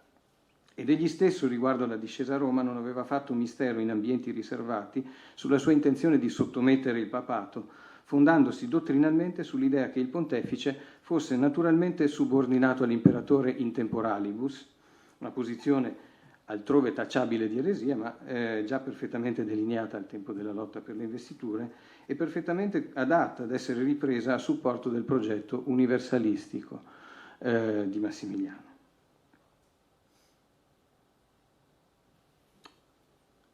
Dunque, in assenza di altre spiegazioni, ecco che mi domando se non vi sia un'allusione a questa dinamica. D'altra parte la tematica dell'investitura potrebbe in un certo senso riverberarsi anche in un secondo dettaglio alle spalle del Papa. Scusate, l'idea di una gerarchia fra imperatore e pontefice è poi consegnata da Dürer ad altri dettagli ovviamente all'interno dell'immagine, per esempio il posizionamento delle corone, con la corona imperiale più alta rispetto a quella pontificia, oppure il fatto che, ad esempio, alla corona pontificia si sovrapponga una pianta forse di rosa selvatica, ma con una caratteristica fondamentale che è quella di avere le foglie consunte, mangiate. Questo, ora, qui vediamo una ridipintura tarda, ma anche nella copia seicentesca del Kunsthistorisches di Vienna si trova lo stesso dettaglio. Qui è ancora meglio, è ancora più visibile, ecco, questo discorso. E che è un elemento ovviamente di criticità, stando insomma in una retorica di base. Mentre presso Massimiliano la zolla verde che peraltro Dürer fa probabilmente anche autocitandosi, no? La famosa grande zolla dell'Albertina, saggio clamoroso, ecco, di pittura. Dicevo poi di questo secondo dettaglio alle spalle del pontefice, scusate, evidentemente c'è disordine, ma vabbè, lo vediamo da qui. Alle spalle del Papa Dürer rappresenta un cardinale che stringe una ferula con croce doppia patriarchina. E non è certamente il patriarca di Venezia, vabbè, Suriano non fu mai cardinale, quindi non c'è motivo di identificarlo così, ma forse nemmeno un generico richiamo alle alte gerarchie della Chiesa, proprio perché si sceglie la ferula patriarchina e non una generica croce o un pastorale. Dunque questo è un cardinale patriarca che peraltro viene incoronato, come vediamo, da San Domenico.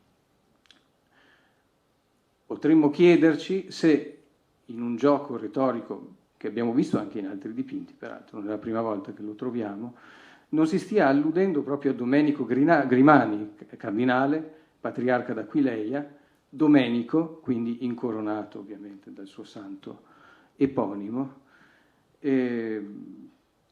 anche perché una evocazione di Domenico Grimani in relazione a questa figura, diciamo, farebbe molto senso, avrebbe molto significato. Vedete che la figura è molto espressiva, soprattutto si aggrappa alla ferula, che quindi viene inclinata rispetto alla rituale posizione, diciamo, verticale. Questo è un elemento di disordine iconografico. Come a volerla trattenere? Se diciamo, il tema dell'investitura è valido per Giulio II, potrebbe altrettanto essere valido in riferimento alla figura del patriarca d'Aquileia, dato che, come sappiamo, dal 1500 che Massimiliano d'Asburgo ha acquisito la contea di Gorizia, ma che intorno alla contea di Gorizia c'era stata una fortissima diatriba con la Serenissima, e in quella circostanza Massimiliano aveva dichiarato alla Serenissima: guardate che i patriarchi d'Aquileia furono investiti dall'imperatore e che dunque il conte di Gorizia, che voi dite essere stato investito dai dogi e dal patriarca, ecco, è di fatto di nomina imperiale.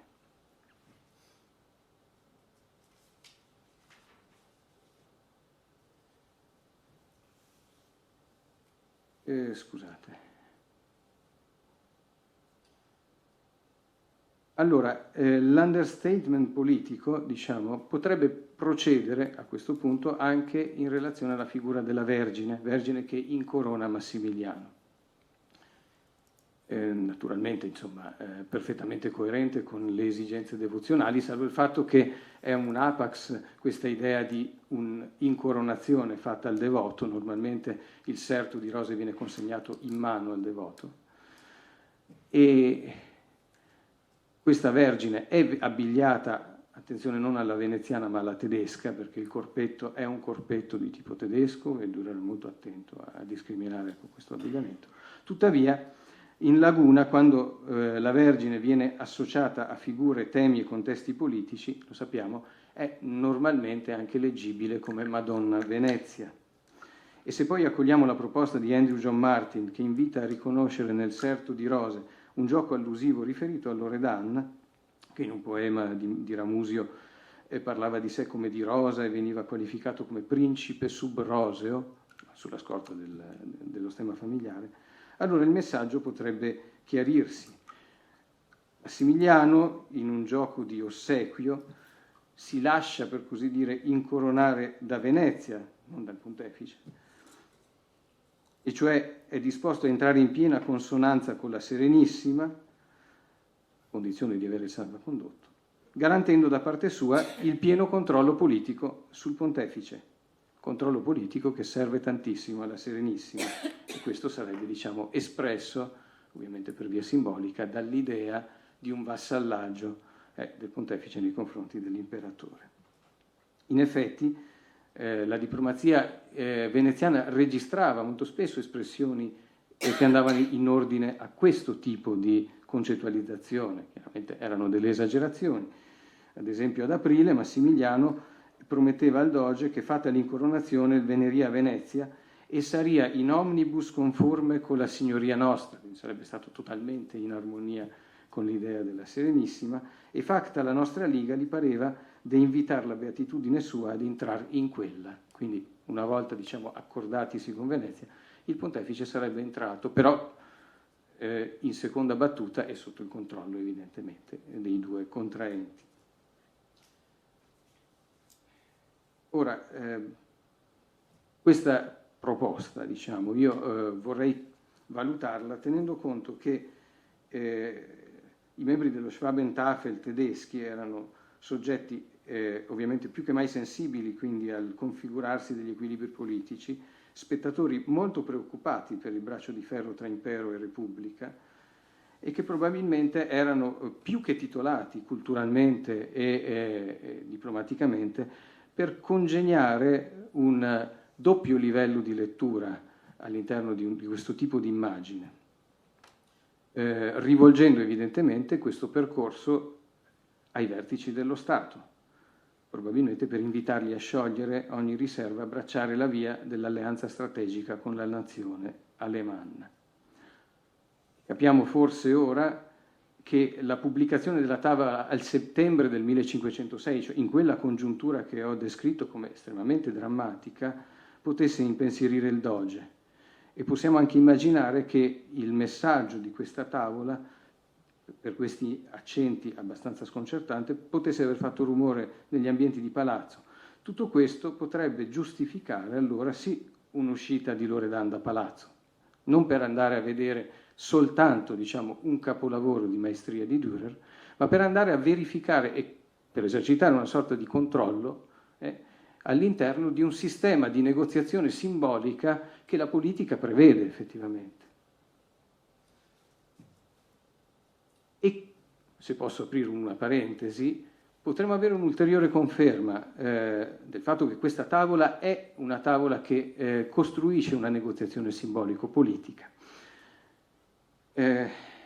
Vorrei adesso concentrarmi, ma rapidissimamente, sull'altra figura che veniva menzionata nella lettera dell'8 settembre, non solo Leonardo il Doge, ma anche il patriarca, si dice, va a vedere la pala.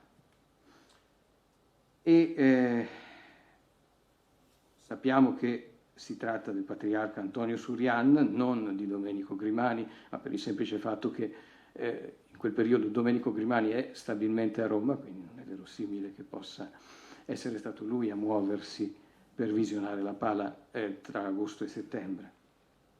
D'altra parte Surian è anche titolare, diciamo, del diritto di nomina del vicario di San Bartolomeo, già diritto dei patriarchi di grado, poi acquisito dal patriarca di Venezia.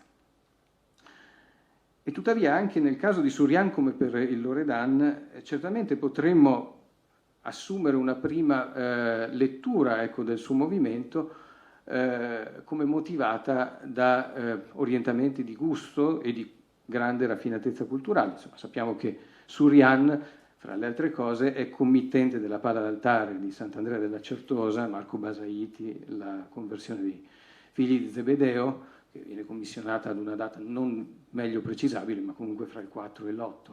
Quindi è persona comunque sensibile al fatto artistico, però c'è un movente ulteriore che a mio modo di vedere porta Surian a vedere la pala in anticipo rispetto alla pubblicazione. Ed è una congiuntura, una diatriba, tutto sommato ancora poco studiata, che riguarda espressamente la chiesa di San Bartolomeo e che si apre nel 1503, quando per un conflitto di autorità tra patriarcato e comunità dei parrocchiani succede che i parrocchiani nominano il loro vicario, Jacopo da San Daniele, primicerio di Castello, e Surian nomina il suo vicario, che è Alviserizzo. Ne nasce un conflitto che arriva finanche a Roma e che provoca diciamo, l'interdizione della comunità. C'è un interdetto del Papa che dura per diversi mesi e che viene revocato soltanto all'inizio del 1504. Tuttavia, questo vulnus persiste all'interno della comunità di San Bartolomeo, tant'è vero che ancora nel 25 ritroviamo verificarsi questo tipo di conflitto. Allora, se noi guardiamo a sinistra, adesso vado a chiudere, avrei avuto molto altro, guardiamo a sinistra, vediamo che a fianco di quello che propongo essere, diciamo, un'immagine non ritratto, ben inteso, allusiva al patriarca d'Aquileia, c'è il già ben identificato Burkhard von Speyer, o Burkhardus von Speyer, che era il cappellano della comunità tedesca, e che vi faccio vedere ora più ravvicinato, insomma, identificabile grazie al ritratto poi che Dürer ne realizza. Burkhardus von Speyer che si rivolge ad un'altra figura in abito, questo è un abito talare, paonazzo, è comunque un abito da religioso non liturgico ben inteso, con una stola sulla spalla. Troverei verosimile, diciamo, accettabile l'identificazione proposta da alcuni, ecco, di vedere in questa figura Antonio Surian, anche perché alle sue spalle troviamo un altro religioso, gli abiti, ecco, e la posizione ovviamente nell'area religiosa lo qualificano, che a questo punto, in posizione vicaria rispetto al Surian, potrebbe essere ragionevolmente Alviserizzo, il suo vicario, quello che si contrapponeva alla comunità ovviamente a distanza e che insomma con fatica era stato poi imposto, no? Passando ovviamente per la diplomazia pontificia. Faccio notare che questa diatriba ha interessato sì Surian e la comunità di San Bartolomeo, ma ad un certo momento ad appoggiare la nomina dei parrocchiani di San Bartolomeo c'è persino il Senato veneziano. Quindi un conflitto fra autorità del patriarca e autorità senatoria che si risolve però a favore ovviamente di quella religiosa. Se questo è vero, ci ritroviamo ad avere quindi una ala sinistra tutta orchestrata sul tema dell'investitura, problemi di investitura. E questo certamente sarebbe molto coerente allora con l'impostazione delle mani di Massimiliano e giustificherebbe allora sì, non solo l'uscita di Loredan, ma anche quella di Surian, per andare a visionare una situazione critica. Allora, e concludo perché capisco che l'ora è tarda, il mio suggerimento, lo capite, è quello di leggere nell'uscita di Loredan un'uscita di valenza politica, associando fra l'altro a questa informazione l'altra importantissima informazione che Albrecht Dürer ci dà, perché Dürer dice che, ci dice in quale circostanza, la signoria di Venezia gli aveva offerto un provento annuale di 200 ducati. Millanteria di Dürer? Forse no, se incrociamo questo dato con la missiva del 1506 dove parla effettivamente dei 200 ducati. Ma un provento così considerevole, perché è superiore alla senseria di Bellini, no? A parte, diciamo, fatte le debite distinzioni, comunque è un compenso importante, cosa nasconde? Una commissione singola?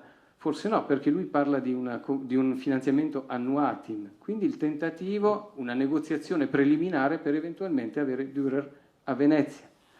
E questa cosa, come capite, sarebbe stata dal punto di vista della diplomazia veneziana problematica se non fosse che esisteva una frattura all'interno del corpo veneziano. Suggerirei, e poi l'argomentazione sarebbe più ricca ma non c'è il tempo, suggerirei anche in questo di vedere quindi l'ala aperturista, quella capeggiata da Giorgio Emo, e che in qualche modo coinvolge il Loredan in questo suo movimento, ecco, come l'effettivo regista per una ipotesi anche molto affascinante, quella di avere Dürer, pittore di Stato a Venezia, che però non si realizzò mai. Vi ringrazio.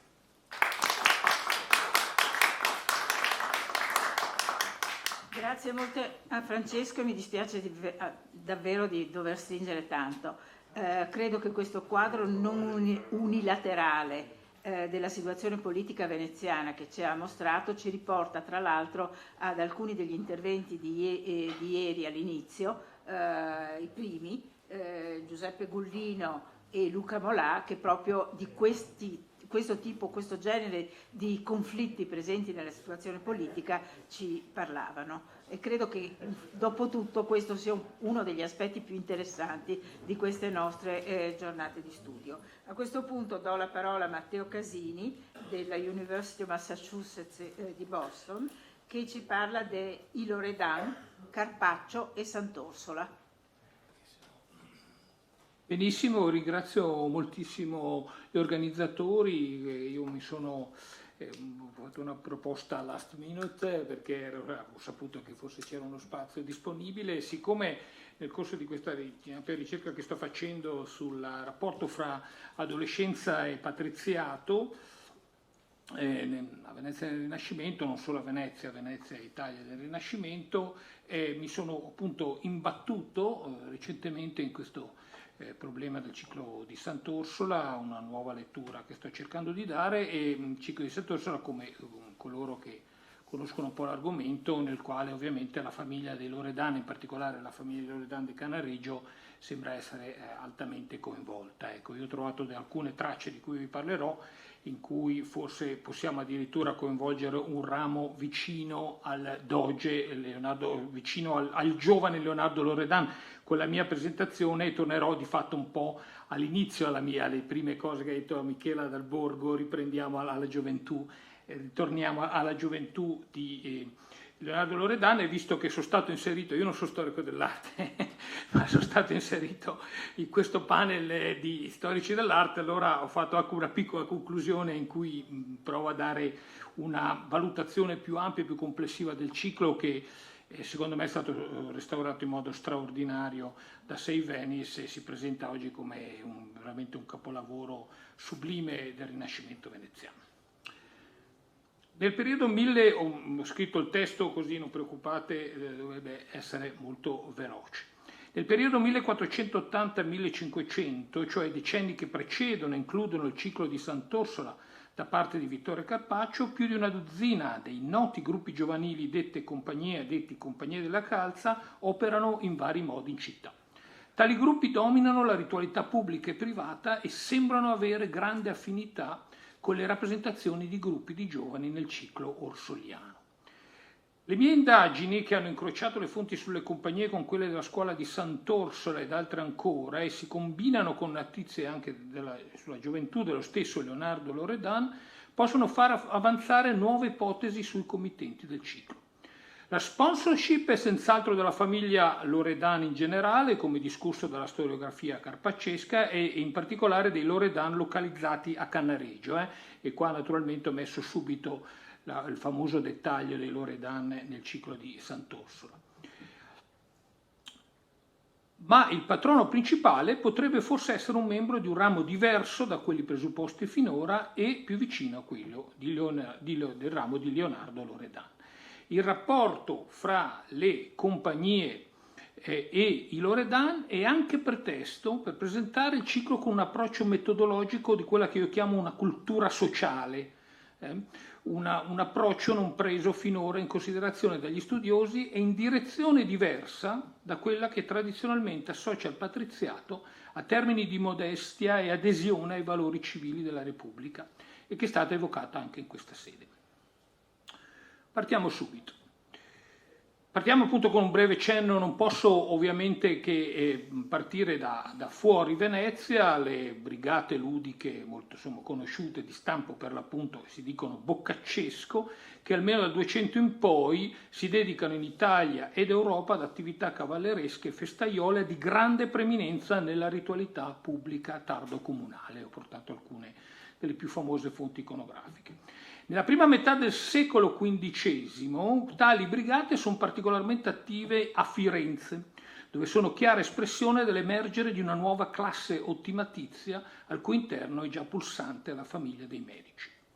Le brigate che si presenteranno a Venezia dagli anni 50 del 400 in poi, come già ho avuto occasione di scrivere, sembrano modellarsi in particolare sugli esempi fiorentini. Nello stesso periodo vi sono sporadiche tracce anche nel Veneto e a Venezia, secondo interessanti fonti iconografiche come gli affreschi della casa di Gaio di Camino a Porto Buffolè e naturalmente i disegni di Jacopo Bellini dei primi anni dei 40, che stranamente non sono ancora stati utilizzati questi disegni, che sembrano rappresentare proprio delle vere compagnie della calza, dagli studiosi di questo settore. Nello stesso periodo poi, e qua ci avviciniamo proprio alla genesi della Compagnia della Calza a Venezia, nello stesso periodo si tiene lo sfarzoso matrimonio di Jacopo Foscari, più esattamente nel gennaio-febbraio 1441.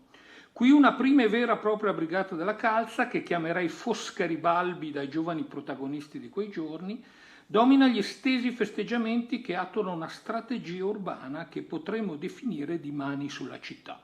Per una settimana la città di Venezia, direi, viene completamente dominata da questi festeggiamenti di Jacopo Foscari e in particolar modo si replica qui, per questo ho portato, come vedete qua, un famoso dettaglio di uno dei cassoni fiorentini. In particolare ci sono questi grandi cortei cavallereschi, chiaramente dimostrazione di una fazione, dimostrazione di un gruppo politico, che era una caratteristica dominante delle brigate giovanili addirittura dall'epoca comunale.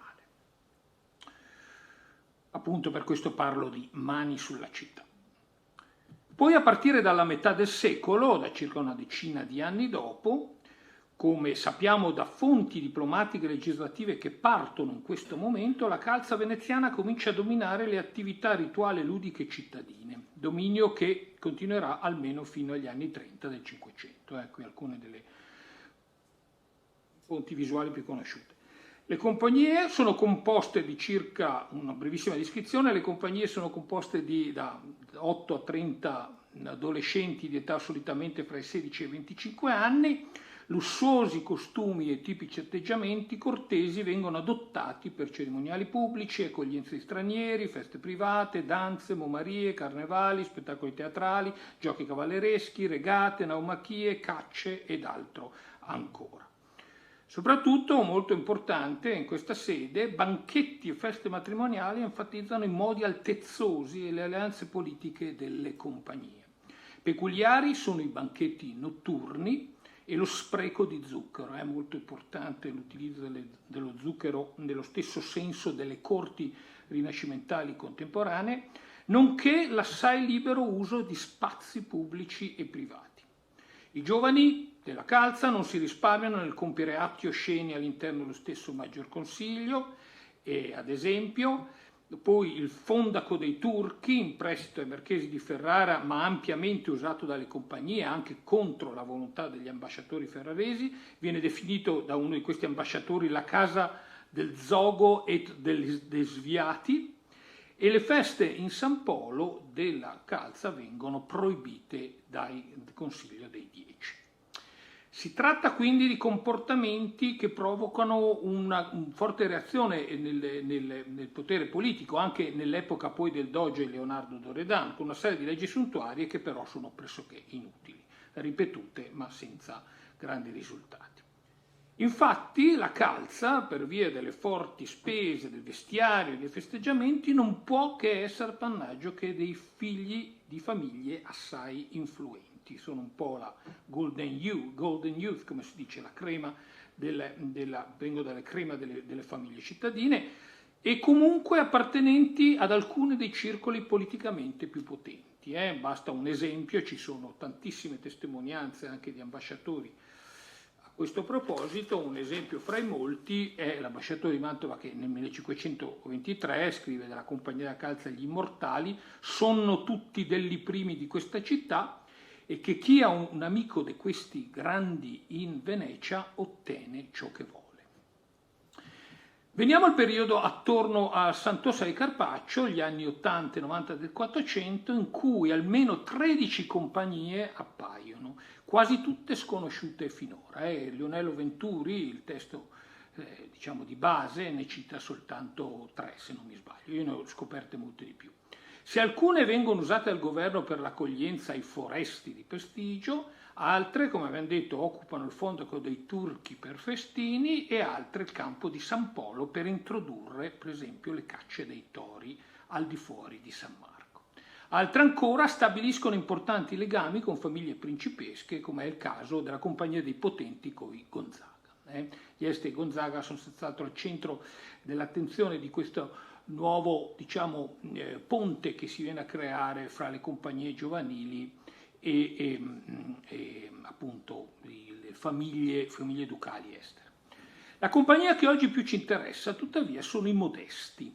Sono attivi dal Carnevale 1487, quando riducono un dettagliato statuto che è sopravvissuto, fino ad una festa a Loredan a San Polo sul Canal Grande nel febbraio 1498.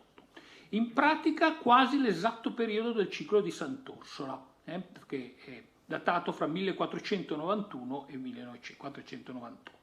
Anch'essi sono benestanti se, come dice lo Chojnacki, il deposito di 50 ducati richiesti dallo statuto corrisponde allo stipendio annuale di un balestriere sulle mude.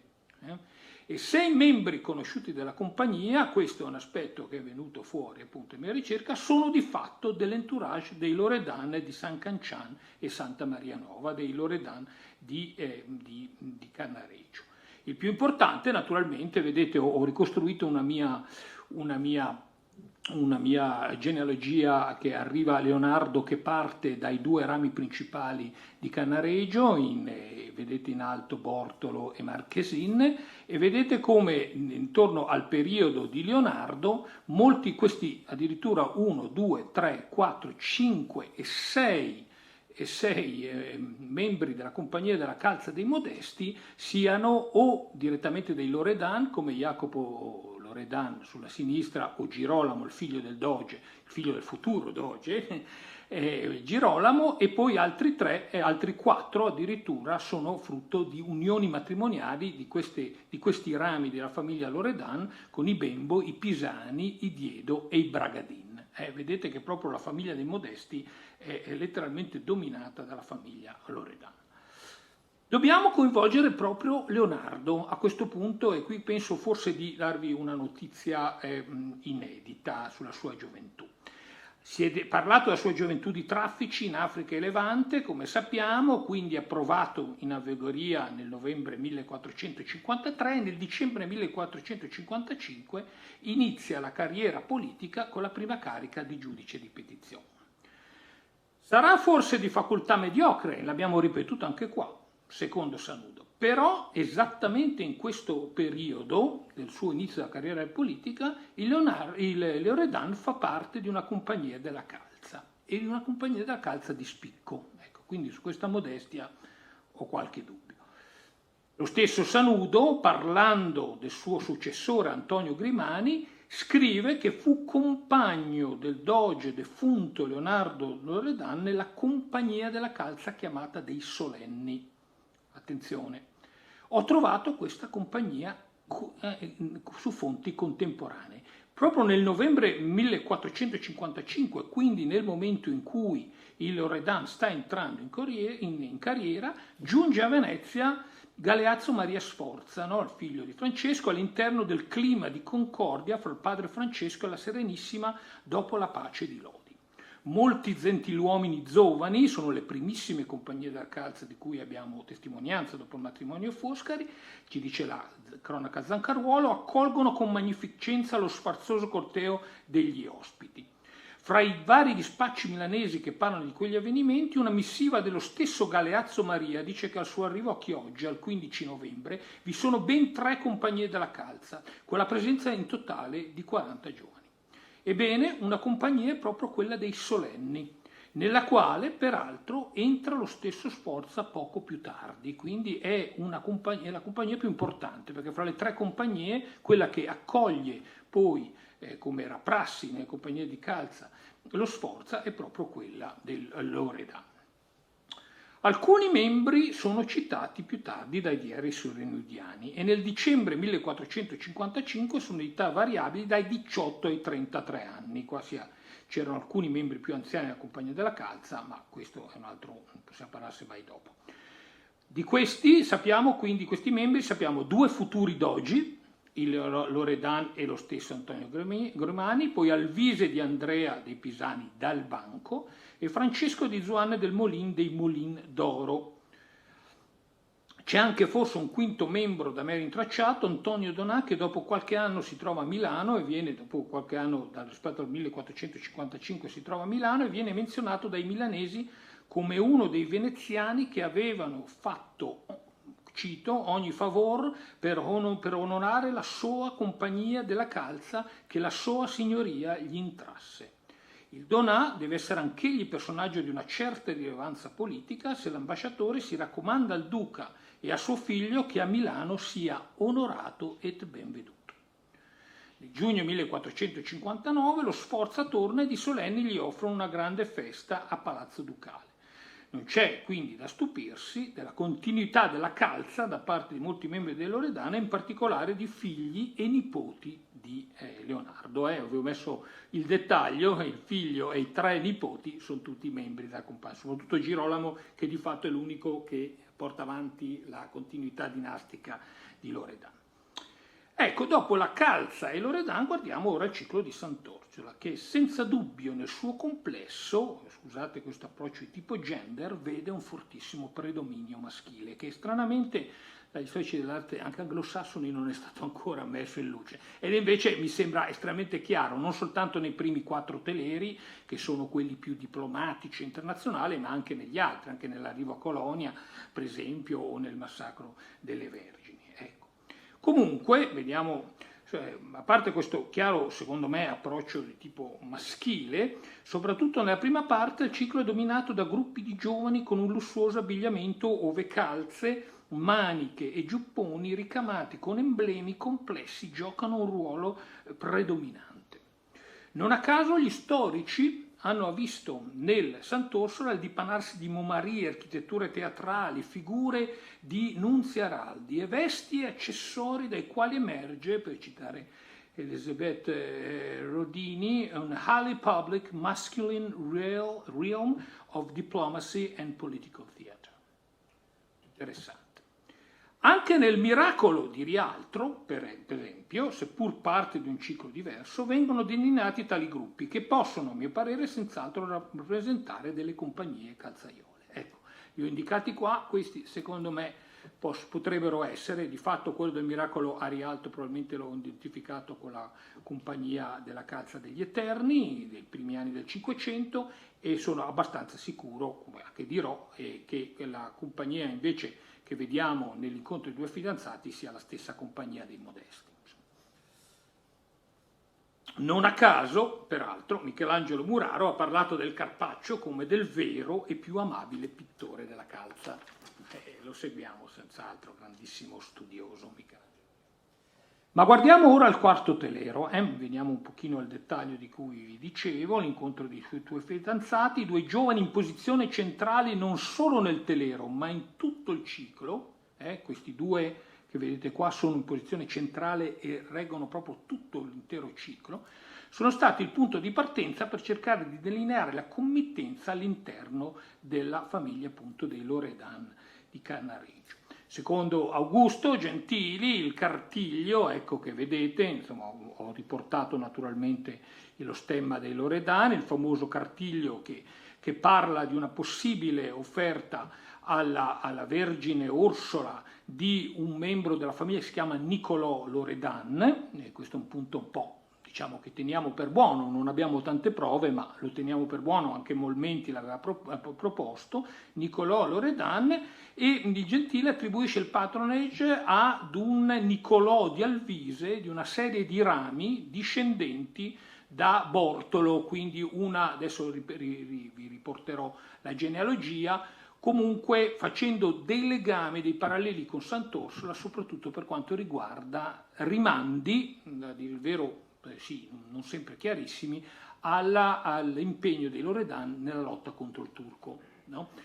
Appunto perché questo ramo di Bortolo è particolarmente impegnato nella lotta in Oriente. Però, ecco, arriviamo, quindi secondo Augusto, permetto di chiamarlo così, è un caro amico, abbiamo discusso di queste cose varie volte, ecco, sarebbe, vedete qua in alto a sinistra, un discendente di questo Alvise, che però è un altro discendente ancora qua, che non ho trovato neanche spazio di mettere perché la famiglia è così estesa, che però è un ramo non coinvolto per nulla con le compagnie della calza. Però questo Niccolò, tra l'altro, muore nel 1487, questo è un aspetto che, secondo Augusto, semplicemente avrebbe lasciato in eredità questa no, questa possibilità della donazione per fare il Sant'Orsola. Mentre io, incrociando le fonti della scuola di Sant'Orsola con quelle sui membri dei Modesti e altre compagnie, anche notizie prese dalla Redecima del 1514 e il Barbaro, la genealogia del Barbaro, mi sembra di presentare una nuova più ampia situazione nella quale i rami attorno a Leonardo possono giocare un ruolo. Guardiamo velocemente, ho enfatizzato qua, sottolineandoli in verde, le notizie sicure di membri sia di San Cancian sia addirittura di Santa Maria Nuova, qua addirittura si parla di Santa Maria Nuova, quindi abbiamo anche Piero, per esempio il fratello di questo Nicolò, nipote di Leonardo, sembrerebbero appunto diciamo senz'altro localizzati a Cannaregio dalle fonti, quindi siamo sicuri zona San Cancian, Santa Maria Nuova. Secondo passaggio, ho rintracciato la presenza di tutte queste possibili, alcune sono ambigue, però di queste sepolture sia a Sant'Orsola che a San Giovanni Paolo, e questo molto prima di Leonardo, già fra 3 e 400, e quindi vedete i due rami, quello di sinistra che in realtà è quello di cui parla Augusto, è un pochino più rappresentato, ma è rappresentato a Sant'Orsola e a San Giovanni anche il ramo di Marchesin da cui dipende Leonardo.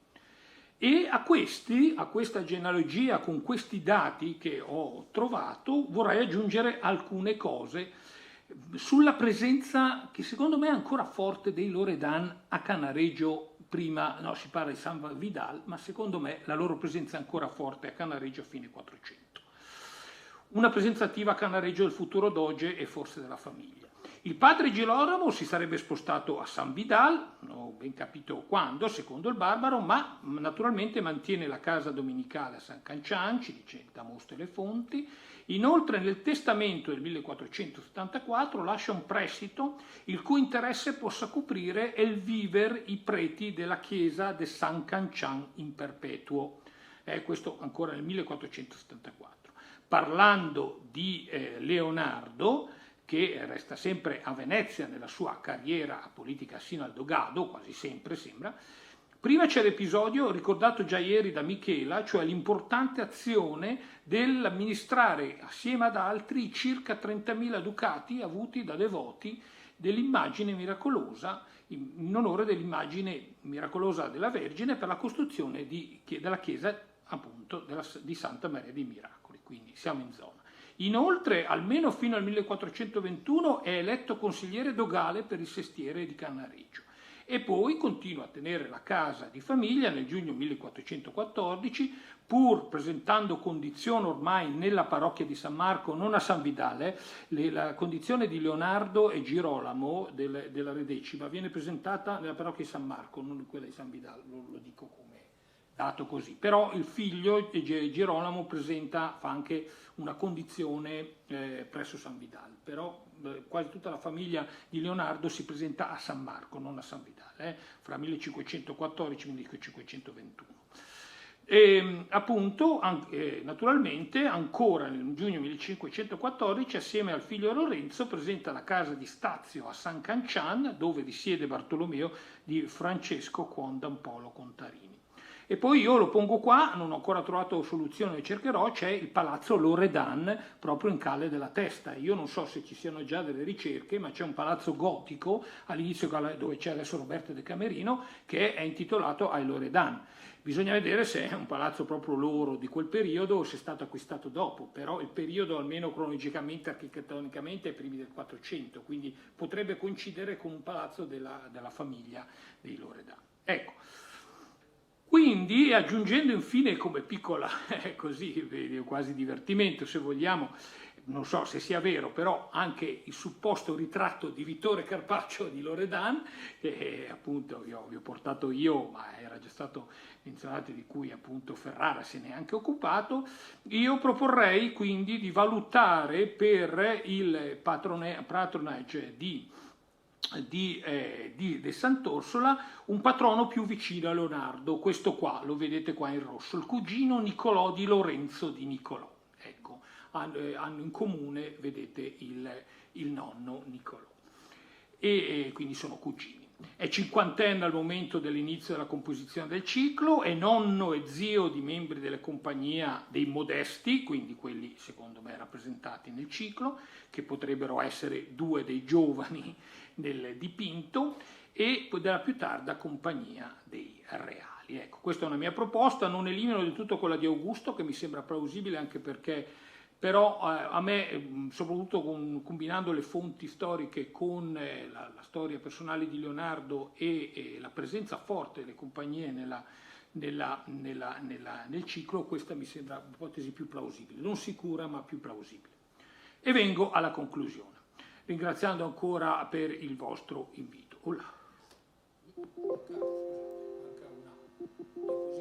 Eccola qua, vabbè, lasciamola così. Da questa ipotesi micro, se vogliamo usare una brutta parola, e che ancora necessita nuove indagini, desidero concludere tornando a quadri più ampi.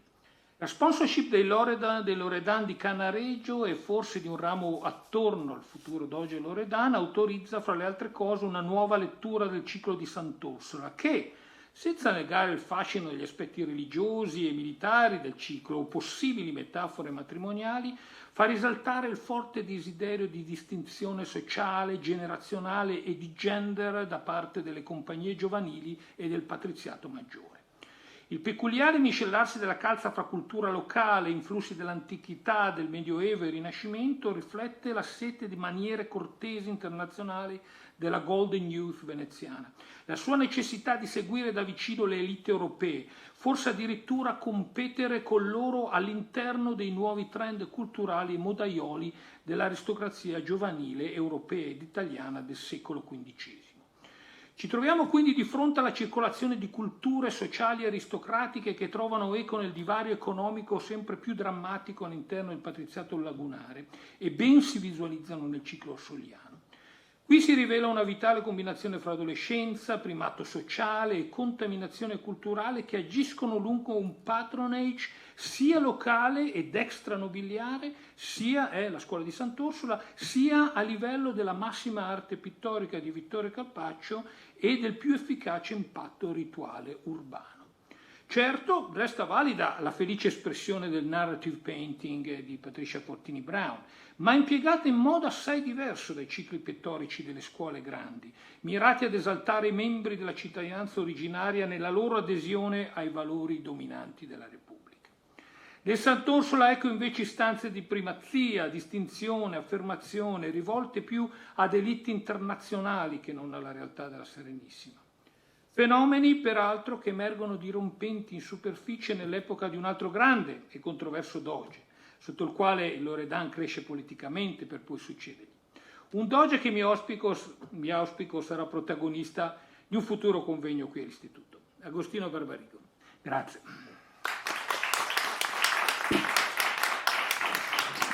Ringrazio molto Matteo Casini che ci ha riportato a delle considerazioni sulla pittura narrativa veneziana, anche narrativa di feste, mode, cultura del tempo, che mi sembra un'apertura del tutto interessante.